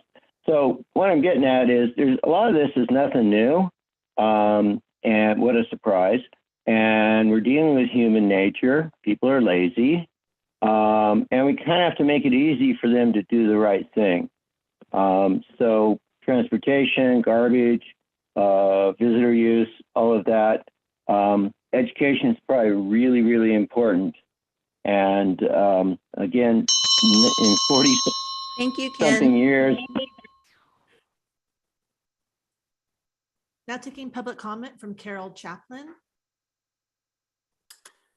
Good afternoon. Thank you, Board of Supervisors. Thank you, Sue Novosel, for allowing this presentation today. I am Carol Chaplin with the Lake Tahoe Visitors Authority. The COVID-19 pandemic quickly taught us the value of cross-organizational efforts, and the opportunity was for collaboration for the benefit of visitor information and health and safety for all of us. We collaborated with El Dorado County, with TRPA, with many other organizations around the lake to make sure that we kept our residents safe and our visitors informed of what was allowable and what wasn't. And we welcomed them back as soon as we could. With this initiative, we are looking forward to that same collaboration, but even more impactful, providing better visitor experiences and at the same time, increasing economic impact, quality of life for our residents, and protecting our environmental assets for future generations. Supervisor Thomas, I really love the fact that you were excited about destination stewardship. It's been two words that have caused a lot of conversation between the group that Julie and Dr. Miller are part of it.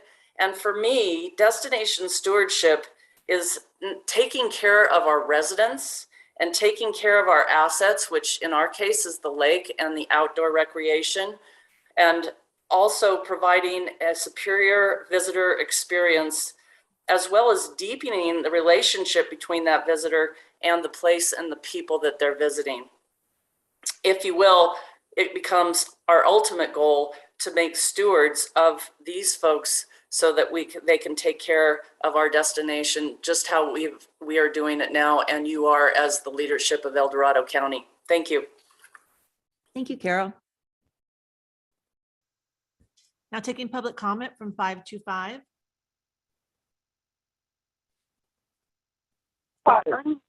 Hi, this is Leo Bennett Cochon, District 4.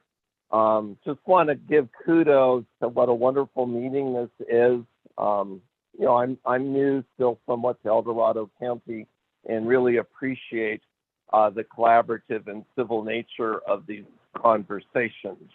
I moved here after my children all migrate north from San Diego, and so that's my point of reference. I love the term destination stewardship. We had so many issues, as one is probably aware of, with our tourist attractions in terms of Mission Bay and San Diego Bay, very similar to what I'm hearing in this conversation, and the importance of cross collaboration and getting tourists who are, you know, hopefully welcomed to the area to also practice stewardship. I just think these are all exciting concepts. And in this day and age of the climate crisis and everything else we're facing, working across state lines, where in San Diego it was working across international border lines, you folks have a lot of both challenges but exciting possibilities. And I find today's conversation to be incredibly fruitful in that direction. Thank you so much. Bye-bye. Thank you, Leo. Now taking public comment from Steve Tashara. Thank you and good afternoon, members of the Board of Supervisors, Chair Parlin. Steve Tashara speaking on behalf of Tahoe Chamber of Commerce. I concur. Thank you, Supervisor Novosel, for bringing this item forward, and for Ms. Reagan and Dr. Miller for the presentation, and for all of you as board members listening to the presentation. We know that certainly Tahoe has specific issues, but all of El Dorado County suffers from times when we're just loved to death by our good tourist friends. And we need to educate people broadly throughout the county, not just in the Tahoe region. And so you're, as a board and as a county, as one of the counties at Lake Tahoe and bordering Tahoe, you're a key partner in this. And, you know, from the chamber perspective, and we represent well over 500 businesses, our policy on these types of things is to actively engage rather than to sit in the sidelines or in the back of the room and hurl criticisms. Active engagement is really the way to go. And it's really on two levels. It's short term, because you say $20 million gap in funding. That's a huge number. That's almost overwhelming. But if you go at it piece by piece and project by project and collaboration by collaboration, it's really not so overwhelming.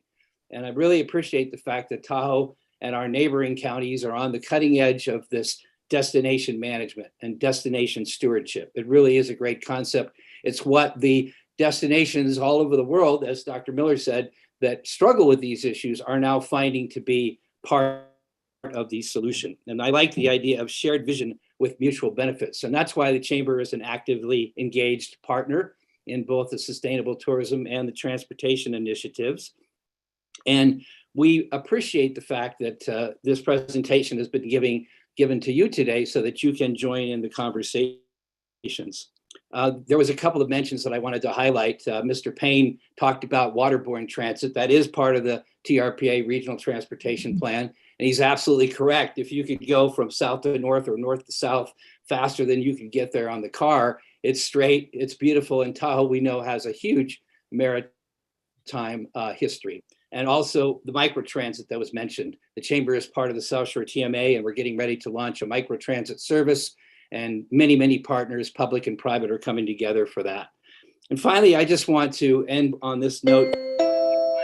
We find active engagement is really one of the best antidotes to misinformation. So we welcome El Dorado County to the table of discussions and hope you will help us steer the correct path forward. Thank you very much. Thank you, Steve. Now taking public comment from Woody Deloria. Good afternoon, supervisors, Chair Parlin. Thank you. It's always great to hear from Mr. Tishara. I always feel much more comfortable knowing that he's engaged in an effort with the wisdom and knowledge that he has. Woody Deloria, El Dorado County Transportation Commission. I just want to let the supervisors know we have been engaged. The commission has been engaged with TRPA and TTD on this effort. As we all know, the issue is not just in the basin, but along the 50 corridor as well, and the 80 corridor in Placer County. We've been working on this for many, many years with the start of the Beta Basin Tourism and Recreation Travel Impact Study that we performed many years ago. It was the first time we were able to quantify or differentiate between that visitor trip and the resident trip on Highway 50. And as we all know firsthand living here, we saw more than 80% visitor trips during that 4th of July weekend many years ago at the 50 corridor in Placerville. And the commission has been focused on looking at improvements in Placerville with regard to the 3 at-grade crossings, the 3 signalized at-grade crossings, which effectively operate as a somewhat of a ramp meter for the Tahoe Basin on Highway 50, slowing traffic. But as we move forward with solutions for that, we will be working very closely with TRPA and TTD to ensure that we don't just transition that problem into the Myers area or into the basin. We're very much coordinating in coordination with TRPA and TTD on this effort. So thank you. Thank you, Woody. Now taking public comment from Andrew Chapman. Great. Thank you very much. For the record, Andy Chapman, a resident of El Dorado County and core team member of the Sustainable Recreation and Tourism Council through my role as president and CEO of the Incline Village Crystal Bay Visitor Bureau. Thank you, Chair Parlin and supervisors, and thank you, Sue, for bringing this item up, and for Greg and Julie for your information. This project is about addressing recent pressures on the Tahoe Basin while optimizing tourism to deliver across-the-board wins for everyone who lives, works, and visits here while protecting this important environment. Through a destination stewardship plan, we can collectively redefine how tourism can better serve the lake and the Tahoe region and set improved measures for success that accompany economic and environmental gains plus quality of life improvements for residents. Everyone has a role in this: residents, visitors, second homeowners, recreation land managers, business owners, visitors authorities, and local government partners. We all share the desire and responsibility to take care of this important environment. Some in our community would like to bury their heads in the sand and ignore the problem or hope it goes away. Hope, however, is not a strategy. And this project, along with the transportation and funding projects mentioned today, are thoughtful steps towards these strategic goals. Thank you for your time. Thank you, Andrew. Now taking public comment from Gavin Finger.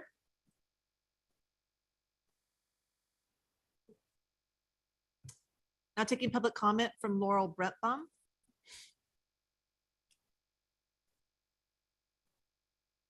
Thank you. Laurel Brentbaum, CEO, El Dorado County Chamber of Commerce, responsible for the El Dorado County Visitors Authority.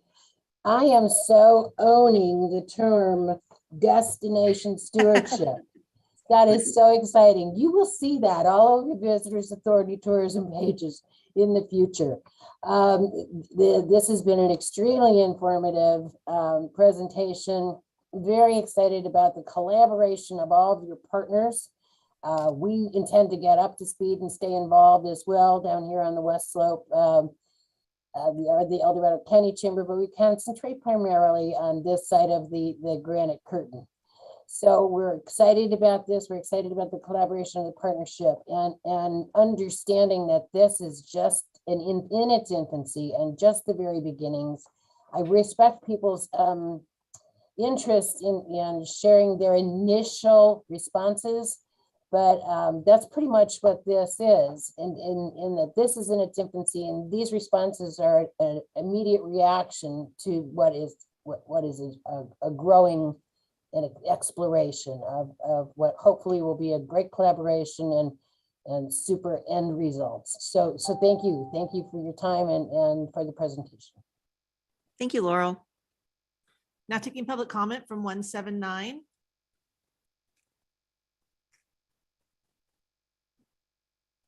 Can you unmute yourself?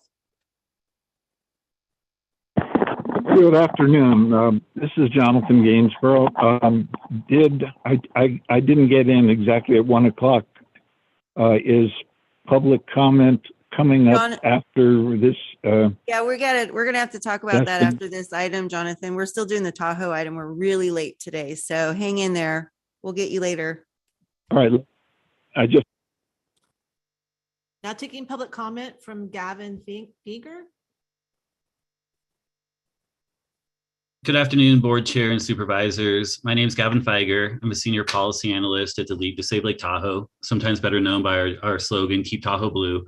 In the essence of time, I'll keep it short today, but since our inception in 1957, our organization has been working to address all the impacts of tourism that we've been talking about today. Transportation has been a big focus of ours over the last decade at least. We advocate for local, regional, and federal funding. We even fund pilot and proof of concept projects, and our CEO is a Tahoe Transportation District board member. Just really excited to see this, this topic come to light. There's been a lot of buy-in and engagement with the local agencies and organizations in Tahoe. But today is just the start of soliciting input from the broader public and broader regions around the Tahoe Basin. Our RTP, Regional Transportation Plan, lays out all the solutions and identifies the funding gaps. When fully funded, just like El Dorado County's RTP, the transportation system in Tahoe will be fundamentally more efficient and accessible with fewer vehicle miles traveled and less congestion. That there was this list of potential funding sources that's gained some attention is just a list, it was a brainstorm idea. This is the beginning of narrowing that down and seeing what the public and everybody is interested in doing. With only 55,000 people living up here in Tahoe and tens of millions of visitors per year, we have a serious and unique challenge. But like I said, the solutions and required funding have been identified. So now's the time to come together and find a way to raise the funds we need to realize that vision. We're super excited to pursue the options that are most feasible and have the most support, finally see the improvements we need to Tahoe's transportation system. We all know we're way behind the ball on it, and just really hope everybody listening today is excited too. And as Mr. Teixeira said, this is a great opportunity for active engagement. So thanks for your time and looking forward to seeing this go forward. Thank you, Gavin. There's no additional public comment. Okay, with that, then let's see. There's not an action item. Sue, did you want to wrap it up with anything? Yeah, thank you. I'd just like to thank all the speakers and especially all the public comments. Very well taken. And yes, I think it would be good for us to have a a conversation now that we've kind of had this overview is come back when we get a chance to talk about the regional transportation plan and how that fits into this, because that was originally my goal was to talk just about transportation, but this is exciting because it truly is an involvement of the entire process of how we improve Lake Tahoe and how we all live and work and play in the communities. So I want to thank Julie Reagan again, thank Dr. Miller again, and again for all the comments. I appreciate everybody's thorough listening, and going to appreciate the talks future as we move forward here. I'll definitely be getting back to the board on as anything comes up. Absolutely. Very good. Thank you all. Very very much. helpful. And then Thank we'll you. be Thank looking you. forward to more. All right, so I got us really behind today. Sorry about that, everyone.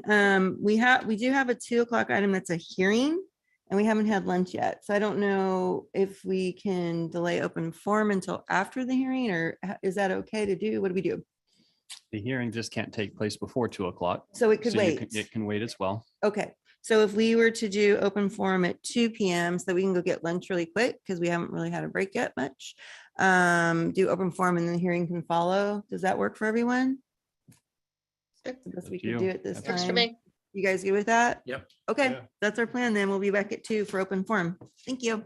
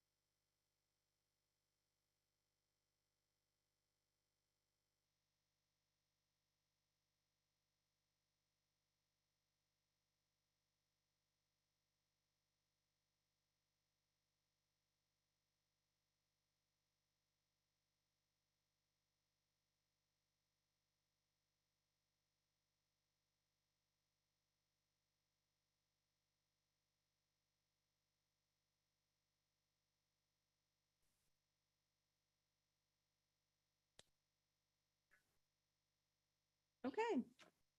2:00, and we are on our open forum item. Now taking public comment on open forum, individuals will have 3 minutes to address the board. The timer will notify you when you have 30 seconds remaining to comment. Public comment will be taken first from those participating in the boardroom and then from those participating through Zoom. For those participating by Zoom, please make sure you unmute yourself when called upon. If you're joining the meeting by phone, press *9 to indicate a desire to comment. If you're joining by Zoom, press the raise hand button. Please voluntarily state your name for the record.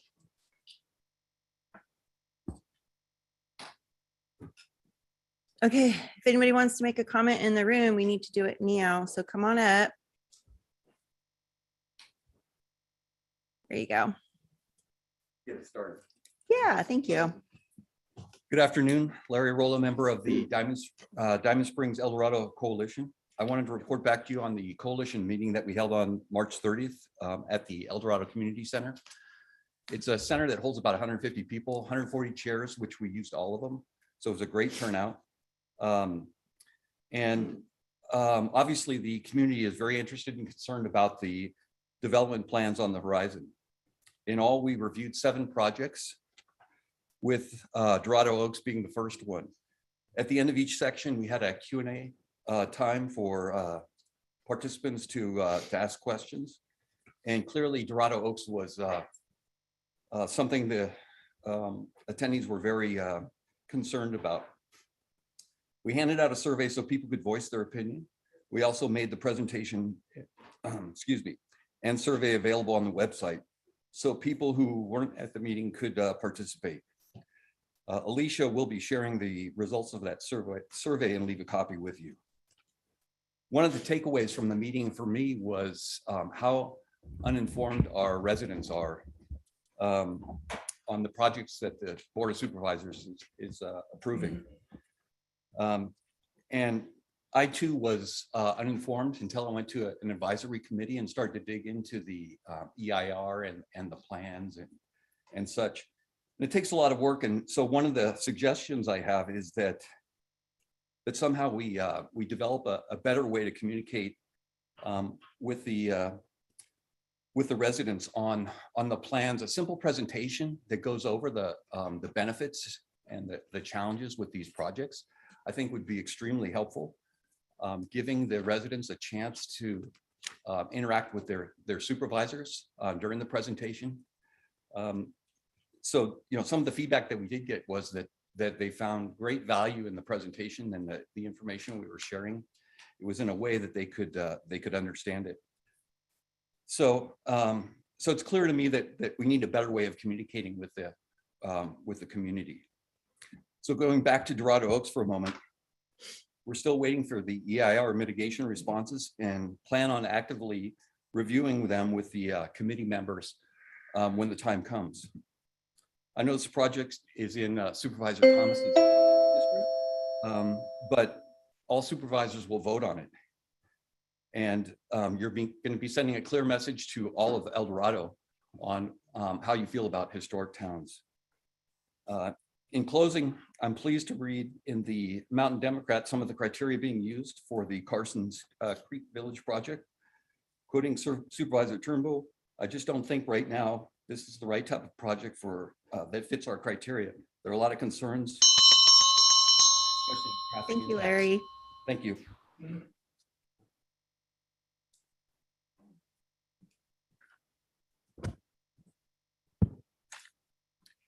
My name is Alicia Selby, and I am also with the Diamond Springs El Dorado Community Coalition. We've collected 226 surveys from members of our communities and the surrounding areas. We are providing you with a copy of our statements today, as well as the results of 140 respondents to our survey. The remaining results will be available soon. The greatest concern our community has is increased traffic from adding more development to the area. For example, 88% said they strongly agreed when asked if they were concerned about impacts to traffic congestion if additional housing developments are built in Diamond Springs and El Dorado. And 90% said they strongly agreed when asked if they were concerned about Dorado Oaks impacting traffic level of service from C, stable flow, to F, stop and go gridlock, which will require adding a roundabout or more traffic lights through downtown Diamond Springs. The red area on this circle graph represents the survey respondents' reaction to this question. Regarding the preservation of our area's historic character, 77% said they strongly agreed when asked if it was important that the Board of Supervisors support design standards that align with the cultural and historical background of Diamond Springs and El Dorado. The surveys include many comments such as this: I travel down Pleasant Valley 4 times a day to pick up and drop off my kids. It's my route to get from my home to town. The Caldor fire scared the crap out of me, especially when we were at a dead stop when people were trying to evacuate. We do not need more people and traffic when we have this fire danger. The one remark we hear over and over as we bring awareness to land use issues in our area is, I had no idea about any of this.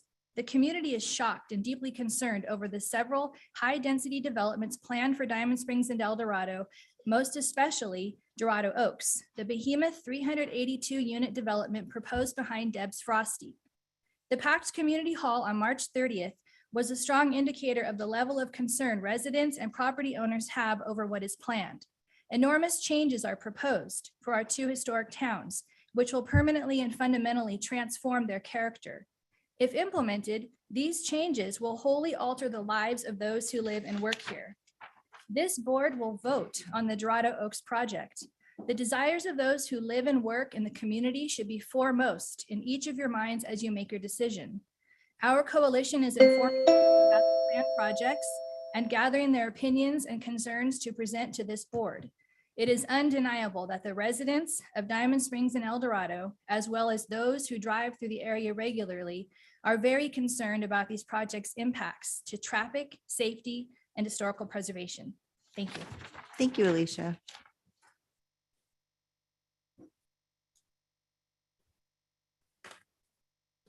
Melody Lane, founder of Compass to Truth. The Nuremberg trials were all about obedient soldiers being held accountable simply following orders. But the judges ruling over the trials determined that calling it one's job did not make something right.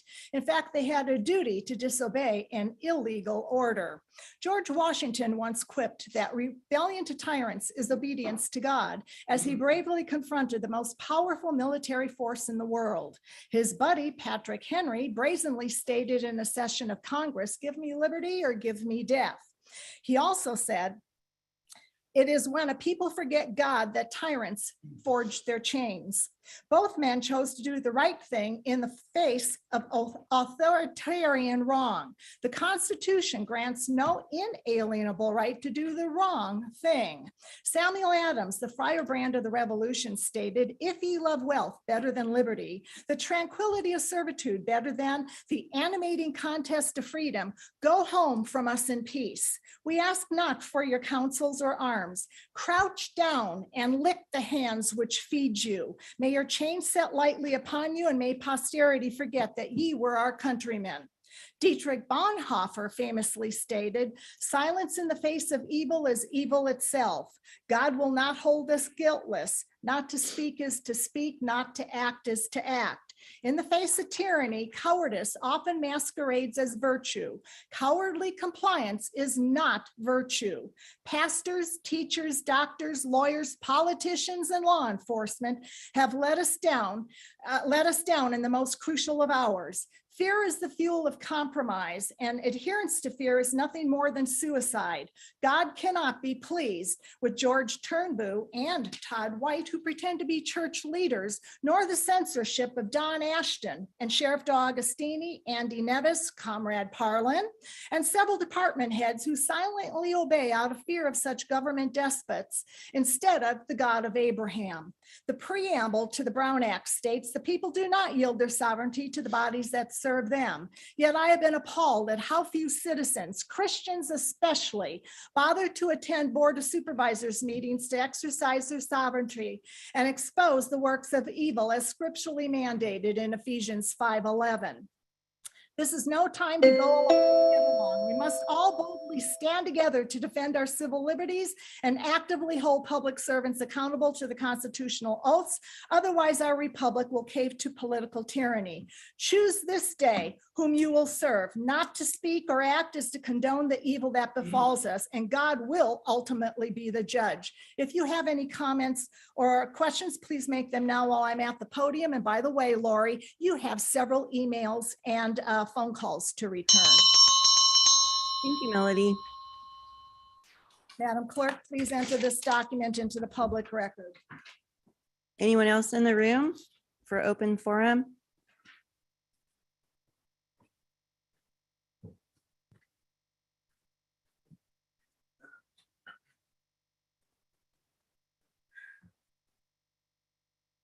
Terry Kays, District 3.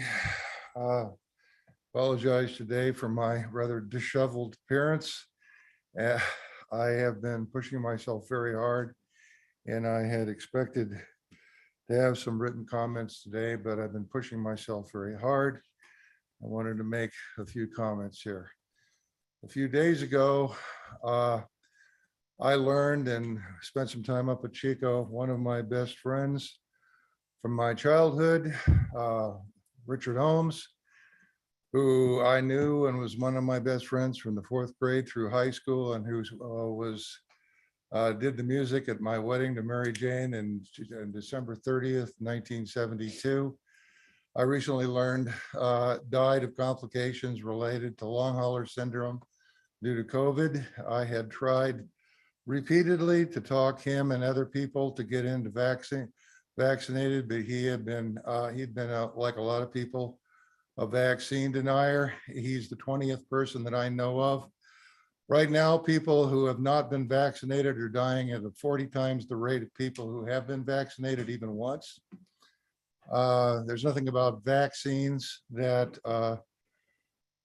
is a guarantee against getting sick again with the coronavirus. If people, and one of the things I do want to say about this, since the start of every crisis that I've been involved in, when I was working in government, where I worked in crisis management, and I gave you an article the last time I was here, a summary about reading. We have a general public that doesn't pay attention to what's going on around them. They don't read. Attention spans and literacy rates have gone in the tank over the last 40 years, and especially since the internet was made available. People talk about things, they get involved in pandemics, they get involved in major civic exercises, and I have personally witnessed the consequences of this, where they don't take the time to learn anything about what's actually going on, to find authoritative sources of information. All they do is spread rumors, get on Facebook and spread rumors there.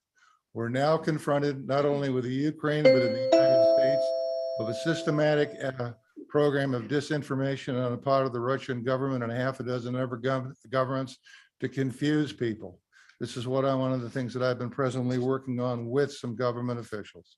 Thank you for your time. Thank you, Terry.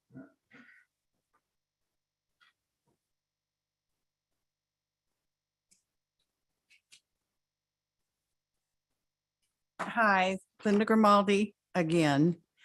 I didn't come to the last meeting and I've been hearing things again, so I thought I'd come and talk. I have to wear my glasses, sorry, because I forgot mine in the car or somewhere.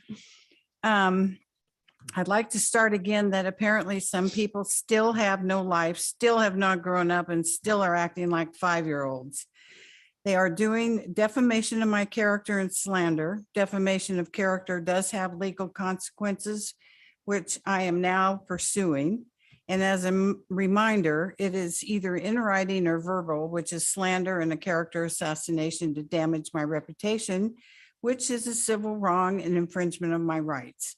Apparently, due to past behavior, Joe Conley did all of this, and he has done it to his ex-wife, and it's documented in court orders. Sending stuff to the hospital auxiliary president is beyond out of bounds.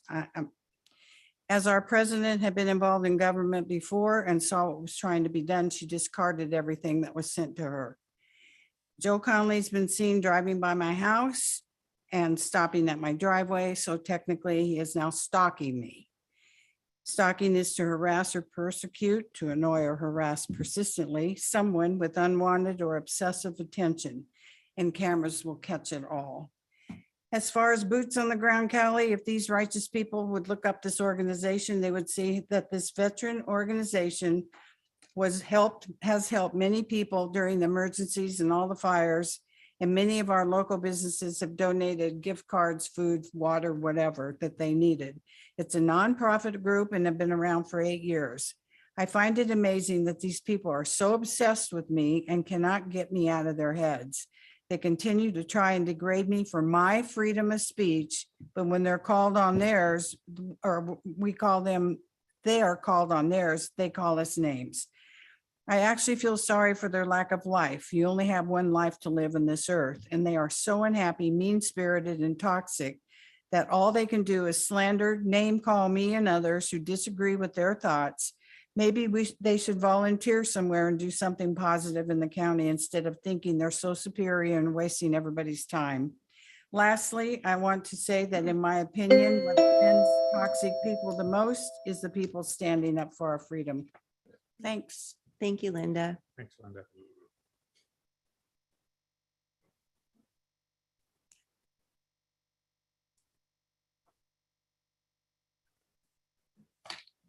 Good afternoon, everyone. Mandy Rodriguez. Of course, we all know about the infamous Toys for Tots event. I use my social media to invite people to come down to the bell tower and donate. I didn't vet who could come and who couldn't come. I just asked people to come down and donate to kids. Some people were offended by other people that were in attendance. Instead of coming and talking to me directly, they took to the streets with signs and took to the airways screaming of white supremacy and racism, when the group that they were protesting were more diverse than they were. Interesting. Our city leaders were bombarded with far-left activists from inside and outside of the county screaming racism, white supremacy, and the city reacted without thinking twice about throwing their own people that they personally knew. Dennis Thomas, our mayor, your husband, they threw us under the bus when they could have called. They could have picked up the phone and called. They had a knee-jerk reaction. They took a knee to the mob and denounced everything without having all the facts. And because of this, a year and a half later, here we are. We're being stalked. Linda just spoke of that.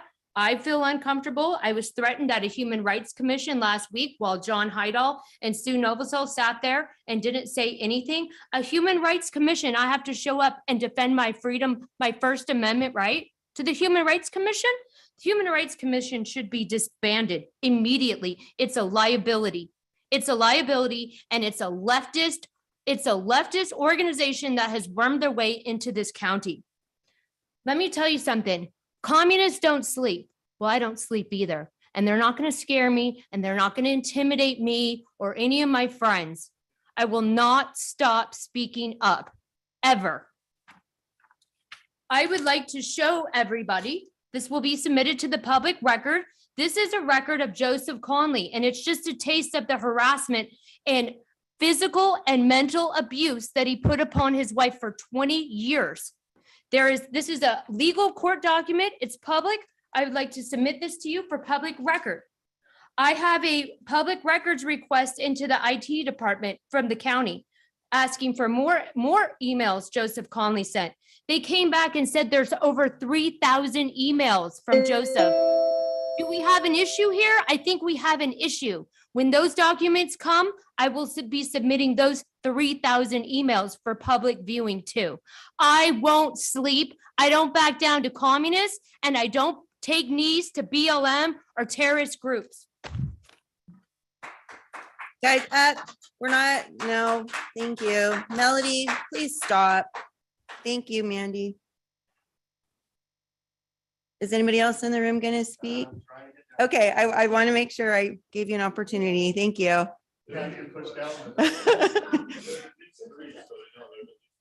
Okay, good. Thank I you. would like to submit our mission statement for the record, so you guys can all see what we're really about. Do you want me to get the My name microphone is- down there? Or can you get out? Wait a second. You got it? There Okay. you go. My name's Aaron Bate. I am the founder of Boots on the Ground Cali. We are a patriot community volunteer group. I started this thing 8 years ago because I wanted to help people. I had an aneurysm, didn't know what to do with my life, and I had to do something. So I started this group.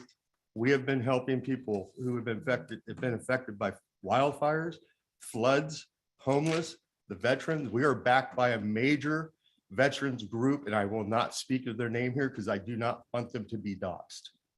Let me give you a little brief about me. I've been called a racist, a Nazi. My mom grew up in Nazi Germany. We had family members who were put to their knees in the middle of the street and shot in the fucking head. Sorry, but they were shot in the head because they were helping Jewish people. We had family members who weren't Jewish people who were gassed.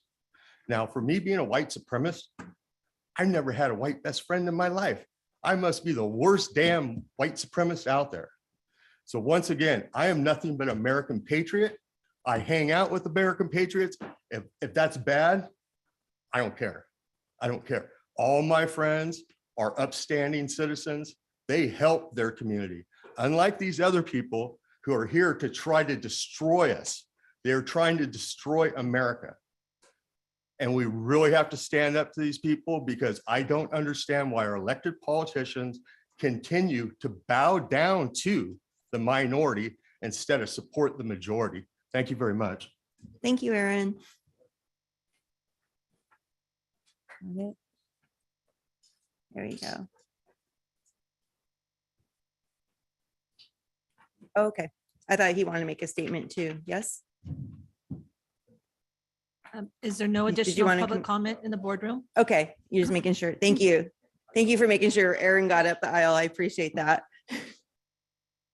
Yes, my name is Dean Wheeler. I'm a personal friend of Aaron Bate, and I'm a medical professional.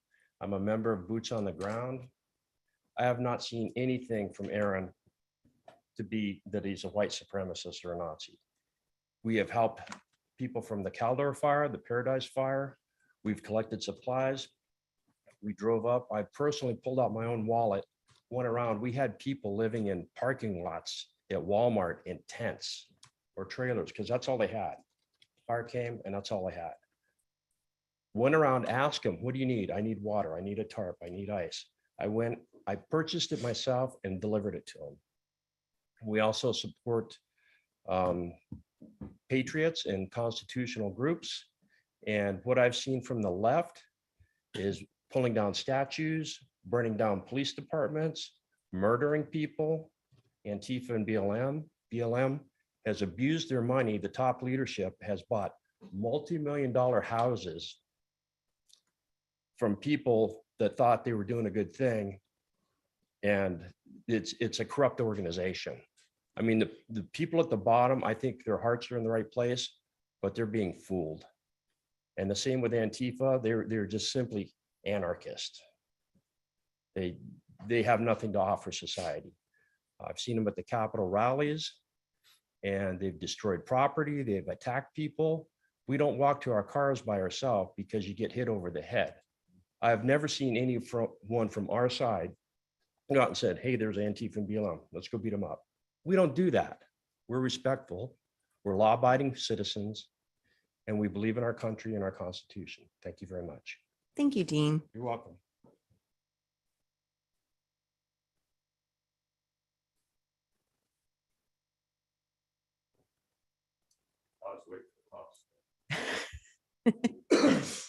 Good afternoon. My name is Sean Diddy. I'm a proud Western chauvinist, and I refuse to apologize for creating the modern world. All right, I'm here to represent myself, who is a member of a group. I'm not here to represent a group. Are we clear on that? I've never met any of you before. I just want to say this as an observation. After watching all these people speak, right? There's only one person in front of me that's been disinterested and hasn't been paying much attention to what we're speaking. And if I'm misjudging you, it's a physical observation. You're the only one who hasn't paid attention, okay? I'm gonna give you a quick lesson. The reason I'm here is because I was afforded a video in regards to this beautiful lady right here. Let's clear something up real quick. I know you guys aren't gonna do this, okay? Take your hand and go like this. You see the W? W stands for the West. You see that B? Stands for us the best.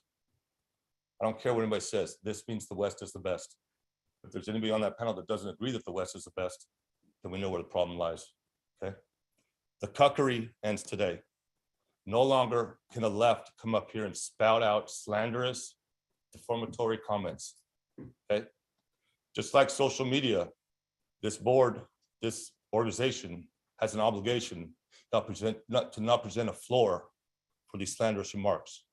I have a strong legal team. I'm sure you do too. I've already filed small claims against Mr. Connolly for slander. I've served court papers for 32 years, okay? Unfortunately for Mr. Connolly and his anonymity, court papers have to be served. I now have his address. I'm not saying that for any threats, but I've also encouraged, I don't live in the county anymore. I grew up in this county, okay? My case has been filed in the county where I live. Mr. Connolly will have to come to that county to answer to that case. I've encouraged other brothers to file similar slander cases. And the individual can come to all of our counties and defend those, okay? I've known Mr. Bates for several years. I've never met anybody else in this room. The cuckery ends today. You don't just come up here and slander people's names like that, okay? That's all I have to say. Thank you, Sean. You know what this means? We can take off Brandon and it's just fuck Joe. The language better. Yeah, your message was better without that, but I get it. Thank you. Are we done in the room here? Nope. Yeah, we're done. We're done. Thank you, though. All right, we got a few online and we're gonna finish up. Now taking public comment from our Zoom participants. Now taking public comment from 179.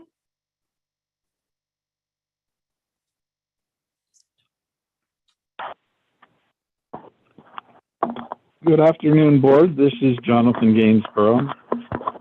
I am so blessed to live in El Dorado County over 25 years.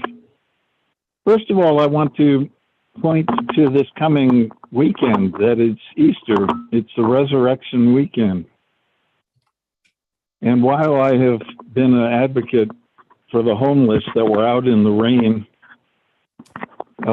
last night and yesterday, 600 of our homeless, I want to, first of all, congratulate you on progress for the April 19th return, a report from the Department of Human Services and DHS.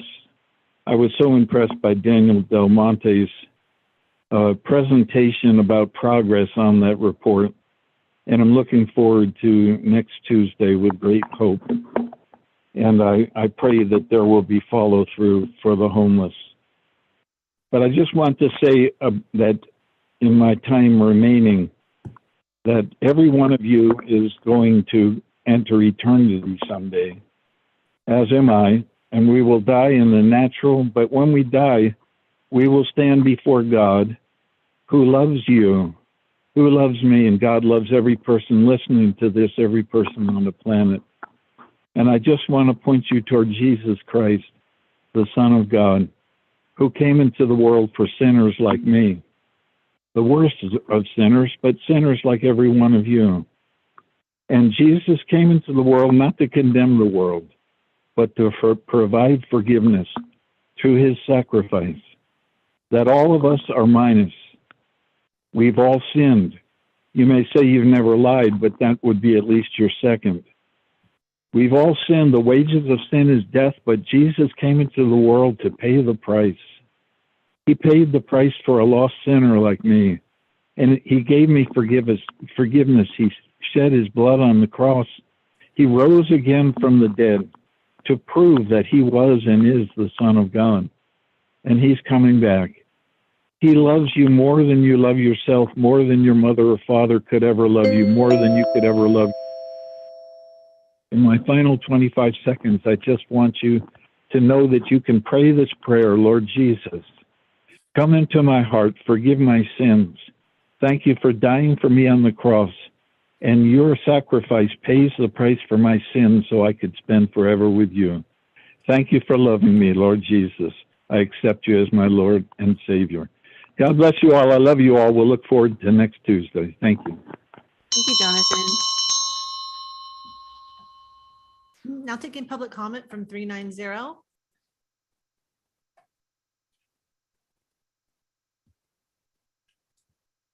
Can you unmute? Good afternoon, board. That is Ken Greenwood from that fabled Triple Junction. Interesting comments today. It's glad to see that patriots are speaking up, and that's good. And thank you to Alicia for keeping us all informed on the goings on in Diamond Springs, El Dorado. Anyway, I'm very troubled still that we have to wait till 2 o'clock, especially today, actually 2:30, to speak, when we could have done it this morning and gone on with our lives. But instead, we've chosen to put public forum with your constituents, the people you work for, the people that are protected by our Bill of Rights from an overbearing government. And we have to wait 4 or 5 hours, whatever it is, to speak to you again. Our other opportunity is during the comments on the consent calendar and the adoption of the agenda. Since those are so close in time and space, or those once were close in time and space, people who are interested in commenting could get their work done and be on their way, as could you. So anyway, other reason is I just visited a site that's been subject to cleanup by the OES and enabled by the County of El Dorado out on Mormon Immigrant Trail.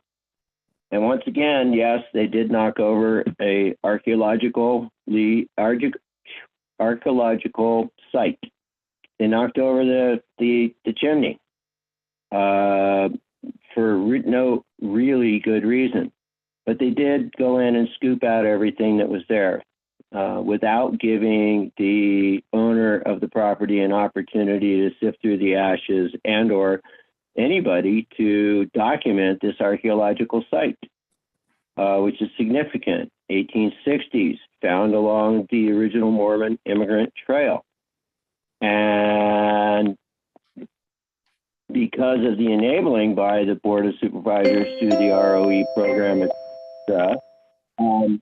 the property owner and his representatives have been not informed very well of timing and this and that and the other thing. And it's really been a disaster. And I can only imagine how many other archaeologically significant sites have been disturbed by this so-called cleanup process. Plus, they didn't do any erosion control on their way out. They left the place a mess. Their access road tore things up, et cetera, et cetera.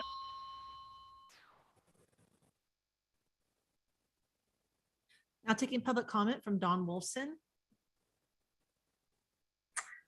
Hi, Don Wolfson, Cameron Park. I'm a proud member of El Dorado Progressives.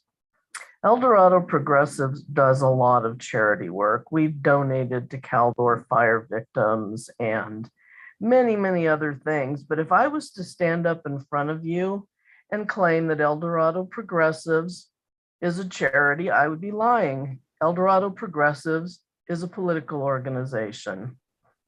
I don't doubt that Boots on the Ground has done good things for people, but they're not a charity, and portraying them as if they are one is disingenuous at best. As far as the Human Rights Commission, I was on that meeting. I didn't hear a threat. I did hear a lot of complaining that they weren't taking people's individual complaints when that's not their function. But to call people who go down to Mule State Prison and volunteer and teach prisoners to write, people who volunteer with young people. One of their members is a Republican who works with battered women. To call them communists is ridiculous, and it's a bad case of the pot calling the kettle black. As far as Chris Cockrell, he just posted a lie on Facebook about Michael Saunders. He still hasn't learned any restraint as far as his Facebook. He's claiming that Michael turned Vern Pearson onto the Popejoy case when Michael had nothing to do with it. So, people calling people liars and all that stuff. Again, pot calling the kettle black.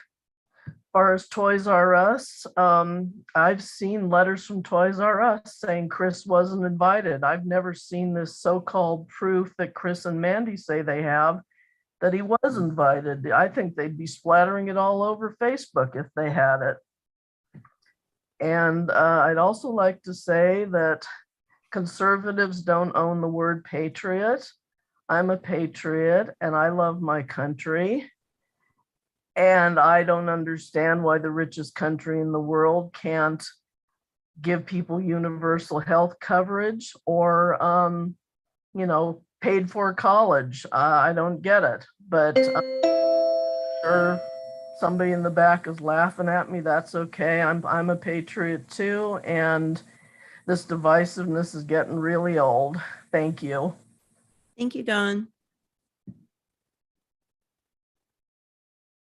Now taking public comment from B. Tinder.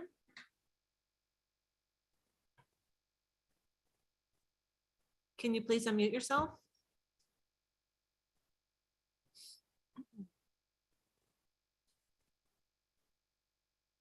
I'm going to go on to the next one if that's okay. Yeah. Now taking public comment from 525. Hi, this is Leo Bennett Cochon from Shingle Springs. I've heard our wonderful chair, Supervisor Parlin, and I feel honored that I got redistricted into you, even though I missed my conversations with Supervisor Turnbow. But I feel you have nothing to apologize for how you've run this meeting. It's a great meeting. You obviously have a lot of input from the public as to when to hold public forum. But I'm happy that you gave the time that you did for some very substantive conversations. And I'm committed enough as a citizen stakeholder to wait until 2 o'clock. So from my perception, this has been a great meeting. Specifically for public forum, I'm concerned, as many people have expressed, with the divisiveness and partisanship that is a national issue, but doesn't need to be a local issue since county issues are nonpartisan.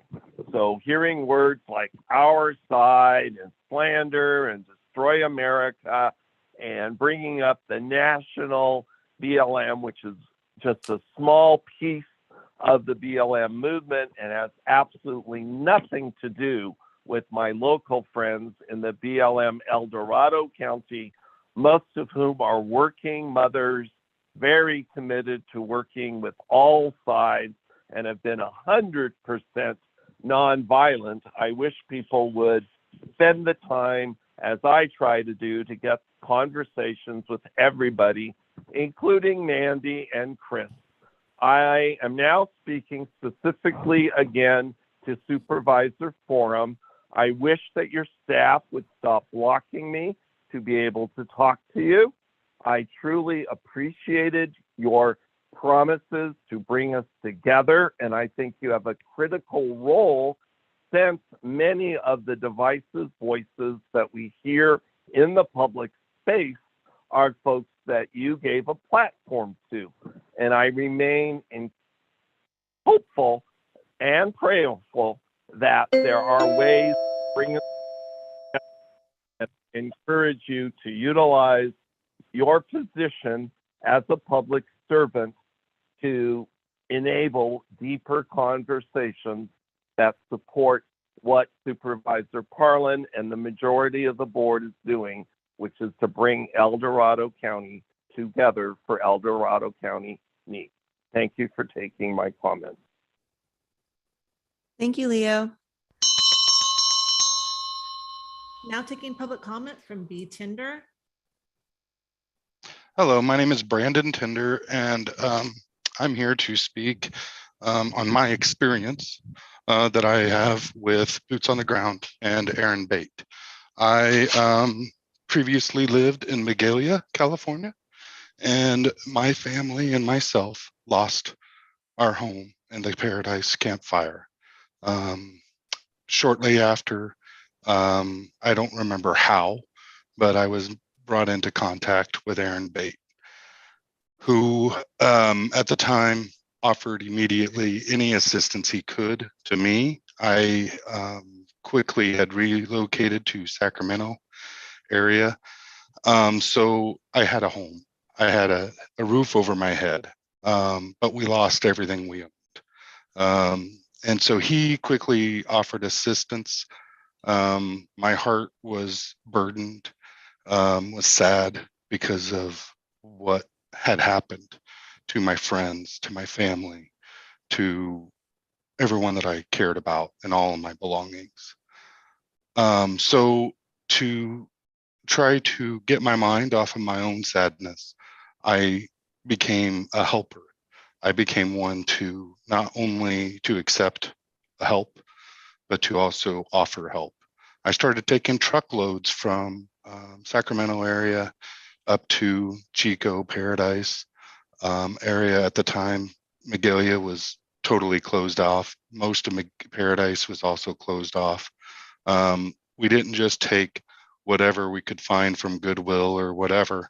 It was used to find out first off what was needed, and then truckloads were created from donations and from people donating money and gift cards and going out and gathering what was needed. They'd load up my Ford F-150 and I would drive it up, meet at a old Toys R Us parking lot or whatever.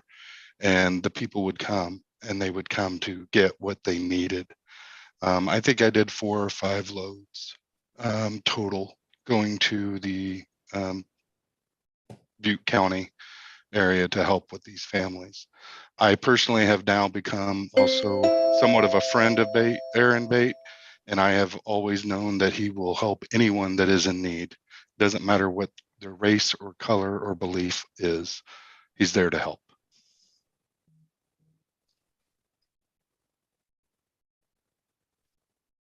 Thank you, sir. Thank you, Brandon. Thank you. There's no additional public comment. Okay, with that, we're done with open forum. Thank you for the community updates and all the comments. And we're going to move on to item 21. So if you guys want to take a minute to clear the room, because I know you're probably not going to stay for item 21.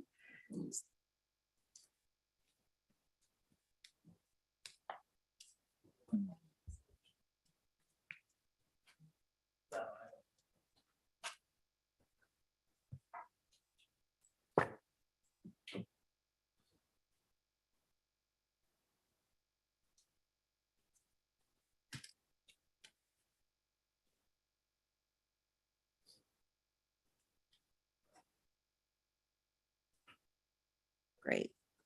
Ready, Kim? Item 21 is a hearing to consider the Planning Commission's recommendation for approval of the Yancey parcel map and rezone for the following request. 1, rezone the property from residential estate 5 acres planned development to residential estate 5 acres.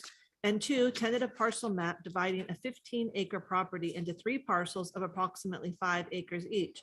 The Planning Commission recommending the board take the following actions. 1, adopt the mitigated negative declaration. 2, adopt the mitigation monitoring reporting program. 3, approve the rezone. 4, approve tentative parcel map. And 5, adopt ordinance for said rezone. Supervisor Parlin, could you please open the public hearing? I open the public hearing. Madam Chair, board members, Rob Peters, Deputy Director of Planning, here with Matt Asalagi, County Planner on the project. And so as Kim stated, and let me apologize for being just a little bit behind here.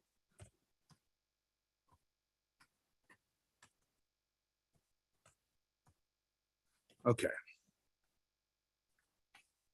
Okay, so as Kim stated, we're here for the hearing of the Yancey tentative map and rezone project. The project requests would rezone the property to residential estate 5 acre from residential estate 5 acre with a planned development combining zone. And it would include a tentative parcel map creating 3 parcels of approximately 5 acres in size from a 15 acre project site. Your Legistar item includes a draft rezone ordinance, the proposed mitigated negative declaration and initial study, the findings and conditions of approval recommended by the Planning Commission, and the Planning Commission hearing staff report and exhibits, and those are for your reference. So I'm going to share my screen real quick and do a quick overview of the land use and zoning. And that should just take a second here. Oh, it kicked me out of the meeting.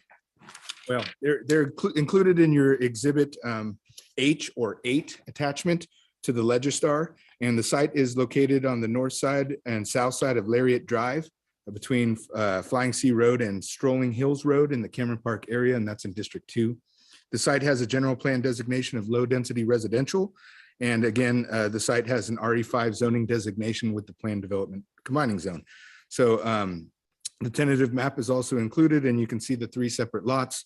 And if I can get this to log in, I will share it. But I see. oh, thank you. I can share my screen if you want. Yeah, You have it, Kim? when I came up from building C, When you it came kicked up, me it out of the logged you meeting. out, of course. That makes sense. But maybe we can just bring up that tentative map. It's on, I think, the 4th page. Okay. I appreciate that. And then, so the project, a little bit of background, was heard in late 2021 by the Planning Commission, which voted 4-0, 1 being absent to recommend approval of the project as proposed by the applicant and presented by staff. So if we can just scroll 3 or 4 pages down. I think the tentative map is the most important part. One more. That's the one. Okay, so there you can see depicted in the different colors. In the yellow to the north is parcel 1. The orangish color in the middle, and it kind of looks like 3 sectors there, but that is the second parcel, and then the third being the blue one to the south. So as of the Planning Commission hearing, no public comments were received on the item for the Planning Commission item.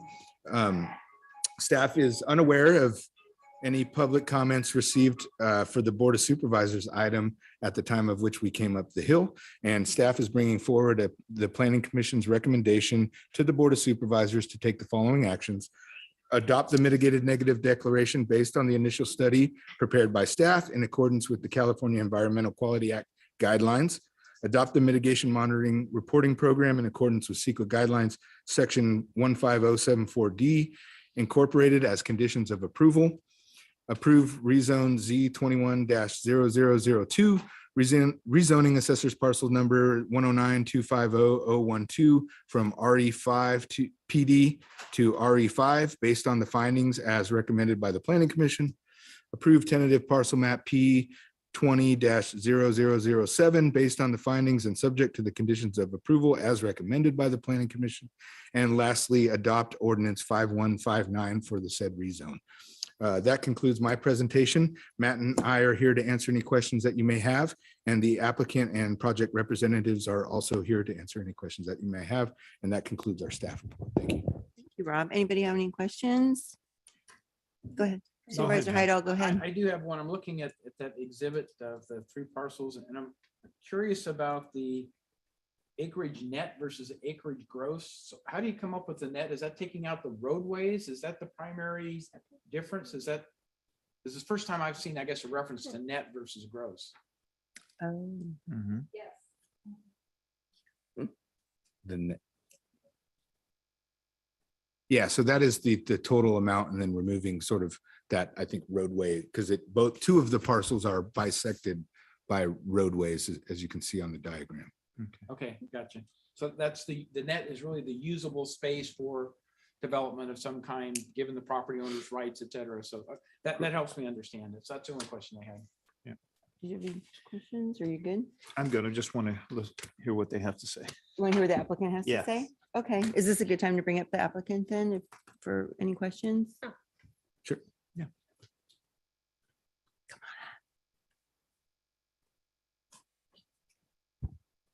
Bobby Lebec with Lebec Engineering, representing the applicant. Mr. Yancey is here. This property used to be R2 PD. That's where the PD came in. And when the planning department did the TGP AZOU to make it in compliance with the LDR land use designation, they changed it to RE5. And they probably at that time should have removed the PD because it doesn't make sense. We actually called environmental management to see if they would allow parcels, because this is well and septic, like 4.5 acres or something like that to keep the Oh, I PD, see. but they said, nope, 5.0 or no. So, so then the PD makes no sense. Got So it. we're just removing the PD, and that is true that the road area is subtracted out, it gives the net. So with that, I can answer any other questions you may have. That's simple. Yeah. Well, I'm just kind of curious looking at, I read it and I didn't look at the maps earlier, so I hadn't realized that middle parcel there looks really bisected up by roads and stuff. Is that Yeah.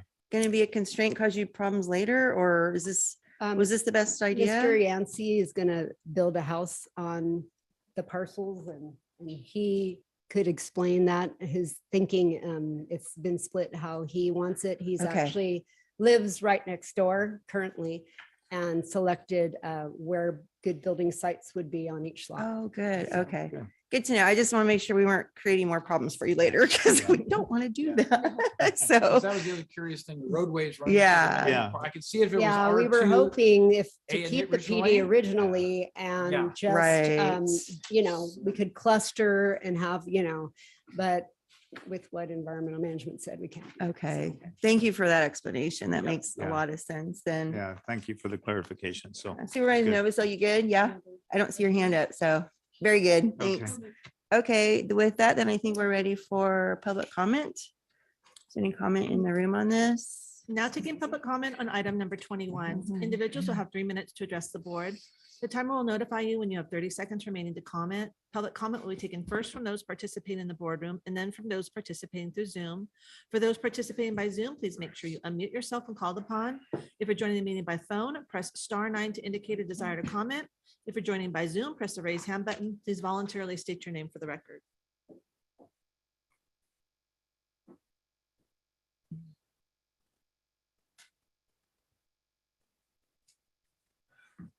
Again, Terry Cage, District 3. To inject a modicum of civility into the meeting today, I want to thank the members of the County Planning Department. While at the University of Wisconsin, at the University of Nebraska, one of the many multidisciplinary programs that I was involved in, primarily as a researcher and a backstopper to state and county government, was in the department, one of the best ranked departments of urban and regional planning in the country, that worked across areas of disciplines, water resources, land management, so forth and so on. With the kind of disputatious behavior that you see in El Dorado County and many other places in the nation today, the kinds of uncivil conduct is a major problem. What needs to be understood about any department of government, this constant harping about government. Government is made up of people. It's no better than or no worse than the people that make it up. You have very competent people. You have very good people. You have people who are not so competent and not so good. It is rarely that you have people who are evil and are trying to do things wrong or are trying to hurt other people. One of the biggest problems that you have in El Dorado County is what is widely known as the NIMBY syndrome. Somebody wants to do something different that has to do with changing something, and all hell breaks loose. People come to these meetings and they make all kinds of insulting and comments and outright threats and all kinds of other things. This kind of behavior needs to stop. Now, everybody's saying this, but how do you stop it? Now, in my future comments, since I also have been to many riots, I could tell you stories about riots where 5,000 people showed up and basically got in a punch out. So I know a little bit about that, and I know what that kind of attitude can lead to. There are ways of dealing with it. And that is one of the things that I hope to cover in future presentations. Thank you for your time. Thank you, Terry. Seeing no additional public comment from the boardroom, now taking public comment from our Zoom participants. There's no additional public comment. Okay, with that, I'm seeing one hand raised. Yeah, it went up and then went down. it went up and down. Yeah. Now taking public comment from 525.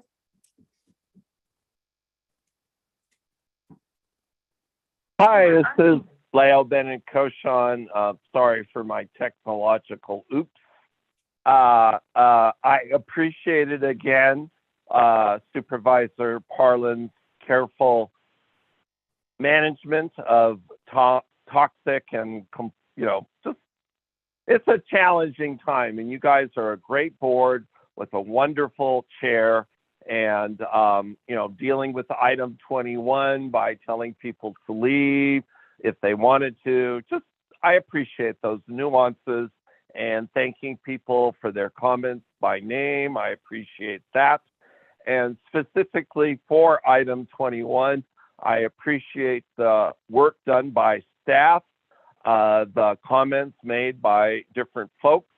I happen to own with my family 70 acres in San Diego County and have had to do some of this whatever the word might be, the rezoning in terms of using it optimally. So I certainly feel that you guys are doing a great job. And I just want to affirm what we just heard from Terry. And I've mentioned this in the past. You do good governance workshops. I think we might benefit from a good citizenship or good stakeholder workshop. Thank you again for a very fruitful and civil meeting. It is appreciated. All right. Thank you, Leo. There's no additional public comment. Now I will close the public hearing. And did anybody have any further questions for staff or the applicant? I'll make a motion Seems that we pretty move this item. straightforward. Yeah. Okay, so we got a first, anyone with second? I'll second. Roll call vote, please, Kim. Supervisor Turnbull, how do you vote? Aye. Supervisor Thomas, how do you vote? Aye. Supervisor Heidel, how do you vote? Aye. Supervisor Novacell, how do you vote? Aye. Supervisor Parlin, how do you vote? Aye. Motion passes 5-0. All right, very good. Thank you so much, everyone. That was easy. Yeah. Thanks for the cleanup. Yeah. Are we keeping track of those TGPA ZOUs, by the way? I bet Rob is. Rob and Thanks. Okay. So there was a department matter that is still out there, number 15, and Charlene's here, so we're in good shape.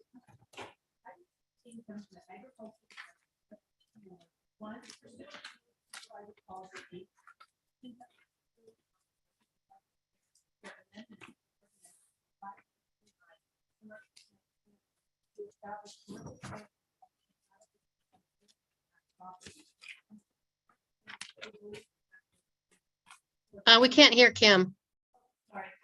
Sorry, thank you. Oh, thank you for that. Whoops.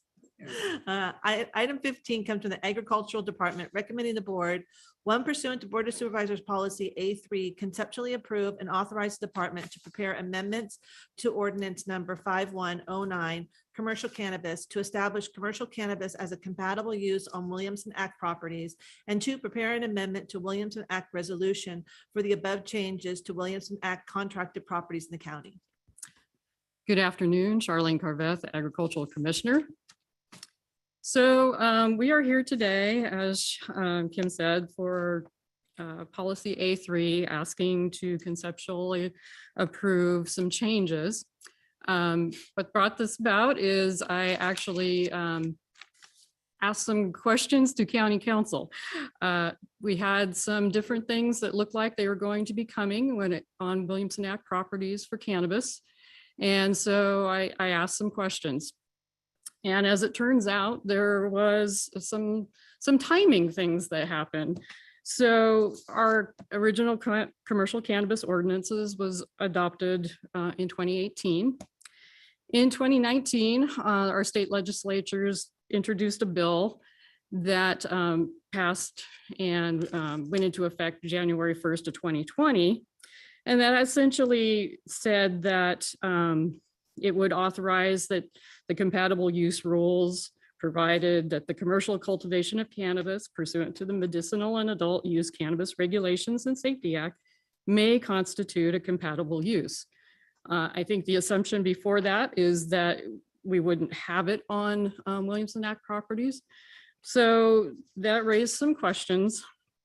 And with County Council's review, essentially we had not addressed it. And so that is why we were before you today. And some, just to kind of go over some things. So currently, cannabis cannot be used to qualify for Williamson Act contracts. We're not looking to change any of that. Currently, the Ag Commission reviews Williamson Act contract applications, and they come through and then they'll go to your board. With cannabis, they also review any commercial cannabis cultivation applications that were going to be on agricultural lands. So it kind of makes sense that they would continue to review these things. And since they handle both areas. And also, the intention will still be that Williamson Act properties and parcels will still meet all the requirements that are in the resolution for Williamson Act criteria, even with commercial cannabis happening on it. And so that's kind of what the Agricultural Commission recommendation, some of it was just kind of re-emphasizing some of those things. And that, once again, cannabis won't be used to meet the criteria in the resolution 188-2002, that they review these commercial cannabis permits. And as part of that, they could, once again, review that whatever commercial cannabis happens, they could make sure that the criteria for the Williamson Act is still in place. And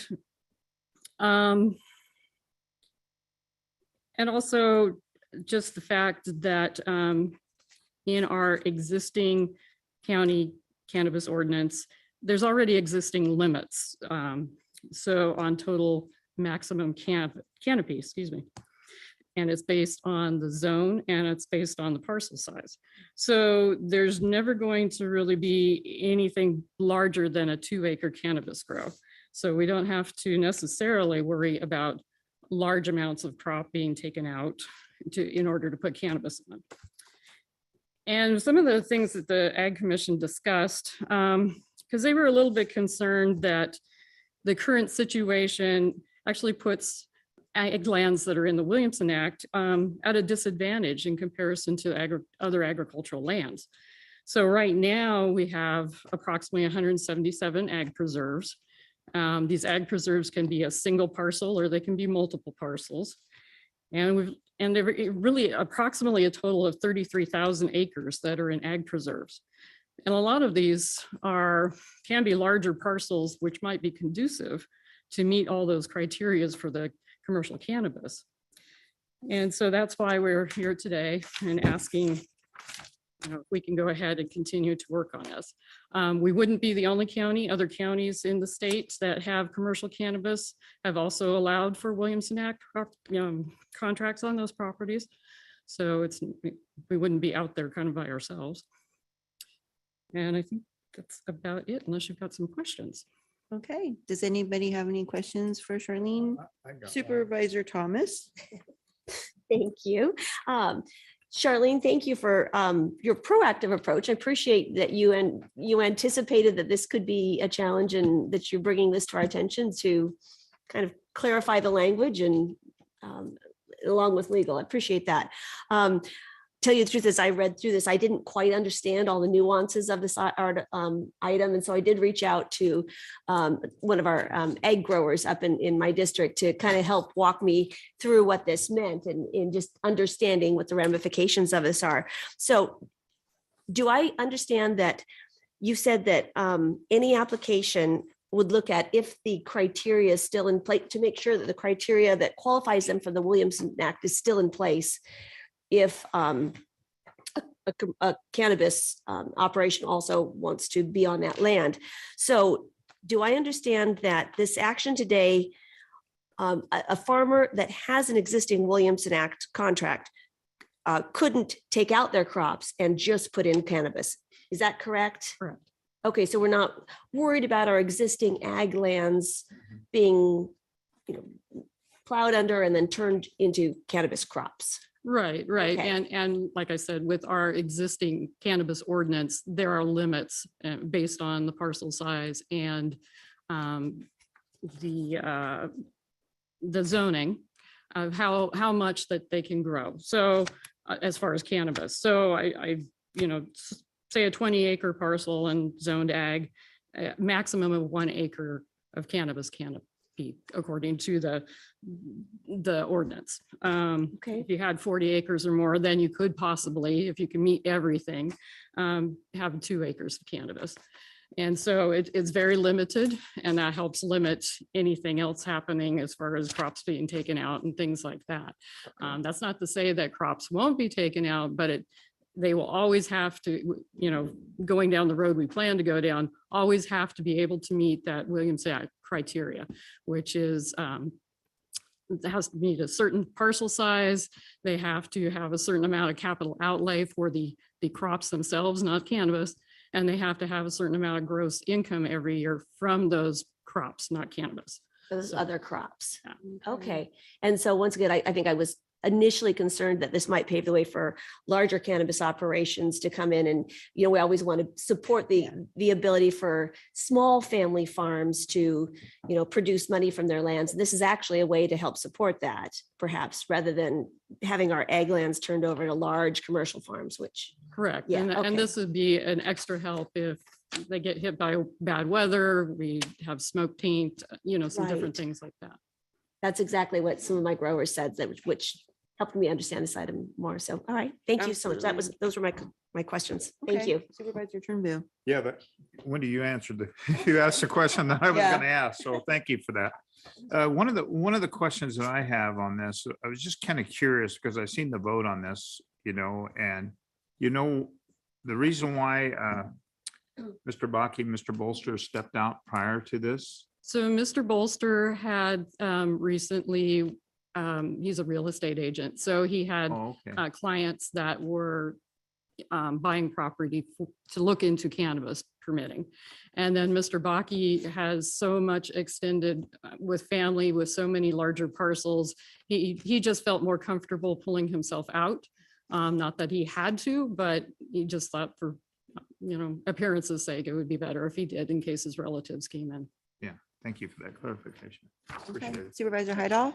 Yeah, Charlene, a lot of people obviously don't understand what Williamson Act does for agriculture, but in my personal experience, the tax savings by having Williamson Act property is probably half what you would pay normally if that property isn't encumbered by the Williamson Act. The other aspect of it is not only does it reduce property taxes, which means the small grower has a chance to make a profit at the end of the day when everything else is done, but it also promotes the continuation of agriculture in those areas, because with that zoning, it takes a 10-year rollout period, or there are fees that have to be paid to get out of it. So I look at it as a win-win from the standpoint, it encourages the right kind of, and it makes it maybe perhaps profitable where otherwise it wouldn't be if it just has a normal tax base. So just a comment, I guess, more than a question, but have you seen that kind of savings, the half roughly? Because that was kind of what I experienced. It's honestly kind of hard. Okay. Okay. It depends on what the crop is. It probably depends on where the parcel is. Generally, yes, it is a savings. Probably can be more of a savings if it happens to be an ag parcel that's near development, because the development rights would be much higher as far as what the property would be worth. So, grapes, you pay, taxes per grapevine. So it helps some, but you pay a So little it's more on this variable side of depending it. upon the So, property. Okay, yeah, thank you. so it varies. All right, that's good to know. Okay. Yeah, it is. Yeah. Okay, good. Well, I appreciate the questions. It kind of clarified things that were on my mind. So thank you for that. Looks like we're out of board questions. So let's get some public comment. Now taking public comment on item number 15. Individuals will have 3 minutes to address the board. The timer will notify you when you have 30 seconds remaining to comment. Public comment will be taken first from those participating in the boardroom and then from those participating through Zoom. For those participating by Zoom, please make sure you unmute yourself when called upon. If you're joining the meeting by phone, press *9 to indicate a desire to comment. If you're joining by Zoom, press the raise hand button. Please voluntarily state your name for the record. Supervisors Rod Miller, El Dorado County Growers Advocacy Alliance. Thank you very much for considering this matter today. I want to recognize the Ag Commission in their work. They certainly did their work. They had 4 meetings. They spent many hours discussing this issue, and they came up with a very reasonable proposal. It's consistent with the ballot measures that talked about establishing ag preserves. This measure only applies to existing ag preserves, and those people that are in those preserves now, they're our agricultural community. As you all have suggested, it's really exceptionally hard to earn a living on an ag property in this county. As you may know, conventionally, you need thousands of acres to really make money in agriculture these days. Here, a lot of our parcels are 100 acres. And the way folks make money is by having diversified crops, by being creative, ranch marketing. And I like to point to the Harris Tree Farm. She has Christmas trees, she has pears, apples, berries, she has a bake shop. And I'm sure she would like to do other things, maybe camping. And that's how folks have to survive. As you've heard so many of the issues today, our agricultural community is really an ag tourism community. There's a synergism, but the fact that so many people are coming to our community and staying and enjoying their time here. And the agricultural community has had to adjust as the crops adjust. It used to be what? Pears. Then it was grapes. Now it's kind of ag tourism. And, they may need cannabis to survive. And our general plan says that our land use should promote agriculture. And this is probably the newest way to do this. And again, the existing people are our ag community. So supporting this measure supports our community. That's why the Ag Commission is bringing this forward. And I would ask you to support the recommendation of the Ag Commission. Thank you very much. Thank you, Rod. Okay. Seeing no additional public comment from the boardroom. No comment. Okay. Now taking public comment from our Zoom participants. Now taking public comment from 525.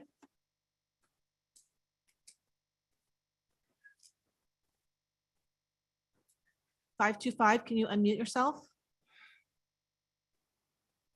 My good. Thank you. Hi, this is Leo Bennett Cochon, Shingle Springs. I support this item. I support the comments that were made by Mr. Miller. I thought the questions from Supervisor Thomas and Heidel and Turnbow were spot on. Again, another example of good governance. Just sharing my personal perspective, I grew up in the devil's weed era where marijuana was a horrible thing. I was not happy because my colleagues or classmates, when they went off to college, came back because I was raised very strict and Catholic. And I didn't find them very funny when they were high on marijuana. I'm, what they call a boomer, late bloomer, and finding marijuana in moderation helpful for my various anxiety issues. And I certainly like the comments in terms of providing options for our small family farms. And I'm hoping that we're evolving to where various members of my family at retirement are making their own home brews and growing their own hops. And from my perspective, growing one's own cannabis in a carefully regulated environment, as this county is trying to achieve, is a positive step forward. So I hope you approve this particular item. Thank you again for taking my comments. Thank you, Leo. There's no additional public comment. All right. Anyone on the board want to make a motion? Yeah, I would like to echo the thanks to our Ag Commission for wrestling with us and bringing back their recommendation to us. That's really appreciate their service. And with that, I'd like to approve item 15. I'll second. Kim, can we have a roll call vote, please? Supervisor Hydall, how do you vote? Aye. Supervisor Thomas, how do you vote? Aye. Supervisor Turnbull, how do you vote? Aye. Supervisor Novacell, how do you vote? Aye. Supervisor Parlin, how do you vote? Aye. Motion passes 5-0. Great. Thank you so much, Charlene, for bringing the Thanks, item and Charlene. working Thank with you. the Ag Commission on this. Yeah. Okay, with that, I think we'll move on to the CAO update. Thank you, Madam Chair. Just as a reminder, the Caldor update, the weekly update is attached to Legistar for people to review. And it was mentioned today, but I want, in case anyone wasn't listening then, next week, we have a regular board meeting. There's the long-awaited discussion from the board on homelessness. And really hopefully the board will select some sites to pursue some type of sheltering option. And then a reminder to the public and to the board members on April 25th, that's a Monday. So it's a special meeting. We'll be talking about several items, most of them, if not all of them, budget related. We'll be seeking direction from your board on some budget priorities for the fiscal year 2020 for 22-23. We'll be asking the board to approve some recommendations regarding the allocation of TOT funds. In addition, we'll be asking the board to approve the allocation of some additional ARPA funding. Some projects are coming in less than originally allocated, and we have some adjustments. We want to get some board direction on that. Lastly, there will be an item, and Supervisor Heidel, you brought this up earlier today. I felt this was a more appropriate time to let you know. We'll be asking the board to consider a ballot measure for TOT increase in November. I will let you know, we're recommending a different approach than we did last time. Last time it was on one ballot measure for the entire county. With the assistance of county council and the elections department, we determined we could have two ballot measures, one for the West Slope and one for Tahoe. Okay. And if you look at the polling, Tahoe's much more favorable to it historically. And so we'll have that discussion as well. I wanted to bring that to your attention. Thanks, Don. Just for clarification, would the boundary be then the district or I mean, where do you draw the line then in the two? We're going to have maps and everything available for that. fair enough. I'm afraid Dave will kick me if I Yeah. give you too much. Don't detail. get too much in the So- weeds. Fair enough. We'll have that information. Yes, we will. Yay, maps. We all love Yep. maps. That's all I have, So, Madam Chair. Very good. Okay, well, we do have two closed session items. County Council, are we going to have anything to report out? I do not anticipate a report out. Okay, very good then. Well, let's see. So the board will now recess into closed session to hear items 22 and 23 as specified on the agenda. Anyone who wishes to provide comments concerning those matters may do so at this time. Now taking public comment on closed session items. Individuals will have 3 minutes to address the board. The timer will notify you when you have 30 seconds remaining to comment. Public comment will be taken first from those participating in the boardroom and then from those participating through Zoom. For those participating by Zoom, please make sure you unmute yourself when called upon. If you're joining the meeting by phone, press *9 to indicate a desire to comment. If you're joining by Zoom, press the raise hand button. Please voluntarily state your name for the record. Seeing no public comment from the boardroom, now taking public comment from Zoom participants. Now taking public comment from 525.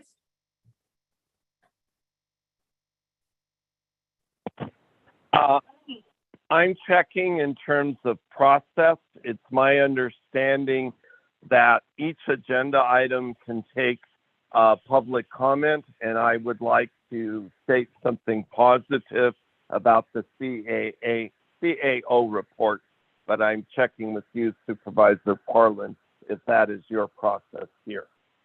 You know, Leah, we typically haven't done that. It's a report out only, to be quite honest. You know what I would suggest? Do you want to just send us an email with your questions and we'll reply to you? I promise we will. You can send it to me. I'm your supervisor.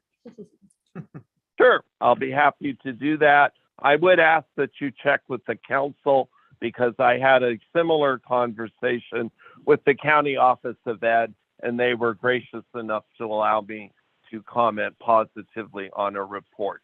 But it is a gray area. So It thank is. you again for a whole meeting. And I anticipate a good closed session.